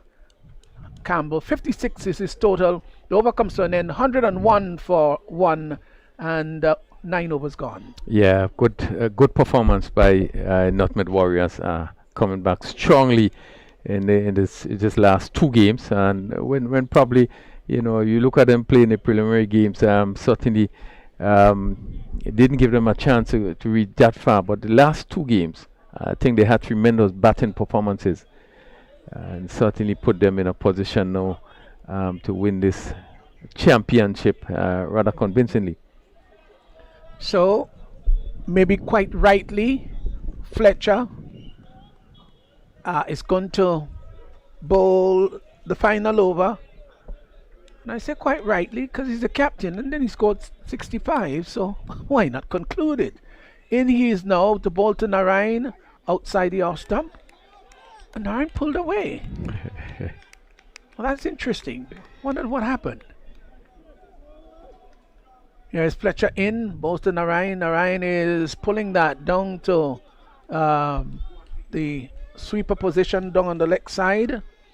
There, and that's Simon, and they get 1. Here once more is Fletcher in now, bows to Campbell. Campbell is down the track, lifting that over, inside out, over the mid-off area, and that's gone for 6. Used his feet well, got to the pitch of it, and opened the face of the bat, and hit that over the straightish extra cover area, down to the boundary. He's gone now to 62. This has been a good innings by Campbell. 108 for 1, but I dare say just a little bit too late. Yeah, but certainly a good shot there by Campbell. Ball gave him some air, but he had to really time it, and you could see him waiting and lifting it over long off. Fletcher bowls that one. That's going to go for 4. But down there, the fielder really made a spectacular effort to turn it into a catch. Didn't. And they got 4. Was that Cyrus down there? Yeah, it was. Yeah, the effort was really great though. So Campbell goes to 66.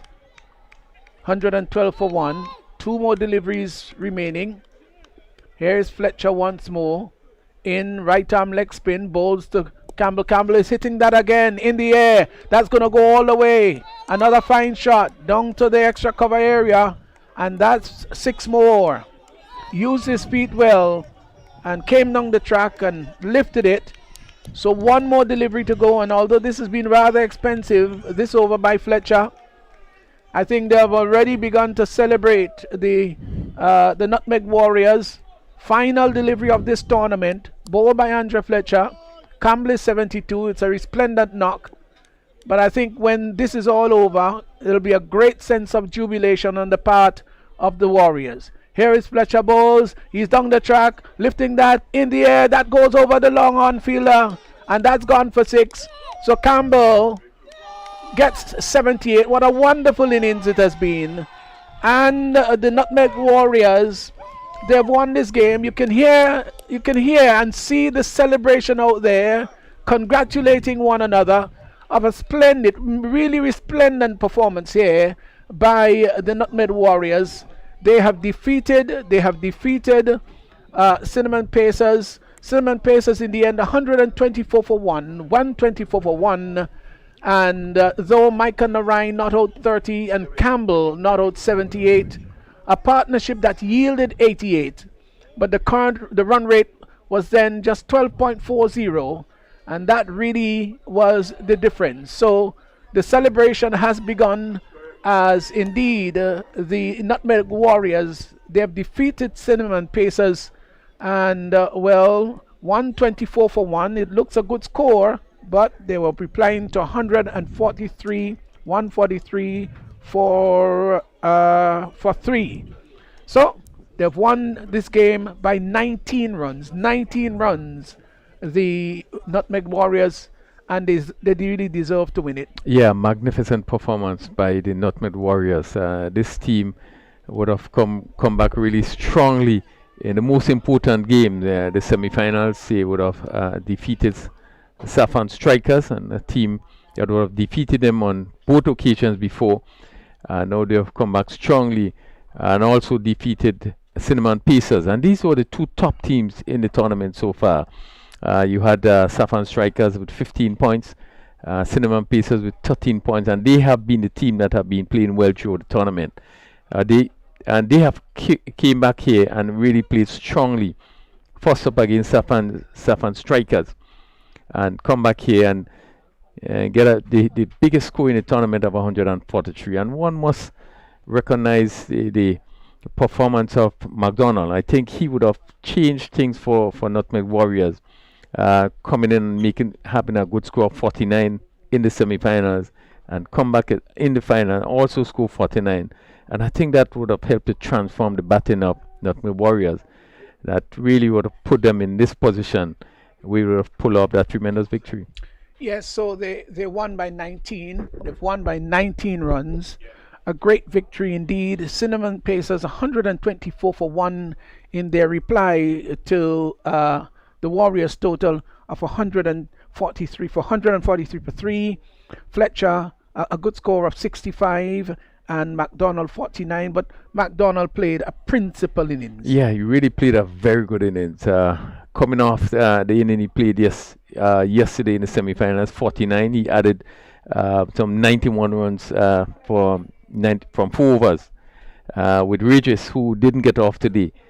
But he showed that really he can hit the ball and played some tremendous shots. Some of the shots that he hit for 6, I thought was really brilliant shots. Certainly was. They were great shots indeed. Let's just quickly go through the scorecard, and then we're going to give you some other details. Arthanez was Scott Charles of the bowling of Alexis for 9, just a 1-6, and he's that batsman that needed to come off today and didn't.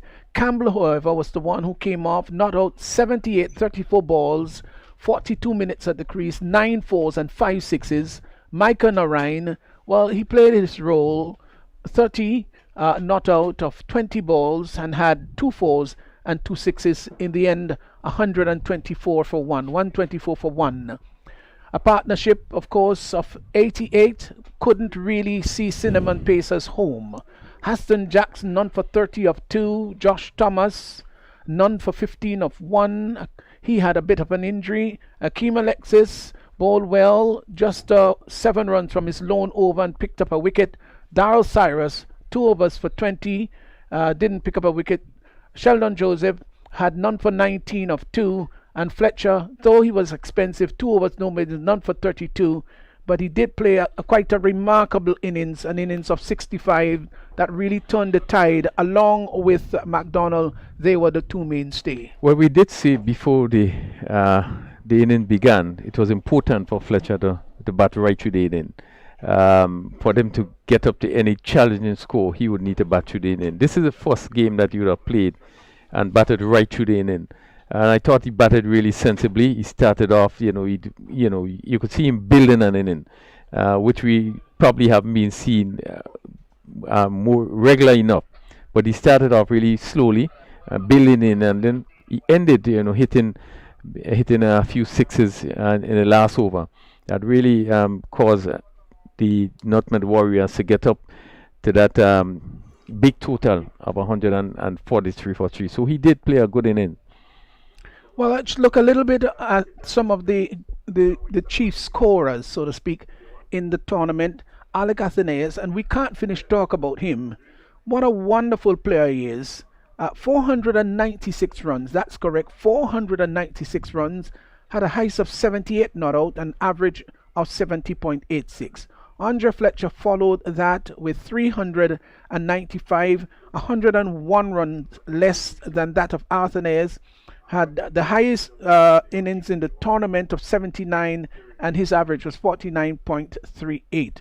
Shondell Regis, a much quieter individual in terms of the batting, but quite frankly, he has contributed so very well. 301, highest of 55, average of 33.44. Lyndon Lawrence, 279, had a height of 64, and his contribution also very well. Devon Smith, maybe just a little under of his expectations, 266 runs, highs of 65, an average of 44.33. Roland Cato, who we felt should have done a little better, 253, highs of 45, an average of just about 25. So by and large, these are some of the top performers in terms of the batting in this tournament.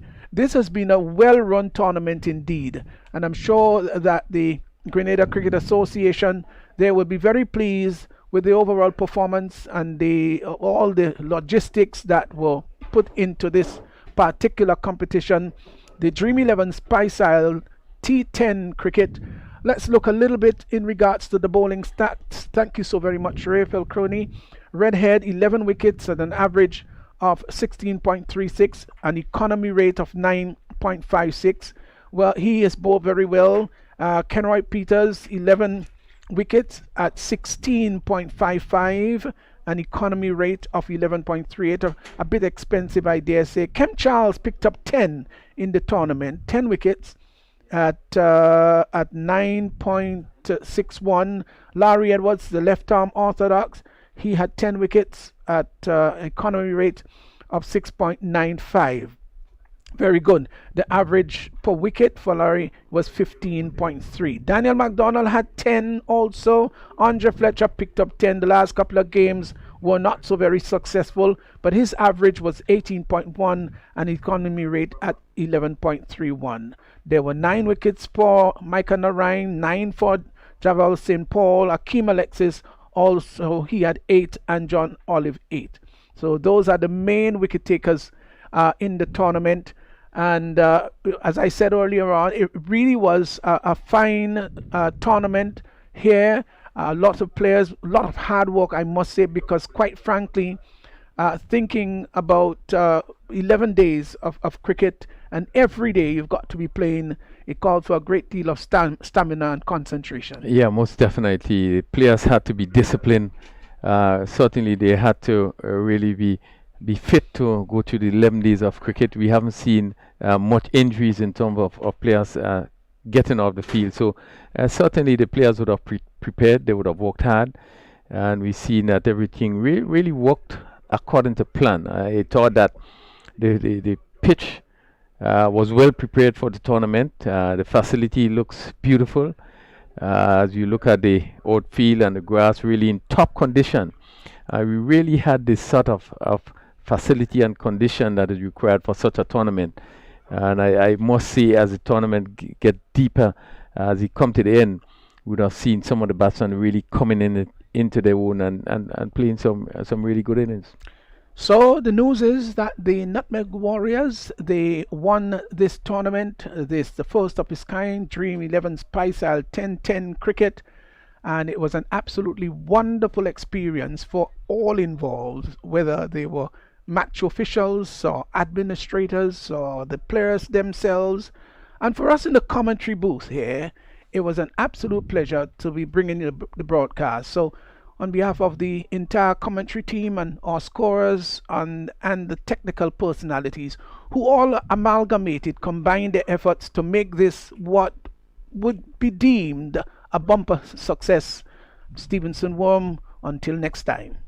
Well, just before we go down, yes, I must also share my sentiments in terms of the support of the staff and so forth. We probably would just have a little presentation as we see the teams are now gathering officials, president of the Grenada Cricket Association, who in my view probably will be very happy with the turnout of this tournament. They're going to just present the trophy to the winning team, Nutmeg Warriors.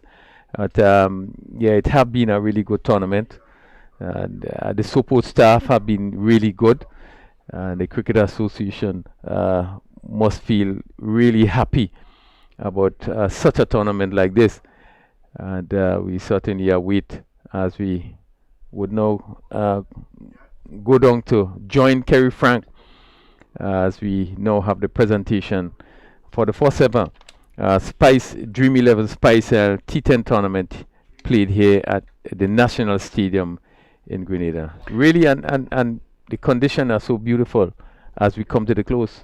Yeah, well, apology, we almost went, almost... Welcome to the presentation ceremony for the Dream 11 Speyside T10 tournament. What a wonderful 12 days of cricket it has been.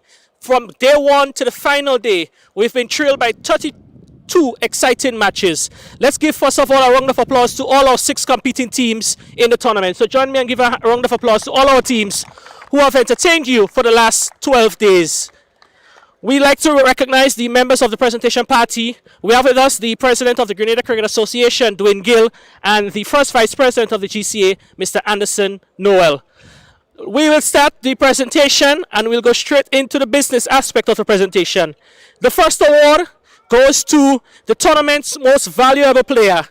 It is a player who dominated from ball 1 for his outstanding form, aggregating 505 runs with 6 50s in the tournament, a high score of 78, 77 and 74.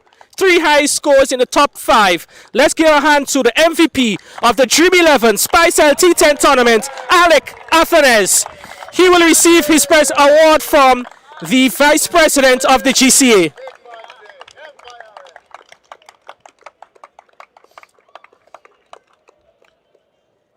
You're just going to have a quick word with Alec. Alec? Alec, I know you're trying to get away from it, probably not finishing how you'd have liked it, but 505 runs, must be pleased with your individual performance. Yeah, man, I think the hard work is finally paying off, and it was good to see that we could enjoy the tournament as it was, and I think the tournament is very lovely. All right, we want to congratulate you, and we want to thank you for the entertainment you've provided, and we look forward to seeing you again, hopefully in other editions of the Spicel T10 tournament. So all the best as you move forward. Yeah, man, thanks. Man. All right, let's give a hand again to Alec Athenes, the tournament's MVP. We're now going to hand over the medals to the winners. We're going to ask the president of the GCA, Dwayne Gill, to assist us with the medals. And as I call your name, you'll call up individually. We'll present medals to the winning team. So we'll start with player number 45, Akeem Alexis.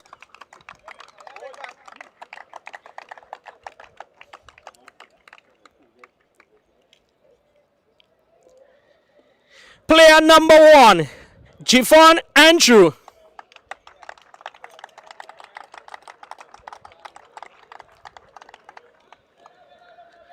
Player number 73, Samuel Charles.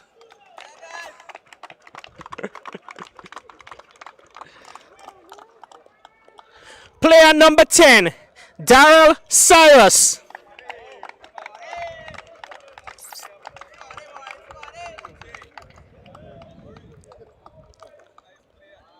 Player number 23, Nilon Francois.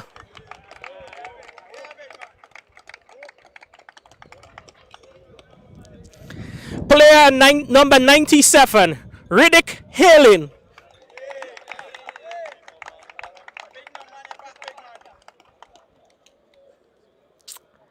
Player number 54, Haston Jackson.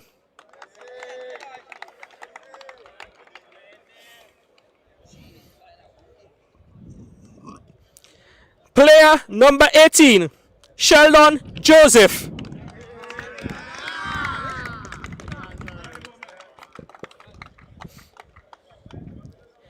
Player number 9, Donald McDonald.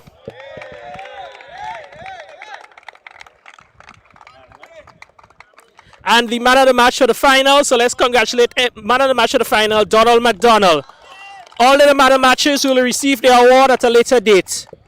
Player number 15, Dane Murray.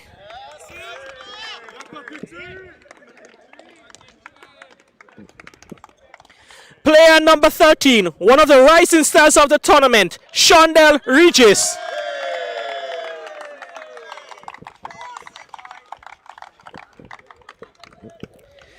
Player number 12, the tallest player in the tournament, Isaiah Simon.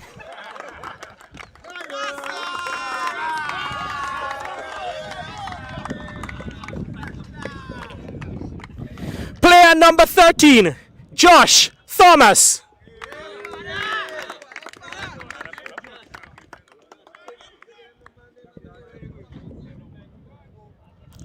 The coach of the winning team, the first Grenadian to play for the West Indies, Junior Randolph Murray, MBE. We'll ask the coach to receive the medal for the manager, who has to run off earlier but should be back shortly. And then the final medal, the captain of the winning team, the Spiceman, number 72, Andre Fletcher. So we're going to ask you guys if you can line up behind the banner. We can ask you if you can line up behind the banner.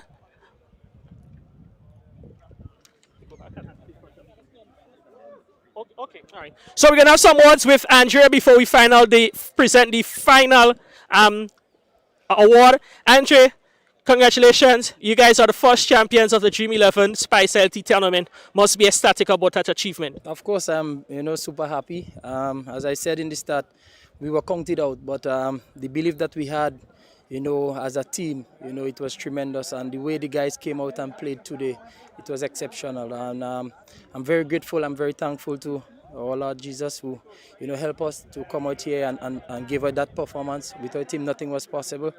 And, hats out to the fans who believe in us. They never gave up on us. And I will say, to be honest, the strongest team on paper was Saffron.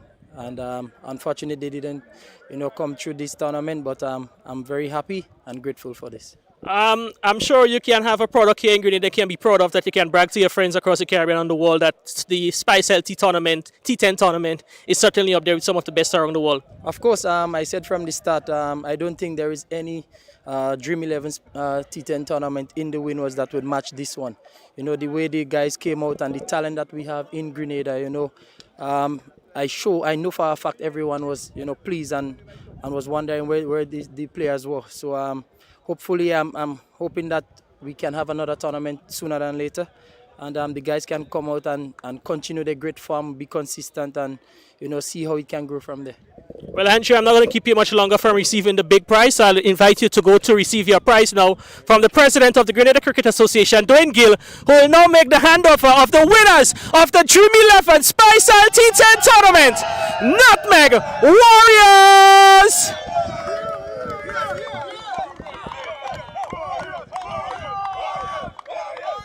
I'm sure Andrew now is going to go celebrate with his team, and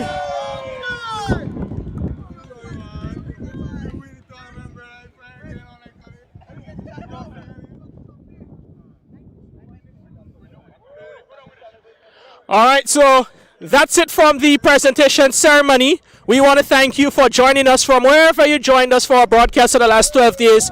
It was certainly our pleasure to bring you the sights and scenes of this tournament as we take in the final moments of the Warriors' victory.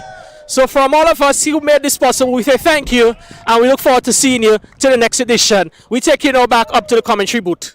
Well, they're absolutely elated, jubilant, and they clicked at the right time. Nutmeg Warriors defeating Cinnamon Pacers in the final of the Dream 11 Spice Isle T10 tournament.